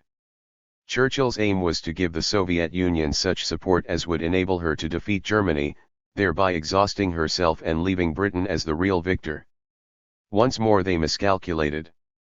The Soviet people suffered incalculable losses: 15 million dead, 25 million homeless, material damage exceeding the output of 2 5-year plans, but they won.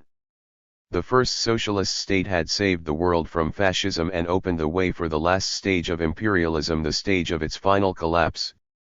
Meanwhile, however, the internal contradictions remained. They might have been resolved, if there had been a call to the masses to complete the victory over the external enemy by defending the dictatorship of the proletariat against those who were undermining it from within, but that call was not given. Faced with the renewal of imperialist pressure, bringing the threat of a new war, Stalin resorted to the same measures as before: further concessions to the new bourgeoisie combined with further repression. It may be that, after 25 years, his powers of leadership were failing. No other statesman in history had carried so heavy a burden for so long. The bureaucracy was now entrenching itself as a privileged class, cut off from the workers and peasants by a large and growing income gap. Some flagrant cases of bourgeois corruption were exposed at the 19th Party Congress. After Stalin's death in 1953 there was a struggle for power, resulting in the arrest and execution of Beria, who had been in charge of the security police since 1938, and the 137. Leadership then passed into the hands of the new bourgeoisie, represented by Khrushchev. Khrushchev's aim was to establish the new bourgeoisie as the ruling class in a system of bureaucratic state capitalism. He did not, of course, formulate his policy in these terms, but, following the example of Bernstein and Kosky, presented it in the form of a series of amendments to Marxism. According to Marxism-Leninism, the form of state which must necessarily prevail during the transition from capitalism to communism, that is, throughout the period of socialism, is the dictatorship of the proletariat.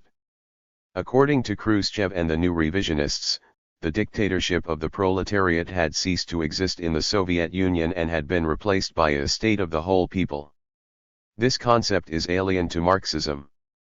According to Marxism, the only alternative to the dictatorship of the proletariat in modern society is the dictatorship of the bourgeoisie, and that is what Khrushchev's state of the whole people really is. According to Marxism-Leninism, the dictatorship of the proletariat is the highest form of democracy, since it is a dictatorship of the majority over the minority. According to Khrushchev and the new revisionists, the state of the whole people is more democratic than the dictatorship of the proletariat, because it extends democracy to the whole people. This concept of a classless democracy has no place in Marxism. It is a bourgeois concept, which Khrushchev adopted in order to conceal the fact that his state of the whole people was really a dictatorship of the bourgeoisie. According to Marxism-Leninism, the dictatorship of the proletariat is established and maintained under the leadership of the Communist Party, which, equipped with the revolutionary theory of Marxism-Leninism, acts as a vanguard of the working class. Under the 138 leadership of Khrushchev and the new revisionists, the Communist Party of the Soviet Union has ceased to be a vanguard party of the working class, leading the struggle to consolidate the dictatorship of the proletariat, and become a party of the whole people, that is, a party whose function is to maintain the dictatorship of the bourgeoisie. According to Marxism-Leninism, the dictatorship of the proletariat must be maintained and consolidated, not only to complete the work of socialist construction, but to re-educate the workers in a spirit of socialist discipline, eliminating all forms of bourgeois individualism in preparation for the transition to communism. This was the spirit of the Subotnik movement and of socialist emulation, in which, under the leadership of Lenin and Stalin, the workers had performed miracles of collective labor. Under the leadership of Khrushchev and the new revisionists, this spirit has been abandoned in favor of material incentives, and at the same time it is claimed that Soviet society is advancing to communism. According to Marxism, the advance from socialism to communism requires that each worker's share of the social product should be proportionate, not to his work, but to his needs, in accordance with the principle all for each and each for all. The advance cannot be made on the basis of material incentives, which represent the competitive element in wage labor derived from bourgeois society. According to Marxism-Leninism, the ruling class rules by force, and therefore cannot be overthrown except by force. In the colonies the imperialists have always ruled by open force, in the metropolitan countries they have usually concealed the use of force beneath parliamentary forms, but, faced with a real threat to their privileges, they have always been ready. 139. To declare a state of emergency and resort to open force. This is what every ruling class has always done. Major questions in the life of nations are settled only by force. The reactionary classes themselves are usually the first to resort to violence, to civil war. They are the first to place the bayonet on the agenda. According to Khrushchev and the new revisionists, the possibilities are growing of the transition from capitalism to socialism being effected peacefully by parliamentary means. There is not a single socialist country in which the transition has been effected in this way, but there are several capitalist countries in which, disarmed by the illusion of peaceful transition, the workers' movement has been crushed. At all these points Khrushchev and the new revisionists have abandoned the Marxist-Leninist theory of the dictatorship of the proletariat.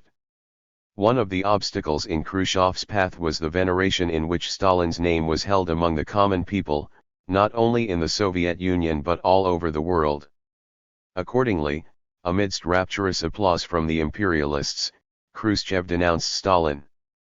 Instead of undertaking an objective analysis of past achievements and failures, with a view to drawing the correct lessons for the future, he exploited the people's natural revulsion at his disclosures of crimes committed under Stalin's leadership in order to conceal, under the pretext of combating the personality cult, his own calculated betrayal of Marxism-Leninism. He chose to forget that, as a member of the party leadership himself for many years, he too was answerable for its mistakes, and that, during Stalin's lifetime, no one had been more vociferous in praising him than he had. It is true that the praise of Stalin had been carried to extremes, having been inflated by bourgeois bureaucratic officials. 140. Who were adept at waving the red flag in order to destroy the red flag, but essentially it was a spontaneous expression of popular feeling. The workers and peasants of the Soviet Union were devoted to Stalin, just as they were devoted to Lenin, because they knew that to them they owed everything. This chapter may be concluded with the words of Mao Tse: the Soviet Union was the first socialist state, and the Communist Party of the Soviet Union was founded by Lenin. Although the leadership of the Soviet Party has been usurped by revisionists, I would urge comrades to remain firm in the conviction that the masses of the Soviet people and of party members and cadres are good, that they desire revolution, and that revisionist rule will not last long. 141. Chapter 8. The Proletarian Cultural Revolution. The Communist Revolution is the most radical rupture with traditional property relations. No wonder that its development involves the most radical rupture with traditional ideas. Communist Manifesto. 1. National Liberation. The proclamation of the Chinese People's Republic in October 1949 marked the victorious conclusion of a long and complex revolutionary war, including both civil war and anti-Japanese war, which began with the formation of the Chinese Red Army in 1927 and extended gradually over the whole of China. It was essentially a peasant war, an armed struggle for the land. Peasant insurrections had been a feature of Chinese history for more than 2,000 years. They were all defeated, because the peasantry as a class is incapable of leading a revolution. But this was a new kind of peasant war, in which the peasants were led by the proletariat and its vanguard, the Communist Party. Its fighting force was an army of a new type, close to the masses, organized on the principles of democratic centralism, active in production and administration as well as in fighting, providing everywhere it went a practical example of proletarian more 142. Ability and self-sacrifice in the service of the people. The result was that, when liberation came in 1949, the new people's government had at its disposal a reserve of experienced cadres ready to give leadership in all the tasks of socialist construction. In addition, it received for several years valuable assistance from the Soviet Union, and it had the Soviet experience of socialist construction, both positive and negative, to learn from. In the summer of 1949, reviewing the period of armed struggle which was then drawing to an end, Mao Tse said, "A well-disciplined party armed with the theory of Marxism-Leninism, using the method of self-criticism and linked with the masses of the people, an army under the leadership of such a party, a united front of all revolutionary classes and all revolutionary groups under the leadership of such a party, these are the three main weapons with which we have defeated the enemy. Relying on them, we have won basic victory. We have traveled a tortuous road, we have struggled against opportunist deviations in our party, both right and left. Whenever we made serious mistakes on these three matters, the revolution suffered setbacks. Taught by mistakes and setbacks, we have become wiser and handle our affairs better. It is hard for any political party or person to avoid mistakes, but we should make as few as possible. Once a mistake is made, we should correct it, and the more quickly and thoroughly the better. In order to fulfill the tasks that lay ahead, it was necessary that the party should adapt itself to the new situation, in which the center of the struggle had shifted from the battlefield to the farms and factories and government departments. In this situation the party would find itself faced with a new enemy, or rather with an old enemy in a new disguise. 143. Very soon we shall be victorious throughout the country. This victory will breach the eastern front of imperialism and will have great international significance. To win this victory will not require much more time and effort, but to consolidate it will. The bourgeoisie doubts our ability to construct. The imperialists reckon that eventually we will beg alms from them in order to live. With victory, certain moods may grow within the party: arrogance, the airs of a self-styled hero, inertia and unwillingness to make progress, love of pleasure and distaste for continued hard living. With victory, the people will be grateful to us, and the bourgeoisie will come forward to flatter us. It has been proved that the enemy cannot conquer us by force of arms. However, the flattery of the bourgeoisie may conquer the weak-willed in our ranks. There may be some communists, who were not conquered by enemies with guns and were worthy of the name of heroes for standing up to those enemies, but who cannot withstand sugar-coated bullets. They will be defeated by sugar-coated bullets. We must guard against such a situation. Chairman Mao looked to the future with cautious confidence. The Chinese Revolution is great, but the road after the revolution will be longer, the work greater and more arduous. This must be made clear now in the party. The comrades must be taught to remain modest, prudent, and free from arrogance and rashness in their style of work. The comrades must be taught to preserve the style of plain living and hard struggle. We have the Marxist-Leninist weapon of criticism and self-criticism. We can get rid of a bad style and keep the good. We can learn what we did not know. We are not only good at destroying the old world, we are also good at building the new. 144. Not only can the Chinese people live without begging alms from the imperialists, they will live a better life than that in the imperialist countries. The proclamation of the People's Republic was the outward expression of three radical changes in Chinese society. First, the completion of the struggle for national liberation. Not only had the whole country been freed from imperialist oppression, but, For the first time in history, the national minorities, which accounted for about 6% of the population, acquired equal rights with the Han people. Second, the completion of the bourgeois democratic revolution. All feudal relations were abolished. In the countryside, the land was divided among the peasantry on the principle of the land to the tillers. In the towns, the capital belonging to the comprador bourgeoisie was confiscated, while the national bourgeoisie retained their ownership of the factories, subject to state control of raw materials, markets, and labor conditions. At the same time, a system of representative government was established, based on universal suffrage and supported by a coalition of those political parties which had taken part in the struggle for national liberation. Third, the inception of the socialist revolution. In the countryside, the peasants were encouraged to form mutual aid groups. These were to develop later into agricultural cooperatives and later still into communes, and, thanks to the proletarian leadership given through the peasant associations, these successive stages were carried through without serious opposition from the rich peasants. In the towns, the national bourgeoisie were encouraged to enter into agreements for 145. Joint state and private ownership. This arrangement had the advantage of securing the cooperation of former factory owners, with their business training and administrative experience, in the socialist development of industry. And lastly, the party initiated a series of mass movements, beginning with the San Fan movement of 1952, which was directed against graft, corruption, and bureaucracy, and culminating in the proletarian cultural revolution. These movements grew in breadth and depth, as one followed another, but their underlying purpose was the same: to carry the class struggle through to the end by calling on the masses to take the initiative, dare to think, dare to speak, dare to act. To the handling of contradictions. Are there contradictions in socialist society? If so, what is their nature and how are they to be resolved? The answer is, in the first place, that there must be contradictions in socialist society, because there are contradictions everywhere.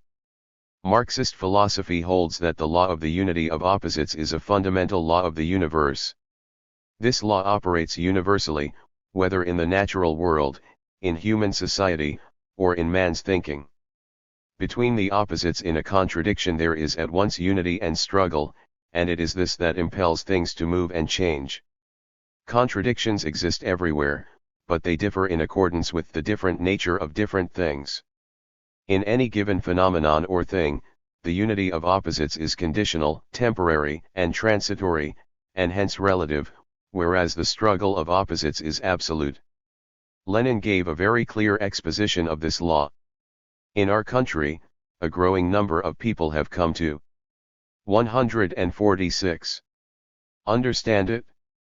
For many people, however, acceptance of this law is one thing, and its application in examining and dealing with problems is quite another. Many dare not openly admit that contradictions still exist among the people of our country, although it is these very contradictions that are pushing our society forward.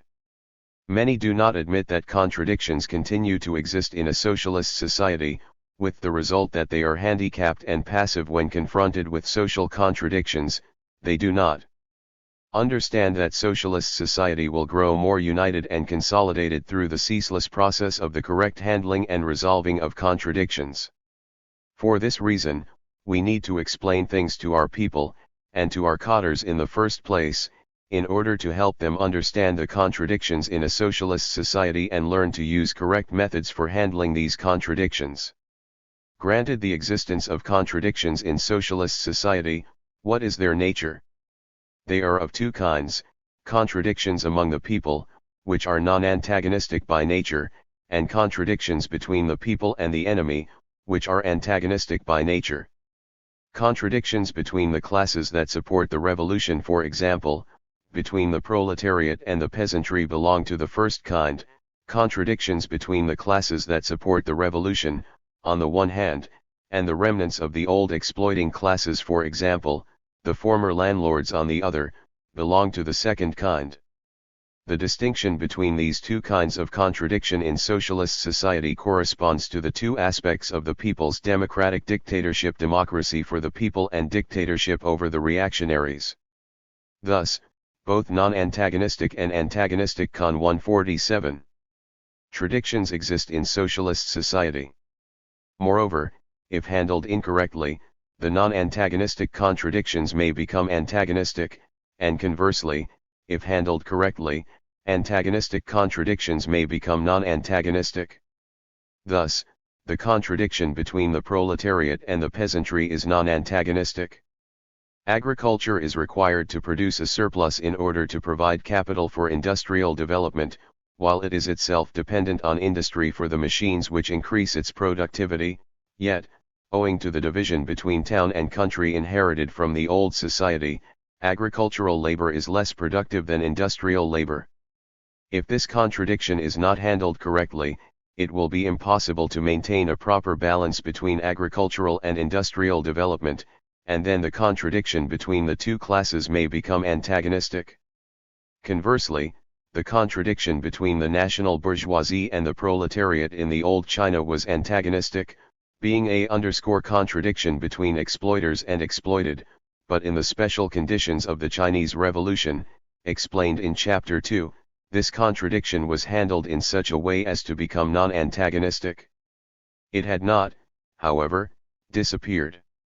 Under the system of joint state and private ownership, the former factory owners continued for many years to receive a fixed interest on their capital.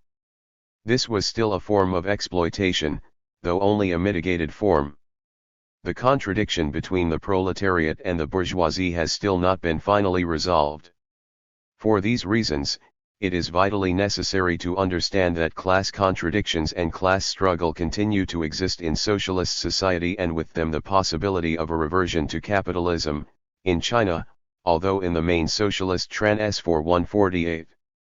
Machine has been completed with respect to the system of ownership, and although the large-scale and turbulent class struggles of the masses characteristic of the previous revolutionary periods have in the main come to an end, there are still remnants of the overthrown landlord and comprador classes, there is still a bourgeoisie, and the remolding of the petty bourgeoisie has only just started. The class struggle is by no means over.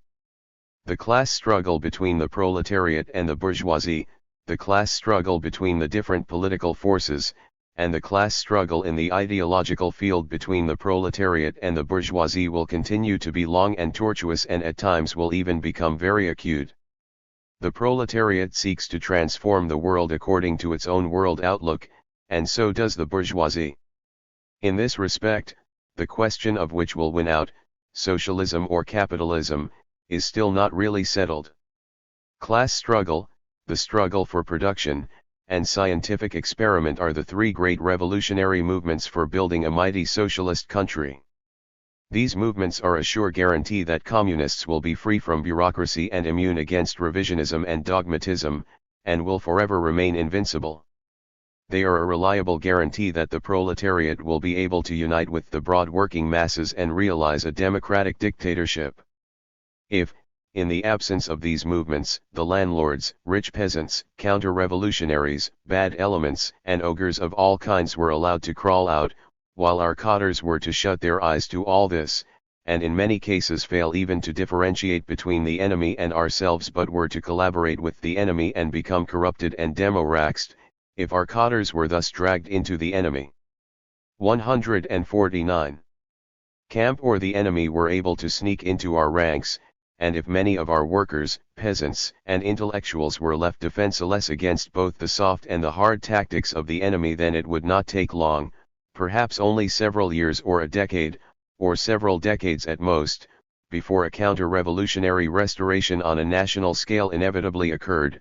The Marxist-Leninist Party would undoubtedly become a revisionist party or a fascist party, and the whole of China would change its color. Socialist society covers a fairly long historical period. In the historical period of socialism there are still classes, class contradictions, and class struggle. There is the struggle between the socialist road and the capitalist road, and there is the danger of capitalist restoration. We must recognize the protracted and complex nature of this struggle. We must heighten our vigilance. We must conduct socialist education.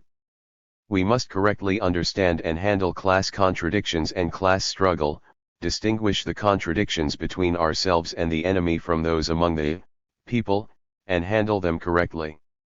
Otherwise a socialist country like ours will turn into its opposite and degenerate, and a capitalist restoration will take place. 3. The Capitalist Road. In 1927 Mao Tse wrote, "So long as classes exist, contradictions between correct and incorrect ideas in the Communist Party are reflections within the party of class contradictions. At first, with regard to certain issues, such contradictions may not manifest themselves as antagonistic. But with the development of the class struggle, they may grow and become antagonistic." 150. The history of the Communist Party of the Soviet Union shows that the contradictions between the correct thinking of Lenin and Stalin and the fallacious thinking of Trotsky, Bukharin and others did not at first manifest themselves in an antagonistic form, but that later they did develop into antagonism. There are similar cases in the history of the Chinese Communist Party. At present, the contradiction between correct and incorrect thinking in our party does not manifest itself in an antagonistic form, and if comrades who have committed mistakes can correct them, it will not develop into antagonism.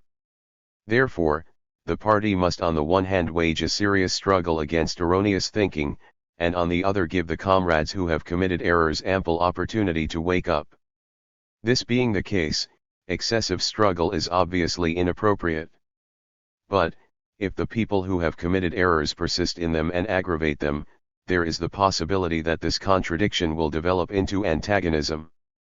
In the Cultural Revolution the masses were encouraged to hold meetings in order to expose every kind of ghost and monster and also to criticize the shortcomings and errors in the work of the persons in charge.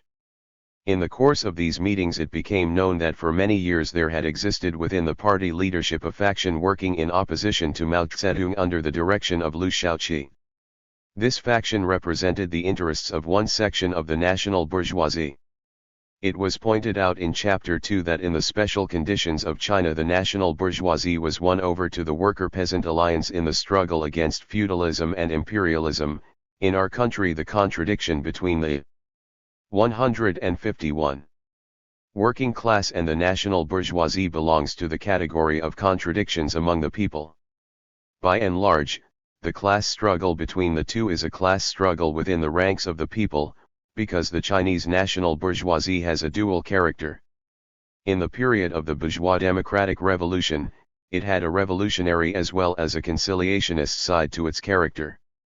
In the period of the socialist revolution, exploitation of the working class for profit constitutes one side of the character of the national bourgeoisie, while its support of the constitution and its willingness to accept socialist transformation constitutes the other.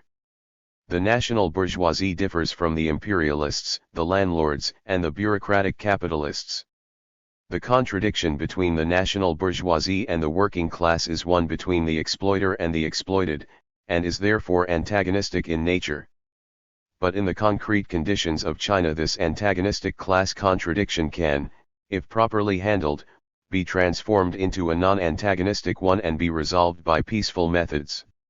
However, it can change into a contradiction between ourselves and the enemy, if we do not handle it properly and do not follow the policy of uniting with, criticizing and educating the national bourgeoisie, or if the national bourgeoisie does not accept this policy of ours. Thanks to the correct handling of this contradiction, most members of the national bourgeoisie gave their support to the people's democratic dictatorship, but some of them, who wanted a capitalist China, resisted the further advance of the revolution and so aligned themselves with the counter-revolutionary forces. It was this section of the national bourgeoisie whose interests were served, within the party leadership, by Liu Shao 152. Qi. His opposition to Mao Tse expressed the contradiction between the pro-capitalist elements and the proletariat, which had been present from the beginning but became intensified after 1945, when the war against Japan ended, and still more after 1949, when the bourgeois democratic revolution passed into the socialist revolution. The line pursued by Liu Shaoqi was consistently opportunist in content, though presented sometimes in a rightist and sometimes in a leftist form. The difference in form was dictated by tactical considerations, being designed to exploit the vacillation characteristic of bourgeois and petty bourgeois ideology. When the party was debating whether to advance or retreat, Liu Shaoqi was in favor of retreat. When the party had decided to advance, Liu Shaoqi was in favor of advancing so rapidly as to risk defeat. The development of this initially non-antagonistic contradiction may be seen from the stand which he took on successive issues in the post-war period. At the end of the Second World War, the communist parties of the liberated countries found themselves in a stronger position than ever before. Through their leadership of the resistance they had won the support of the masses, whereas the bourgeoisie was divided and discredited. They were faced, therefore, with a choice either to lead the people forward to the socialist revolution or to hand in their arms and help the bourgeoisie to re-establish the old order, which had been shaken to its foundations by the war. It was, in effect, a choice between the socialist road and the capitalist road. The parties of Western Europe chose the latter. In China, too, this road was recommended by some of the party leaders, including Liu Shaoqi. It would have meant entering a coalition with the Kuomintang on terms which would have placed the revolutionary armies under their control. Thanks to the leadership of Mao Tse, the Chinese communists decided to fight on. The land reform was planned by the party with the aim of abolishing feudal relations in the countryside. After making a careful assessment of the properties belonging to the landlords and rich peasants, the peasant associations were to take over their surplus land and redistribute it among the poor peasants. This line was for some time distorted by Liu Shaoqi, who encouraged the poor peasants to believe that the purpose of the redistribution was to give middle peasant status to them all. At the existing level of agricultural production this was impossible, and the land reform movement would have ended in failure, if the line had not been corrected by Mao Tse.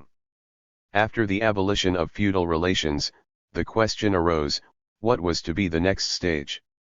Was agriculture to develop on a socialist or a capitalist basis? The party line was, still relying on the poor peasants, to advance through mutual aid groups to the formation of cooperatives and so to collectivization. The agricultural surplus was to provide a basis for building up heavy industry, but part of it was to be invested in light industry, which would both create a demand for industrial crops and supply a sufficient quantity of consumer goods to ensure that an undue strain was not placed on the peasantry. This line was opposed by Liu Shaoqi, who argued as follows. Collectivization was impossible without machines and must therefore wait on industrial development.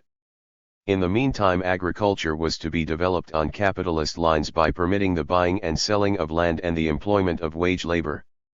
It will be time enough to talk about collectivization, he said, when 70% of the peasants have become rich peasants. It will be seen that this line resembles the line put forward in the Soviet Union by 194. Bukharin, who argued that, given a free market in agriculture, the kulaks would grow into socialism. When the cooperative movement was gathering speed in the mid-50s, Liu Shaoqi began by attempting to slow it down. Later, after it had gone ahead in spite of him, he advocated an extreme form of equalitarian, just as he had done in the land reform. Later still, when the movement was in difficulties after a run of bad harvests, he was again advocating a free market and freedom of private enterprise. When the party was calling on the workers to fight self and criticize revisionism, that is, to oppose, in themselves and others, all forms of bourgeois individualism and self-interest, Liu Shaoqi was advocating self-cultivation and the use of material incentives. It is clear, therefore, that from the beginning there had been a conflict within the party leadership between these two lines: the proletarian line, represented by Mao Tse, and the bourgeois line, represented by Liu Shaoqi. The bourgeois line deviated now to the right and now to the left, but always in opposition to the proletarian line. Encouraged by the example of Khrushchev and the new revisionists in the Soviet Union, Liu Shaoqi and his faction made plans for a similar takeover in China. Their number was not large, but they held some key positions in the party leadership, through which they were able to exert widespread influence, misleading and confusing the rank and file. The issue came to a head in the spring of 1966.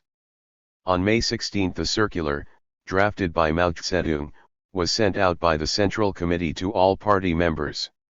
In this document it was stated, there are a number of these representatives of the bourgeoisie in the Central Committee and in the party, government, and other departments at the Central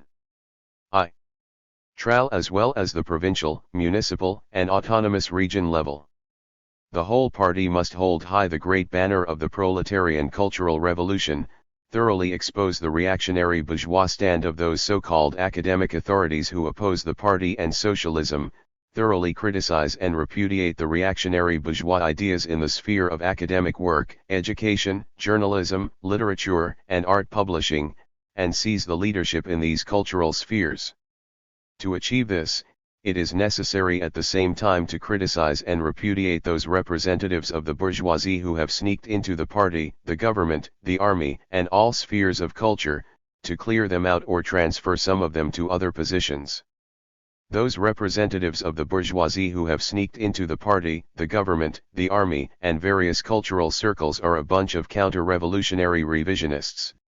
Once conditions are ripe, they will seize political power and turn the dictatorship of the proletariat into a dictatorship of the bourgeoisie.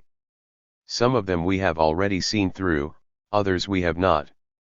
Some are still trusted by us and are being trained as our successors, persons like Khrushchev, for example, who are still nestling beside us. Party committees at all levels must pay full attention to this matter. In this way the party was alerted to the danger, and it responded by calling on the masses to criticize its work without constraint in order to identify and isolate the enemy. As Chairman Mao pointed out in his talk in February 1967, in the past we have waged struggles in rural areas, in factories, in the cultural field, and we carried out the socialist education. 156. Movement. But all this failed to solve the problem, because we did not find a form, a method, to arouse the broad masses to expose our dark aspect openly, in an all-round way, and from below. Now we have found this form. It is the great proletarian cultural revolution. It is only by arousing the masses in their hundreds of millions to air their views freely, write big character posters, and hold great debates, that the renegades, enemy agents, and capitalistroders in power, who have wormed their way into the party, can be exposed and their plots to restore capitalism smashed. For mass participation in government. When Lenin called for a cultural revolution, he realized that for the complete victory of socialism it was necessary that the masses of the workers and peasants should take the work of government into their own hands, and that to achieve this they must raise their cultural level to the point at which they could impose their own proletarian ideology in place of the old bourgeois ideology, and so clear away the bureaucratic obstacles behind which the bourgeoisie had entrenched themselves. These, too, were the aims of the Chinese Cultural Revolution. It was designed, not merely to eliminate the elements hostile to socialism, but to enable the working class to exercise leadership in everything, to place politics in command of administration, and to ensure that everyone serving as an official should remain one of the common people. In order to achieve these aims it was necessary to launch an all-out offensive against bourgeois ideology in such a way that the masses would be actively involved. Although the bourgeoisie has been overthrown, it 157 is still trying to use the old ideas, culture, customs, and habits of the exploiting classes to corrupt the masses, capture their minds, and endeavor to stage a comeback. The proletariat must do just the opposite. It must meet head-on every challenge of the bourgeoisie in the ideological field and use the new ideas, culture, customs, and habits of the proletariat to change the mental outlook of the whole of society. In the great proletarian cultural revolution, the only method is for the masses to liberate themselves, and any method of doing things on their behalf must not be used. Trust the masses, rely on them, and respect their initiative. Cast out fear. Don't be afraid of disorder. Let the masses educate themselves in this great revolutionary movement and learn to distinguish between right and wrong and between correct and incorrect ways of doing things. Such was the socialist offensive against the survivals of capitalism in people's minds, for which Stalin had called in the Soviet Union, but there, being less close to the masses, the party was not strong enough to draw them into the struggle. During the Cultural Revolution there sprang up a new organizational unit, the Revolutionary Committee. It is based on the 3-in-1 combination, that is, its members, who are elected, subject to recall, and directly responsible to the people, are drawn from the party, the People's Liberation Army, and the mass organizations. These committees are a creation of the masses. They have sprung up at all levels, from the factory or commune to the organs of provincial and regional government, and their function is to provide the link through which the masses can participate directly in the running of the country. Z. 158. This 3-in-1 organ of power enables our proletarian political power to strike deep roots among the masses. Chairman Mao points out, the most fundamental principle in the reform of state organs is that they must keep in contact with the masses. The representatives of the revolutionary masses, particularly the representatives of the working people, the workers and peasants who have come forward en masse in the course of the great proletarian cultural revolution, are revolutionary fighters with practical experience. Representing the interests of the revolutionary masses, they participate in the leading groups at various levels. This provides revolutionary committees at these levels with a broad mass foundation. Direct participation by the revolutionary masses in the running of the country and the enforcement of revolutionary supervision from below over the organs of political power at various levels play a very important role in ensuring that our leading groups at all levels always adhere to the mass line, maintain the closest relations with the masses, represent their interests at all times, and serve the people heart and soul. The formation of these revolutionary committees marks an important advance in the socialist revolution. The masses have begun to take over directly the running of the country. When this process is complete, the transition to communism will have begun, but it is a lengthy process, and its successful completion can only be ensured by continuing the class struggle to the end. As Chairman Mao has said, we have won a great victory. But the defeated class will still struggle. These people are still around, and this class still exists. Therefore we cannot speak of final victory. Not even for decades. We must not lose our vigilance. According to the Leninist view. 159. Point. The final victory of a socialist country requires not only the efforts of the proletariat and the broad masses of the people at home, but also involves the victory of the world revolution and the abolition of the system of exploitation of man by man on the whole globe, upon which all mankind will be emancipated. Therefore, it is wrong to speak lightly of the final victory of the revolution in our country. It runs counter to Leninism and does not conform to facts. 5. Revolution and production. Summing up the economic results of the Cultural Revolution, Lin Piao said, our country has seen good harvests in agricultural production for years running, and there is also a thriving situation in industrial production and in science and technology. The enthusiasm of the broad masses of the working people in both revolution and production has soared to unprecedented heights. Many factories, mines, and other enterprises have time and again topped their production records, creating all-time highs in production. The technical revolution is making constant progress. The market is flourishing and prices are stable. By the end of 1968 we had redeemed all the national bonds. Our country is now a socialist country with neither internal nor external debts. He went on to explain the principle of grasp revolution, promote production, which had become one of the key slogans of the revolution. Grasp revolution, promote production. This principle is absolutely correct. It correctly explains the relationship between revolution and production. 160. Between consciousness and matter, between the superstructure and the economic basis, and between the relations of production and the productive forces. Chairman Mao always teaches us, political work is the lifeblood of all economic work. Lenin denounced the opportunists who were opposed to approaching problems politically. Politics cannot but have precedence over economics. To argue differently means forgetting the ABC of Marxism. Politics is the concentrated expression of economics. If we fail to make revolution in the superstructure, fail to arouse the broad masses of the workers and peasants, fail to criticize the revisionist line, fail to expose the handful of renegades, enemy agents, capitalist rotters in power and underscore counter-revolutionaries, and fail to consolidate the leadership of the proletariat, how can we further consolidate the socialist economic base and further develop the socialist productive forces? This is not to replace production by revolution, but to use revolution to command production, promote it and lead it forward. This concept of the relation between revolution and production as a unity of opposites is an expression of what Lenin called revolutionary dialectics. It is deeply rooted in the thought of Mao Tse, going back to the rectification movements of the pre-liberation period, and it rests on one of the fundamental principles of dialectical and historical materialism. Marx wrote, "In the social production of their life, men enter into definite relations that are indispensable and independent of their will, relations of production which correspond to a definite stage of development of their material productive forces. The sum total of these relations of production constitutes the Econ 161.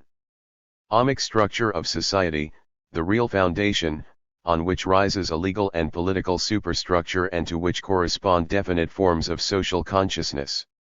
It is not the consciousness of men that determines their being, but, on the contrary, it is their social being that determines their consciousness. At the same time, while determined by the economic basis, the superstructure reacts upon it, political, juridical, philosophical, religious, literary, artistic etc. Development is based on economic development. But all these react upon one another and also upon the economic basis. It is not that the economic condition is the cause and alone active, while everything else is only a passive effect. There is, rather, interaction on the basis of economic necessity, which ultimately always asserts itself. It follows that in certain conditions, and especially in revolutionary situations, the consciousness of men, having comprehended the laws governing their social being, may become the decisive factor. Mao Tse writes, "True, the productive forces, practice, and the economic base generally play the principal and decisive role. Whoever denies this is not a materialist. But it must also be admitted that in certain conditions such aspects as the relations of production, theory, and the superstructure in turn manifest themselves in the principal and decisive role. When it is impossible for the productive forces to develop without a change in the relations of production, then the change in the relations of production plays the principal and decisive role. The creation and advocacy of revolutionary theory plays the principal and decisive." 162. Role in those times of which Lenin said, "Without revolutionary theory there can be no revolutionary movement." When a task, no matter what, has to be performed, but there is as yet no guiding line, method, plan, or policy, the principal and decisive thing is to decide on a guiding line, method, plan, or policy. When the superstructure obstructs the development of the economic base, political and cultural changes become principal and decisive. Are we going against materialism when we say this? No.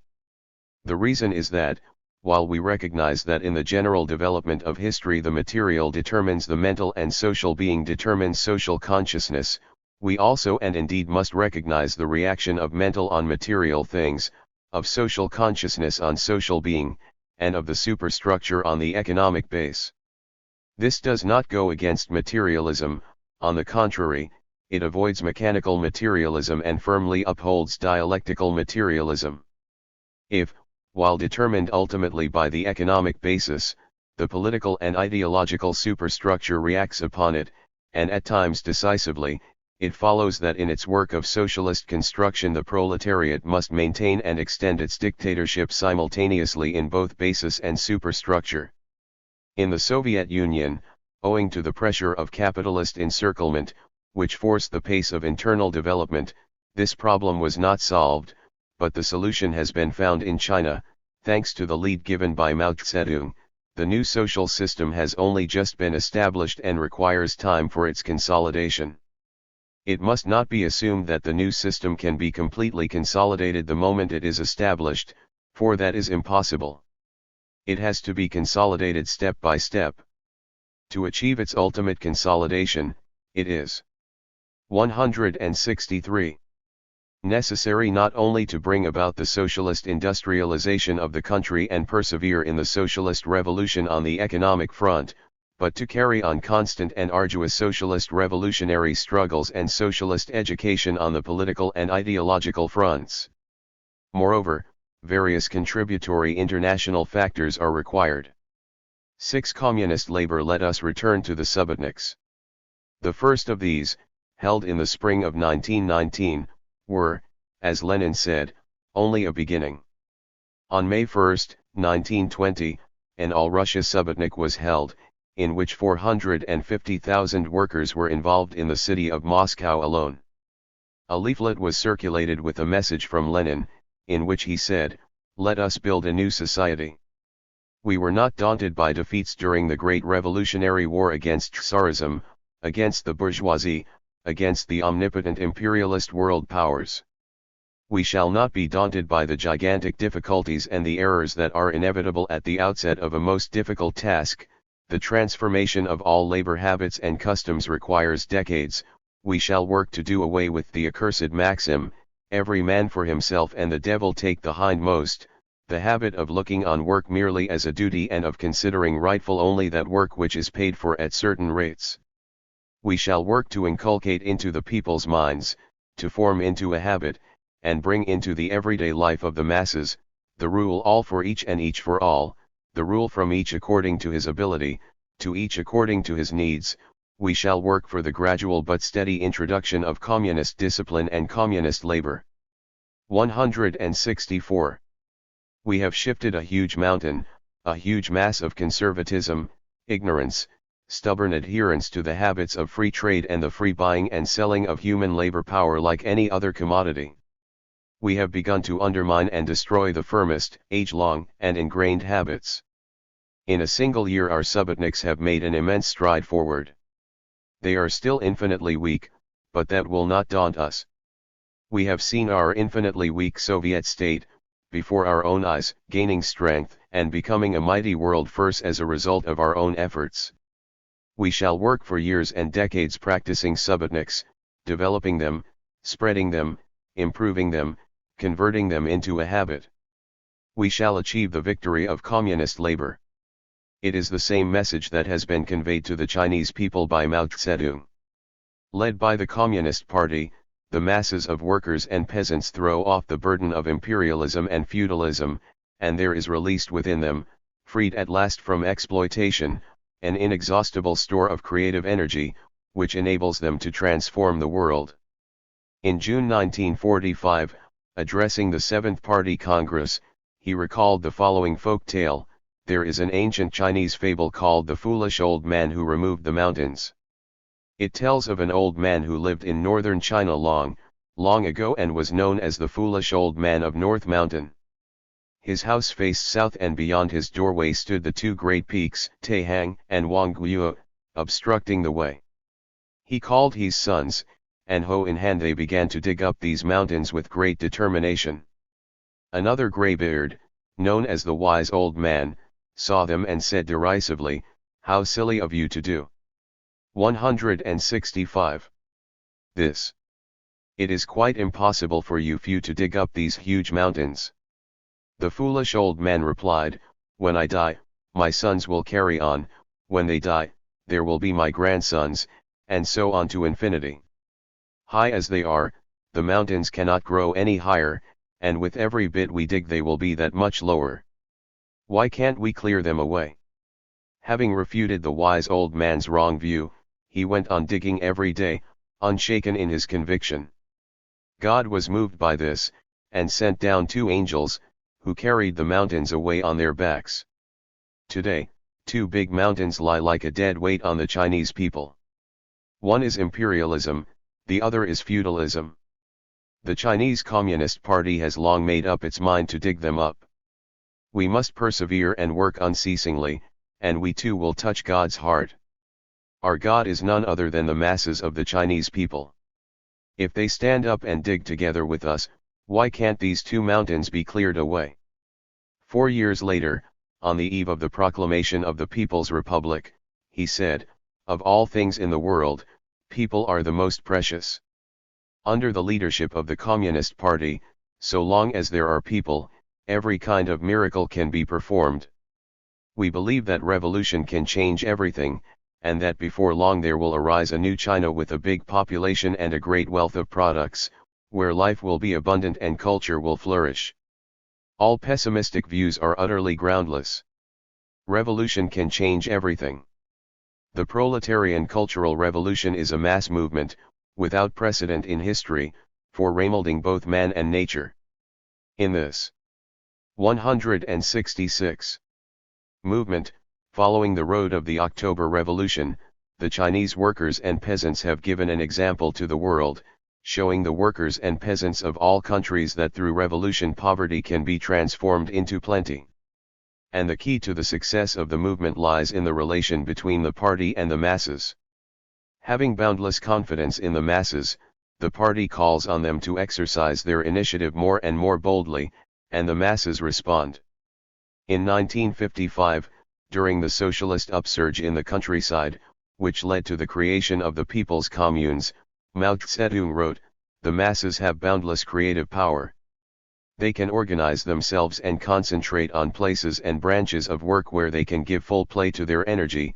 They can concentrate on production in breadth and depth and create more and more undertakings for their own well-being." Since then considerable progress has been made in the mechanization of agriculture, and it will not be long before the Chinese workers and peasants are equipped with all the advanced techniques of modern society. In the meantime, however, rather than wait for machines, they are prepared to work with the same implements that their ancestors used for thousands of years, but to work in a new way. On December 1970, only a few weeks after the flood disaster in East Bengal, in which over 250,000 peasants lost their lives, a French newspaper correspondent sent the following dispatch from Peking: "A mere 12 miles from Peking 100,000 Chinese are working steadily round the clock, in spite of the bitter cold, to change the course of a river. Their only 167 tools are wheelbarrows, shovels, pickaxes, and the thoughts of Mao Tse. Diplomats in Peking who take the highway to the airport southeast of the capital invariably slow their cars when they cross the bridge over the Wenyu River to gaze with astonishment at the human antheap that forms a dark patch, dotted with innumerable red flags, stretching to the horizon. The picture is even more striking in the light of dawn, and one might be tempted to classify it as one of those stereotypes of the Chinese reality intended for foreigners. According to officials, the Wenyu development scheme is only part of a scheme for the whole of the Hai River in northeast China. The Hai has a history of floods and droughts. According to the Chinese press, hundreds of thousands of peasants answered Chairman Mao's call in 1963 to tame the Hai. Since then enough earth has been shifted to build a dike 3 feet high and 3 feet wide, stretching 37 times round the globe. Drainage works and the building of 900 miles of dikes for 19 main tributaries of the Hai River have meant that at the river's principal outflow point, Xianxin, the discharge has risen from 1,000 cubic yards a second to 13,000 cubic yards. This has spared 8,250,000 acres of arable land from the danger of floods. At the end of October, the authorities mobilized Hopei province peasants, soldiers, militia, and Peking citizens to work on 34 miles of the Wenyu, a tributary of the Hai. The job should have taken 4 months, but the authorities say it is already 4/5 completed. Recently I visited 2 of the work sites. There was no noise of machinery, just the heavy breathing of men swinging pickaxes, the neighing of ponies, the shouts of cart drivers, the slogans chanted by the 168 workers, and the revolutionary music played over the loudspeakers. To dig into the riverbed it is necessary to break ice. Yet I saw one man, aged about 60, stripped to the waist so that he could swing his pickaxe better. Day and night, in 8-hour shifts, and sometimes in sub-zero temperatures, relay teams deepen the river bed, construct dikes, and eliminate various tributaries to give the river a new bed. For the workers, all methods are valid for responding to Chairman Mao's appeal. They may uproot a tree trunk by the sheer weight of their bodies. They live in huts or enormous tents surrounded by small walls of earth and straw to keep out the icy wind. Food is brought to the site in great steaming pots. As Marx said, when theory grips the masses, it becomes a material force. Let me conclude with one more quotation from Chairman Mao: "The masses are the real heroes, while we ourselves are often childish and ignorant, and without this understanding it is impossible to acquire even the most rudimentary knowledge."